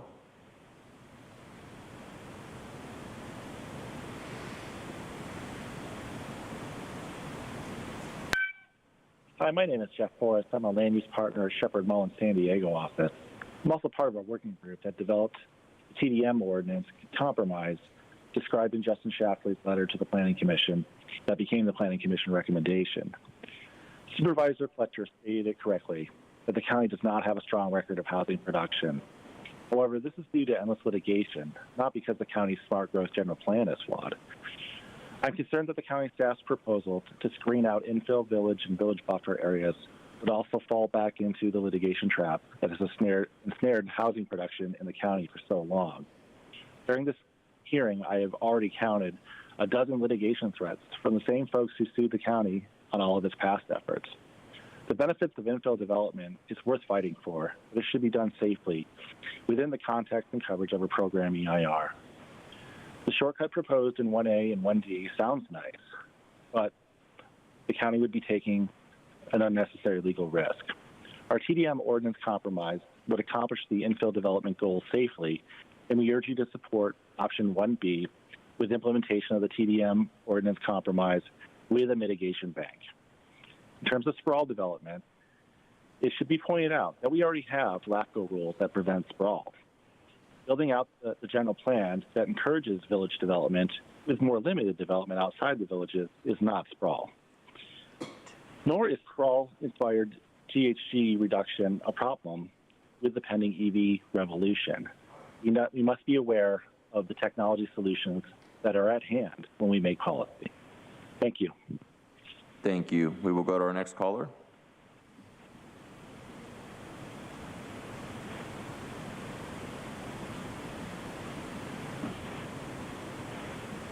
Good afternoon, Chair and Supervisors.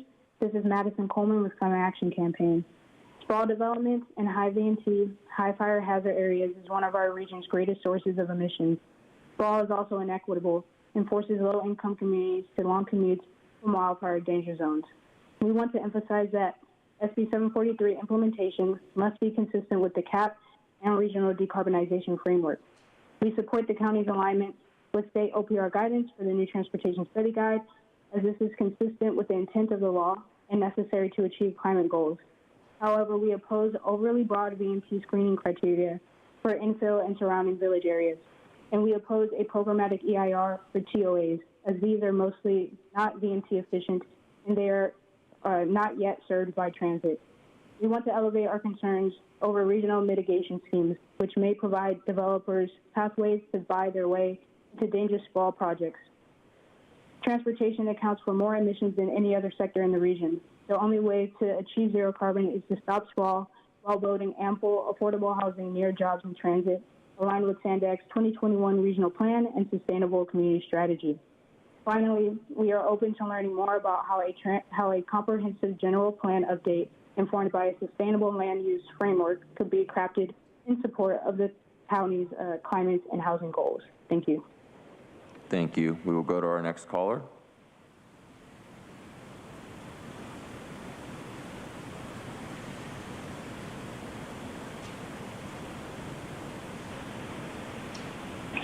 Good afternoon, Matthew Adams calling from the Building Industry Association in San Diego County.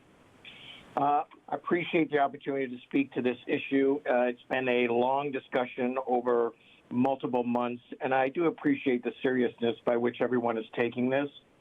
But clearly, we have to find a balance on that to address the housing crisis and to address the issue of VMT.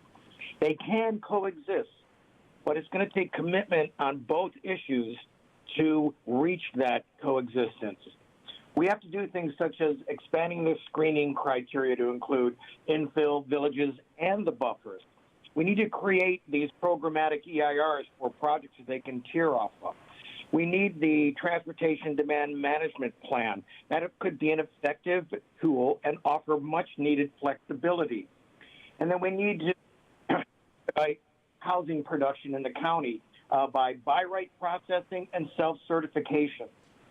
Now, staff has been working hard on options that can help achieve this balance, and we appreciate that. Keep in mind, the county is the third highest provider of housing in the region. It accounted for 14% of all new homes created last year. Now, that may sound like a small number, but in the middle of a crisis, every unit counts. Your actions are going to affect the communities of throughout the unincorporated area and the lives of over 100,000 residents. So the BIA, we ask you to move forward. As you move forward, we urge the board to be equally diligent in creating the needed reforms to expedite housing creation. Thank you very much. Thank you. Chair Fletcher, that concludes public testimony on this item. All right, thank you. I appreciate all of the callers listened intently. And our last caller there just talked about the balance. And I think that that's a reality that we have to strike and that we can coexist. They need to build more housing and they need to tackle the climate crisis that we face. We have to do both of those things. And we have to do it in a way that gives us legal certainty that we can actually do it. And that is what we have been working through for some time on a very significant change in how land use works that is not just impacting us, but jurisdictions across California. It is impacting unincorporated regions more significantly because the direction outlined under this legislation is designed to incentivize housing and lower cost housing, lower regulatory fees in more urban areas and in more infill areas. And as a county, we have 18 incorporated cities that all need to be building their housing. And in the unincorporated region, we got to be doing our fair share. And I believe we ought to be doing more than we have been doing in preceding years. And we also have to be mindful, and I take to heart the comments of some folks, particularly from our agriculture community and others, that it's not just housing. We've got to look at the impact on agriculture, on water, on other infrastructure, and figuring out how we make this work. But, you know, for those folks who are just kind of blanket opposed to us doing anything, that's not the reality we live in. We have to take some action to comply with state law, and we have to figure out how we get us on a path to certainty. And what we're doing is two different things. One is the immediacy, and the staff presentation alluded to this at the very beginning, the immediacy of what we can do right now. And those are the first options in front of us. What can we do literally today and in the coming months to ensure some housing can get built without having to mitigate for BMT? And that's an option that is right in front of us. The second piece of what we're doing is how we build out the long-term strategy around BMT mitigation funds and other programs so that in an ongoing basis, you can continue to build. And so when folks say that any action we're taking is going to automatically exclude areas of the county from development, that's not accurate. It is right now, you have to do levels of service mitigation that over time will be replaced with VMT, and we'll get to that in a minute. But we're going to have the opportunity to be able to do what we're doing in the interim while we develop the longer term, more sustainable structure and path that will ensure continued growth in a safe and responsible way into the future. And so, you know, with all of those things, I just think to get our discussion going, and I know all of my colleagues are going to have thoughts and comments on this, but let me get a motion on the table to just guide our ongoing discussion, and then we can see which direction the board wants to go on this issue. And so I would make a motion to adopt option 1D with option 1D3 underneath that, which would be infill areas plus the village options minus very high and high fire prone areas. That gets us more than 4,000 units of housing, 4,025 that can be moved forward on now without having to pay any VMT cost whatsoever as it stands right now. Consistent with that, I want to make a motion to add to that, to direct staff to come back within 120 days regarding the sustainable land use framework, and also how we can add a parcel by parcel analysis and convene our stakeholder groups around the issue of addressing the additional considerations that would facilitate development in these VMT exempted areas. Now, what that is designed to do is we're saying there's 4,025. We want to go parcel by parcel and figure out what are the barriers that are holding back development of these, what more can we do, how do we kickstart our efforts around what we're doing. And so it would be option 1D, and then under that option 1D3, the infill areas plus the village options, along with the creation of what I just outlined around a parcel by parcel area and approach that we would do. Then I would recommend option 2A, the programmatic EIR report, that is the staff recommendation. I would go 4C, wait to develop a by right program until consideration of the cap update and smart growth alternatives. Then I would go option 6D, directing staff to return with a sustainable land use framework. Give me 1 second, please.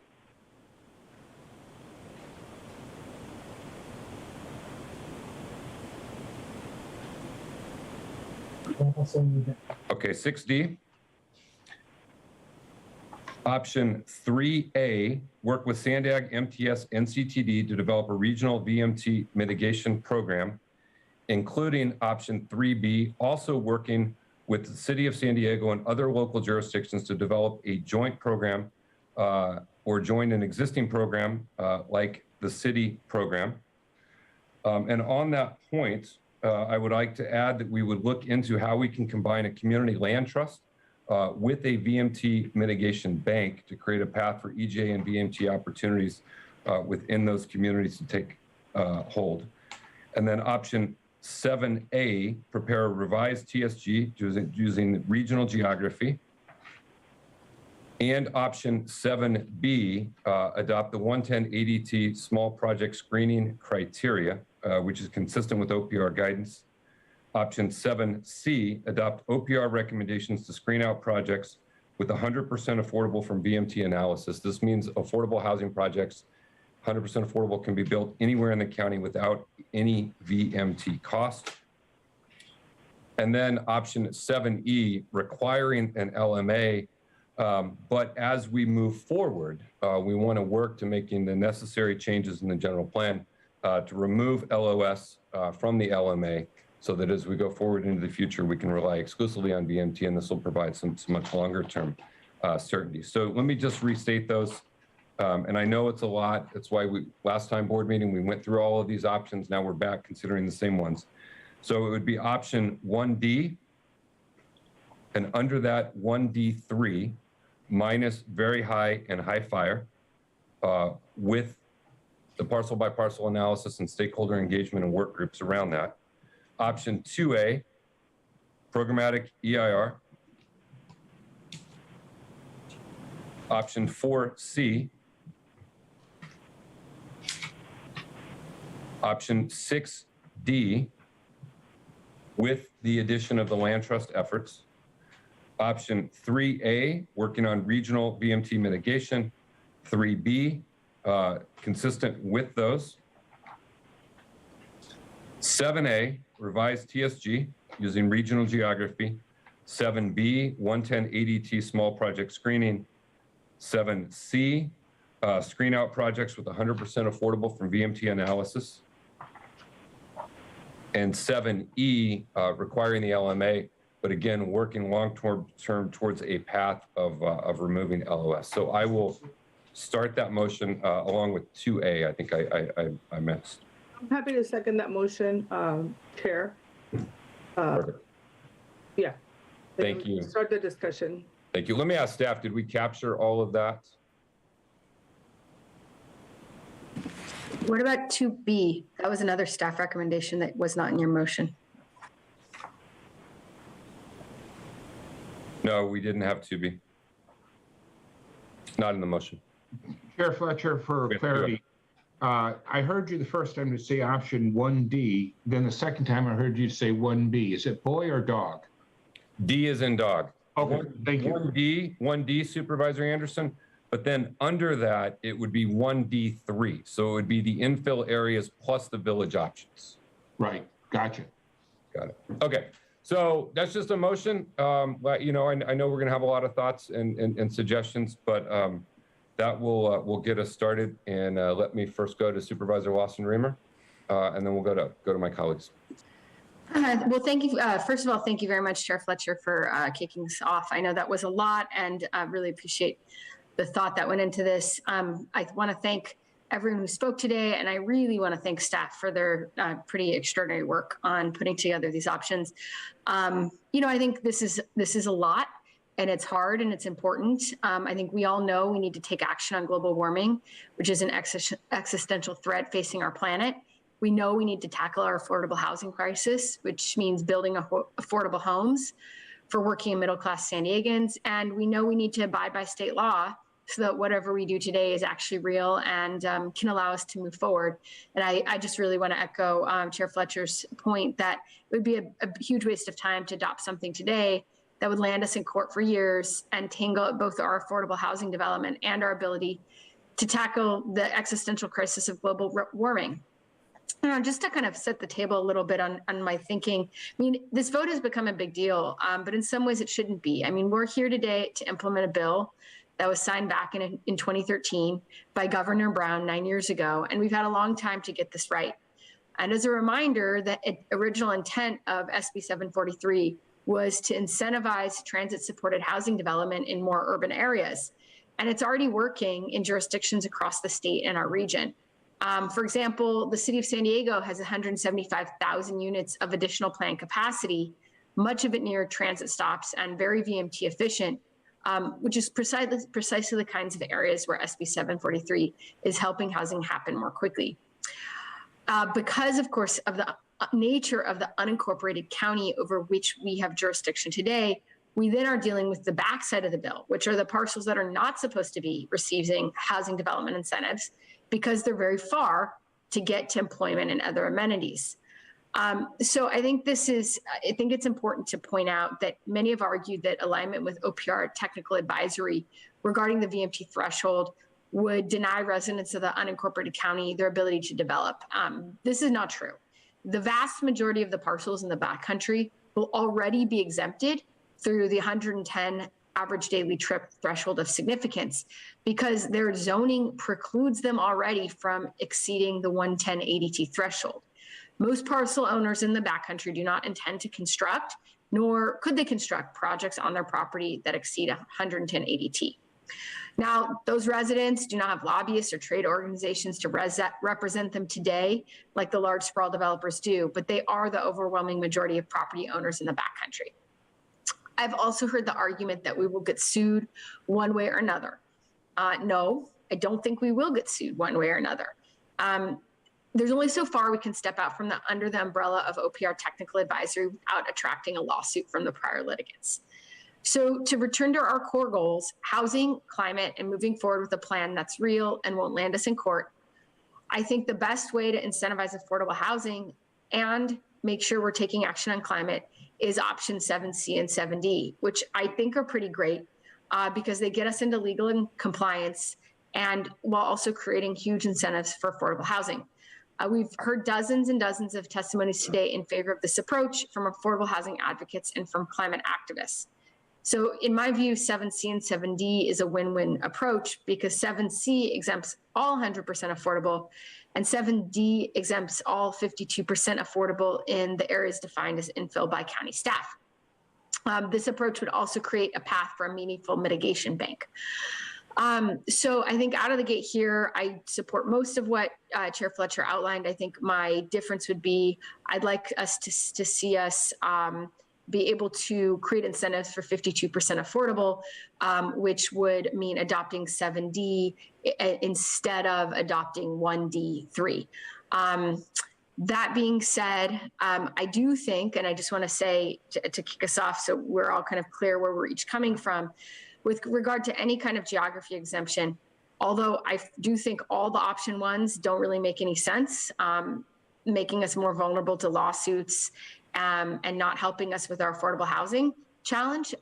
I would much more prefer to support option 1D. I think any other option other than 1D is just a non-starter. So I do appreciate Chair Fletcher's initial motion that supports that option, which frankly I think is really the only of the options ones that I think is worth considering. You know, I do want to say a couple things on that, on option 1. You know, I think the logic of the exemption on option 1D, although it departs from OPR and is certainly not my preference, it does to some extent remain true to the spirit of 743. Because although areas like Spring Valley, Sweetwater, and Casa de Oro are not currently VMT efficient, the 2021 Sandag Regional Plan anticipates significant transit investments along the Hamaka corridor, which will hopefully make those areas VMT efficient in the next decade or so. I also think it's important to acknowledge that, you know, there is a challenge in the kind of lack of congruence between a mitigation bank and any kind of exemptions that are any kind of blanket exemptions in the option 1A bucket.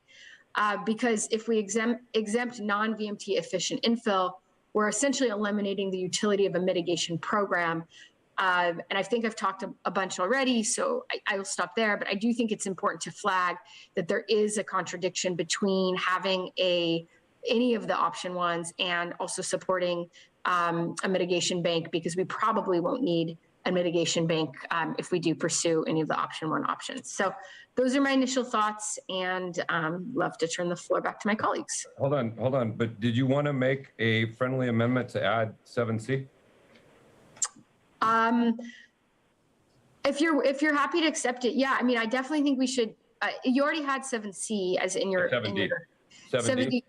Well, I think Chair Fletcher, I appreciate the option. I think what the challenge is that 7D is kind of becomes mostly.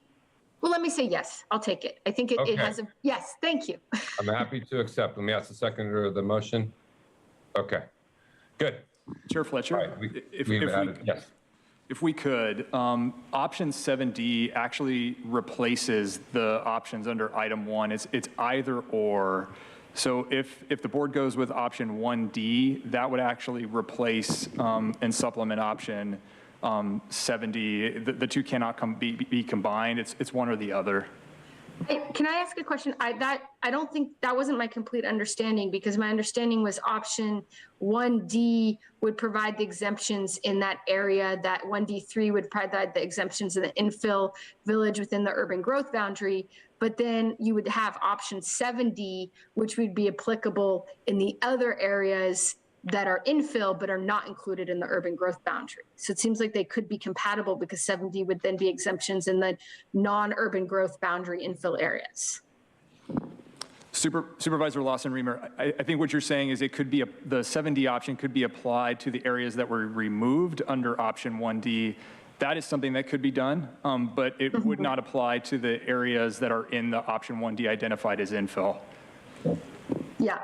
I mean, I think that was what I was trying to say when Chair Fletcher made that kind of very generous statement, which is that there is sort of a fundamental contradiction that we don't need the exemption for 52% affordable in the areas that are already blanket exemption, that there's no value added because they're 52% affordable. They're already exempt. So, you know, you kind of take away then any kind of the option 1A's take away the ability to apply affordable housing incentives in those areas. But that was what I was going to say. But I think there's still space to have those incentives in the areas that were not included in the option 1D3. Is that a workable path for staff in the way? Chair Fletcher, yes, it is. That certainly can be accommodated. Okay, perfect. Okay, good. So we will add that with that understanding of how it would work. Let me go. I'm going to go Vice Chair Vargas, and then Supervisor Anderson, and then Supervisor Desmond. Vice Chair Vargas. Yes, I just need a little bit of clarification on 2B, because my understanding was that for 2B, the TOA as a reason for adopting the statement was for overriding considerations on a project by project basis. So I would like to make a motion, a friendly amendment that we added as well. Okay. As one of the options. And so I just want to make sure, clarify that. I am happy to accept, and I'm guessing the seconder of the motion is as well. Okay, good. Okay, let's go to. Sorry, Vice Chair Vargas, can you clarify what your motion was? Adding option 2B. Thank you. All right, Supervisor Anderson. Thank you, Chair Fletcher. I wanted to go back to the slide, housing data infill areas. And I just want to make sure I understand it completely. So when we talked about VMT efficient areas, and then we talked about infill, we're not including in each category the previous category. We're talking about exclusively these added numbers. I just want to make sure I understood that correctly. And then I had some follow-up questions for staff. Supervisor Anderson, through the chair, there is some slight overlap between the numbers. For example, some of the infill areas are within the VMT efficient areas, so you do have overlap in between the various options. So just keep that in mind when looking at the chart, and we'll bring it up here in a second. So when we look at it, we're looking at the total numbers. So 1,700 goes to 2,900, but those 1,700 may be in that 2,900, correct? That's correct, Supervisor. Okay. Then as I was going through the information, I don't know if you can pull this up on Google, but it was in the literature you gave me. But when thinking in, I represented Spring Valley for the last year, so I'm most familiar with Spring Valley because I put a lot of time and effort into it. And just below Lamar Park on Valencia Street, we list two properties, 8771 Valencia Street and 8747 on Valencia Street. Is it possible for us to get that up on Google Maps? Because I think it would be very helpful for people to see what I'm talking about. And while you're working on that, yeah, Supervisor, we'll pull that up. It may take us a few minutes. We'll pull it up on our computer. Great. And while you're doing that, I'm going to make my point, and then as we see it, people can see. So in the one instance, the one property, 8747, is a vacant lot. And it makes perfectly good sense that we could build that out with infill, and on it, we could get to what we claim as potential housing, because these both these properties, and this is throughout the county, but these two properties, because they're almost next door to each other, are great examples. Then when you look at the 8771 property, there's a house on it already. So for it to get to 15 units, I think that we would have to eliminate the house, which begs the question, one, how's that owner incentivized to eliminate his home and then put 15 units in? And I think that that's what the paperwork shows is 15 units. And the reason why I bring this up is I think it's a little disingenuous for us to claim these properties is under constructed when it requires us to eliminate housing to create housing. And I think that there is no real incentive for a person to do that. I get that a person's incentivized to develop vacant property. I don't get the incentive. And I think that if you switch to you're very close to it. It's just down the street a little more. And you can see that big lot that's open on the right. That's the vacant lot I was talking about. And then if you move down Valencia, right after that row of white roofed buildings, you'll see two lots, one big lot and one smaller lot. So that's the lot you're on right now. That one we have slated for infill, which is terrific. It's easy. The one next to it involves that house you can see right there, and then their backyard. And so to say that these are easily and should be included, I think it's disingenuous. And I was just wondering, do we have any kind of number showing, by the way, I'm sorry, I'm looking up at the TV, my TV screen instead of towards the camera, but do we have any numbers that show how many of these properties have homes or residential on them already that we're counting as potential moving forward, and you know, that's 50, I think it's 15, isn't it? Am I correct? It's 15 units slated for 8771 as a potential find? Supervisor Anderson, through the chair, you're correct in your summary. So the number of housing units that we're talking about are planned units. So they're like the maximum number of homes that could be provided on those particular properties.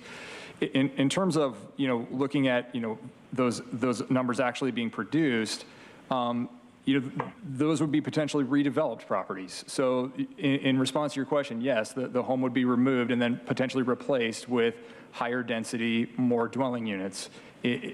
That would be kind of what the plan currently allows for. In terms of the issue I have with that is you can virtually say that on my house. I mean, you could eliminate my house and put 4 units in. You can eliminate any one of our houses and do that. So, you know, the likelihood of it happening are slim to none. And so if there was a way moving forward to differentiate them so that it was clear that these are not likely versus the lot next door, which is very likely. Because when we're talking about these numbers in this sheet, we're including properties that would have to be eliminated and then made higher, greater density. Supervisor Anderson, quick question for you. It sounds like you almost want a parcel by parcel analysis of all the parcels in this area to see what's actually buildable and what we could expedite getting done. Yes, but here's what I really want. I really want, it doesn't require parcel by parcel. I want an overall breakdown. When we talk about, well, we have the possibility of 2,900 homes, and then we apply this rule, it could be that we're talking about fewer than 1,000. So next year, when we've built close to nothing to meet the needs of housing, and we're all beating our chest saying, oh, we're going to do all this to make it turnkey, let's start with stuff that's real. This isn't real. I'm sorry. You know what? I don't know what the rest of the city does, but my district, they hold me to a high standard, and they'll laugh in my face if I say, oh, we're going to eliminate homes and build higher and more density. There's no incentives for this density. There's nothing that we're doing that makes this even real. And look, if we're going to shut down the county and the state's forcing us to shut down the county, let's just be honest. Let's just tell people up front, there's no hope for housing for you in the near future or ever. And then at least people don't have hope on something that's never going to happen, because we've done everything we can to look for ways to pare down locations of having housing. We've eliminated all these VMT areas, and as opposed to looking at how we can make them VMT efficient, we've pared down everything possible from influences of potential lawsuits. And I get it. It's not an easy job that we're tasked to do. But it seems to me it was a lot easier 60 years ago going to the moon on a slide ruler than it is today trying to build something in San Diego County. And when we have numbers that are artificial and we're all making decisions without understanding it, I don't want to put my colleagues on the spot, but I bet very few of you, I bet some of you, maybe one of you, didn't know that we're including properties like this. And so when we were looking at these numbers and they were so hopeful, now we know those numbers are really wishful thinking at best. And look, staff's done a hell of a job. I'm not picking on them. I mean, they have a horrible job. Every week, the legislature comes out with a new rule, a new finding, and no one's actually paying attention parcel by parcel. How do we make this work? Everybody on this board has claimed, and I believe, wants to make a path to housing so we can have generational wealth for minorities and we can improve our communities. We're all for it, but we got to use data that makes sense. We have to do stuff that leads to a better outcome and not just keep talking and talking and talking and never building. And the thing that I'd like to ask is, and I don't know if it needs to be an amendment, but you know, it'd be great in my mind is no matter what we choose today, that we come back a year from now we find out exactly how many things were built, what percent were built, because you made the points earlier, Chair Fletcher, of how little we have built over the years.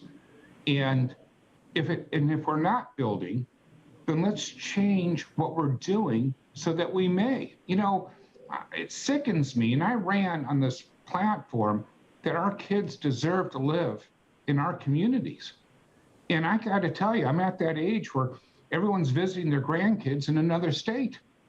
And when people can build in Temecula and Wildomere and all these areas in Riverside County, and they're commuting to work here, we failed. We failed carbon, we failed the VMT, we failed on every level, and it's hurt our communities. So look, I'll get off my high horse. I know that your hearts are in the right place, that we're all heading in the right direction. But if we're going to continue to count properties that have houses on them and not note them, then we don't have real numbers. And if we're not going to build, then let's just be honest and let people make decisions so they can move to communities that allow their children to live in the same community. Thank you. Thank you, Supervisor. And look, I share your concern with those numbers, which is why I added, I think we need to do a parcel by parcel analysis and figure out what's real, what could move, and work with stakeholders in some of these things, because some of these parcels, maybe they are right, but there's something that we can do as a county to help incentivize that or expedite that, or some investment we can make. But, you know, I think, at least for me, my goal is that every year we're building more than we did the year before. And that's in the short term with these areas that will be not subject to VMT mitigation costs at all. And then as we build out the long term, that's how we can create new areas where we can go and have some predictability around it. So I certainly take to heart your point, which is the same concern I had about, okay, let's literally go parcel by parcel and see what's real and what's not, and what can be done, and what could be done better, and what could be done bigger, and what could move around. And that's the difficult work that is in front of it. And it's a very difficult situation. It's a fundamental change in how we do things. We've got to do it.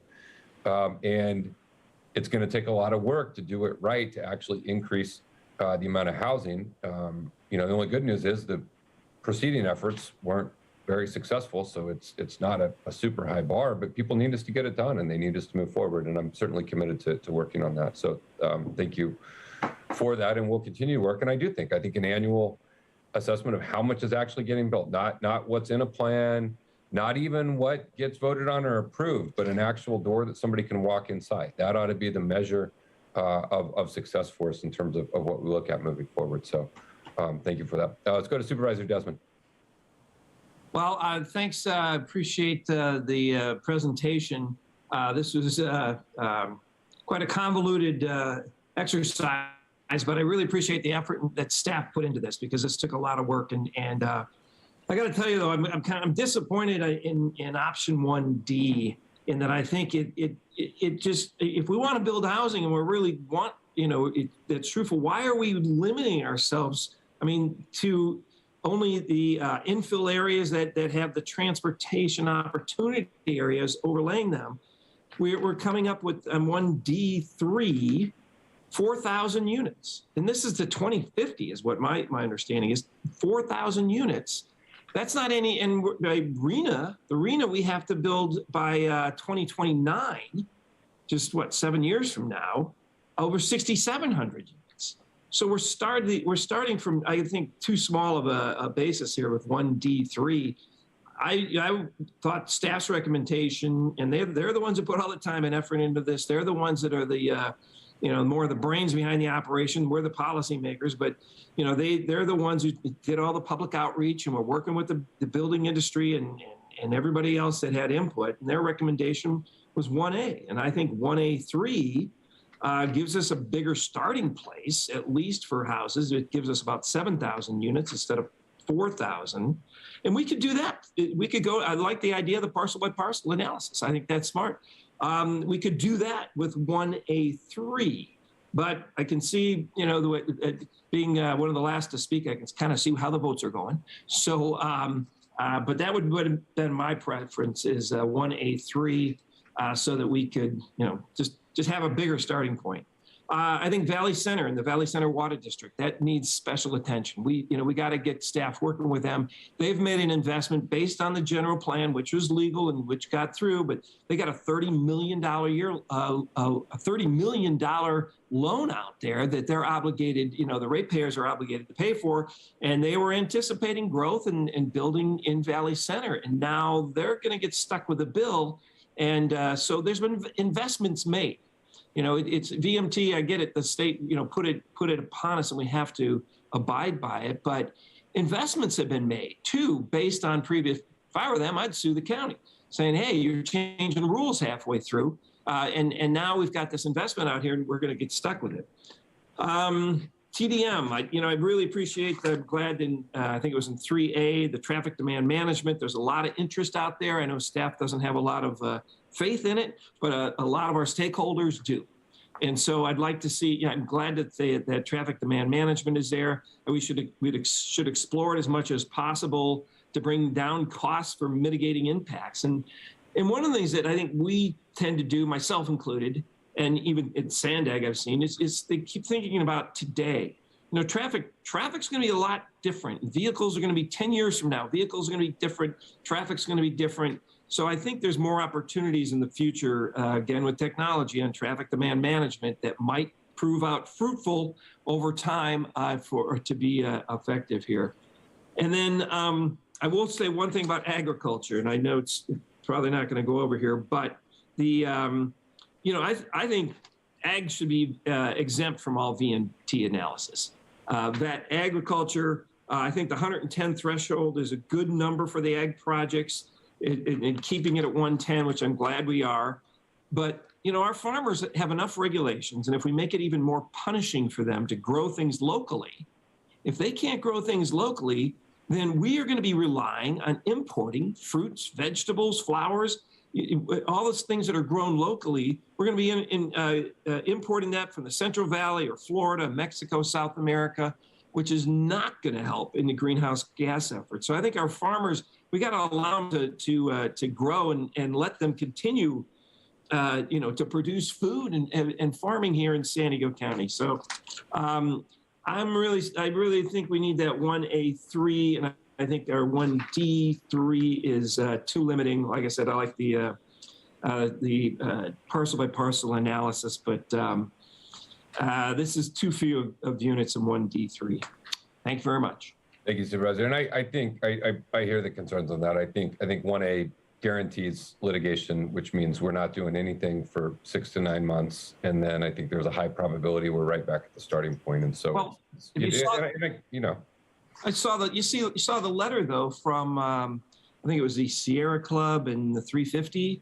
I mean, what their request was, it was almost impossible. I mean, it would narrow it down to like 2,000 units. So the entities that are going to sue us anyway are already asking for something very low and unreasonable. And most of those units would have to be built in Borrego Springs. So I think there's litigation no matter what we do, unfortunately. But I agree with you that, we want to try to avoid it as much as possible, but we're on that. We're trying to, the balance we're trying to strike is to find the most compliant, defensible position we can get in that can accomplish all of the goals we have, on both on climate change, which I believe is very serious and we need to take action on, and the need to build a housing in the right spot. So I appreciate that. And staff also knows they wanted to give us the best and the least litigious and everything, and all those things you pointed out. And our staff, who we pay highly and we trust their intuition on these things, recommended 1A. Okay. Thank you. Thank you. We'll go back to Supervisor Wasson-Reamer, and then we'll go back to Supervisor Anderson. Thank you very much, Chair Fletcher. I'd like to withdraw my friendly amendment to include 7D. I don't think it's fair, given the extensive stakeholder process and all the consultation, to sort of throw a new idea out there at the last minute. So I'd like to withdraw that in respect of the deep work that so many stakeholders have put into this process. All right, so we want to take out 7D. Let me ask the seconder of the motion if you're okay with that. Okay, 7D is out. Supervisor Anderson. I have great affection for you in the second of this motion, but in good conscience, I have to offer, geez, I can't think of the word. I'd like to offer a substitute motion for option 1A3, keeping everything the same. If I have someone to second it, I'd like to have that vote. I'll second that. Thank you. Okay, we have a substitute motion and a second to adopt 1A3 with all of the other things that were included in the original motion. Let me ask the clerk to please call the roll. Thank you, Chair Fletcher. Supervisor Anderson? Aye. Supervisor Lawson-Remer? No. Supervisor Desmond? Yes. Vice Chair Vargas? Vargas, no. Chair Fletcher? Fletcher, no. Thank you, Chair. Of course. That Okay. motion, Nope. Go ahead. Go ahead. Let our clerk finish the script. Go ahead, sir. Thank you. That motion fails with Supervisor Anderson and Supervisor Desmond voting yes, all the supervisors being present and voting no. All right, so we're going to return to the original motion. Let me run through it one time here. We've got a motion and a second to approve option 1D3 minus very high and high fire with the added amendment around staff bringing us back a parcel by parcel analysis plan. We are adopting 2A, 2B, 4C, 6D with the addition of issues around land trust, 3A, 3B, 7A, 7B, 7C,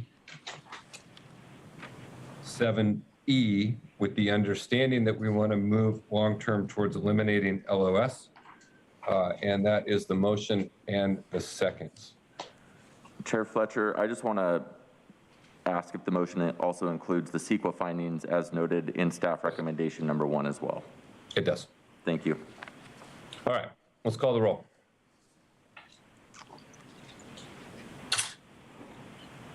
Thank you, Chair Fletcher.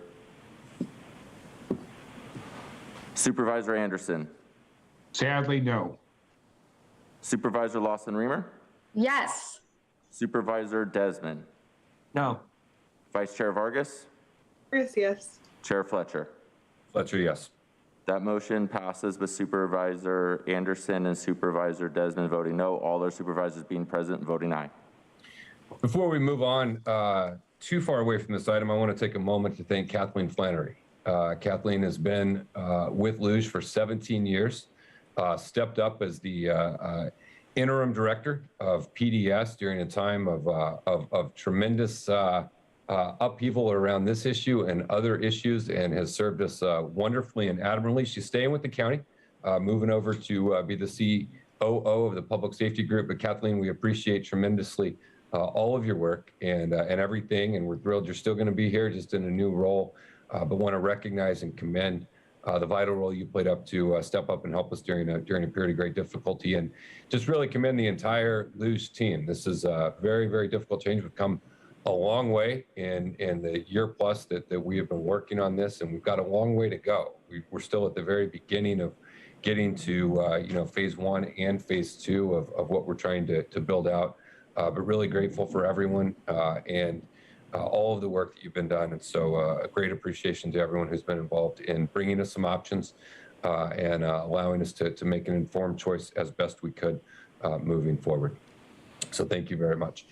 It is right at 2 o'clock. We finished our agenda. We're going to take a 30-minute break, and we'll convene in closed session at 2:30 p.m. today. We'll start closed session at 2:30. And with that, we stand adjourned. Chair Fletcher, we do have 4 public commenters left if we are going to take them at this time, or we can take them at the conclusion.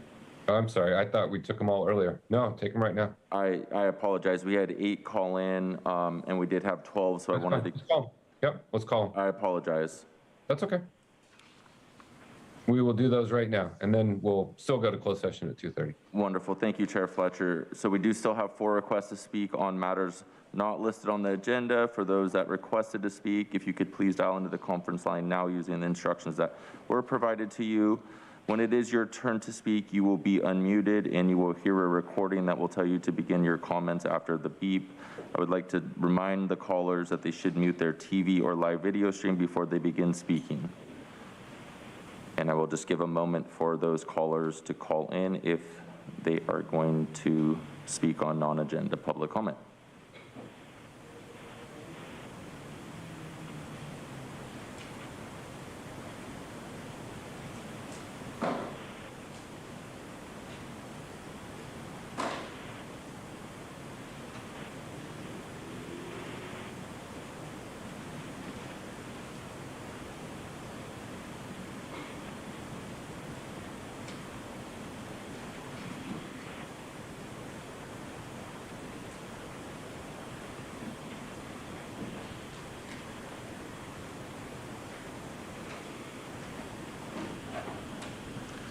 Chair Fletcher, I'm not seeing any movement in for any callers calling in, so that's going to conclude public comment on non-agenda items for this this board meeting. All right, with that, we stand adjourned. Thank you, everyone.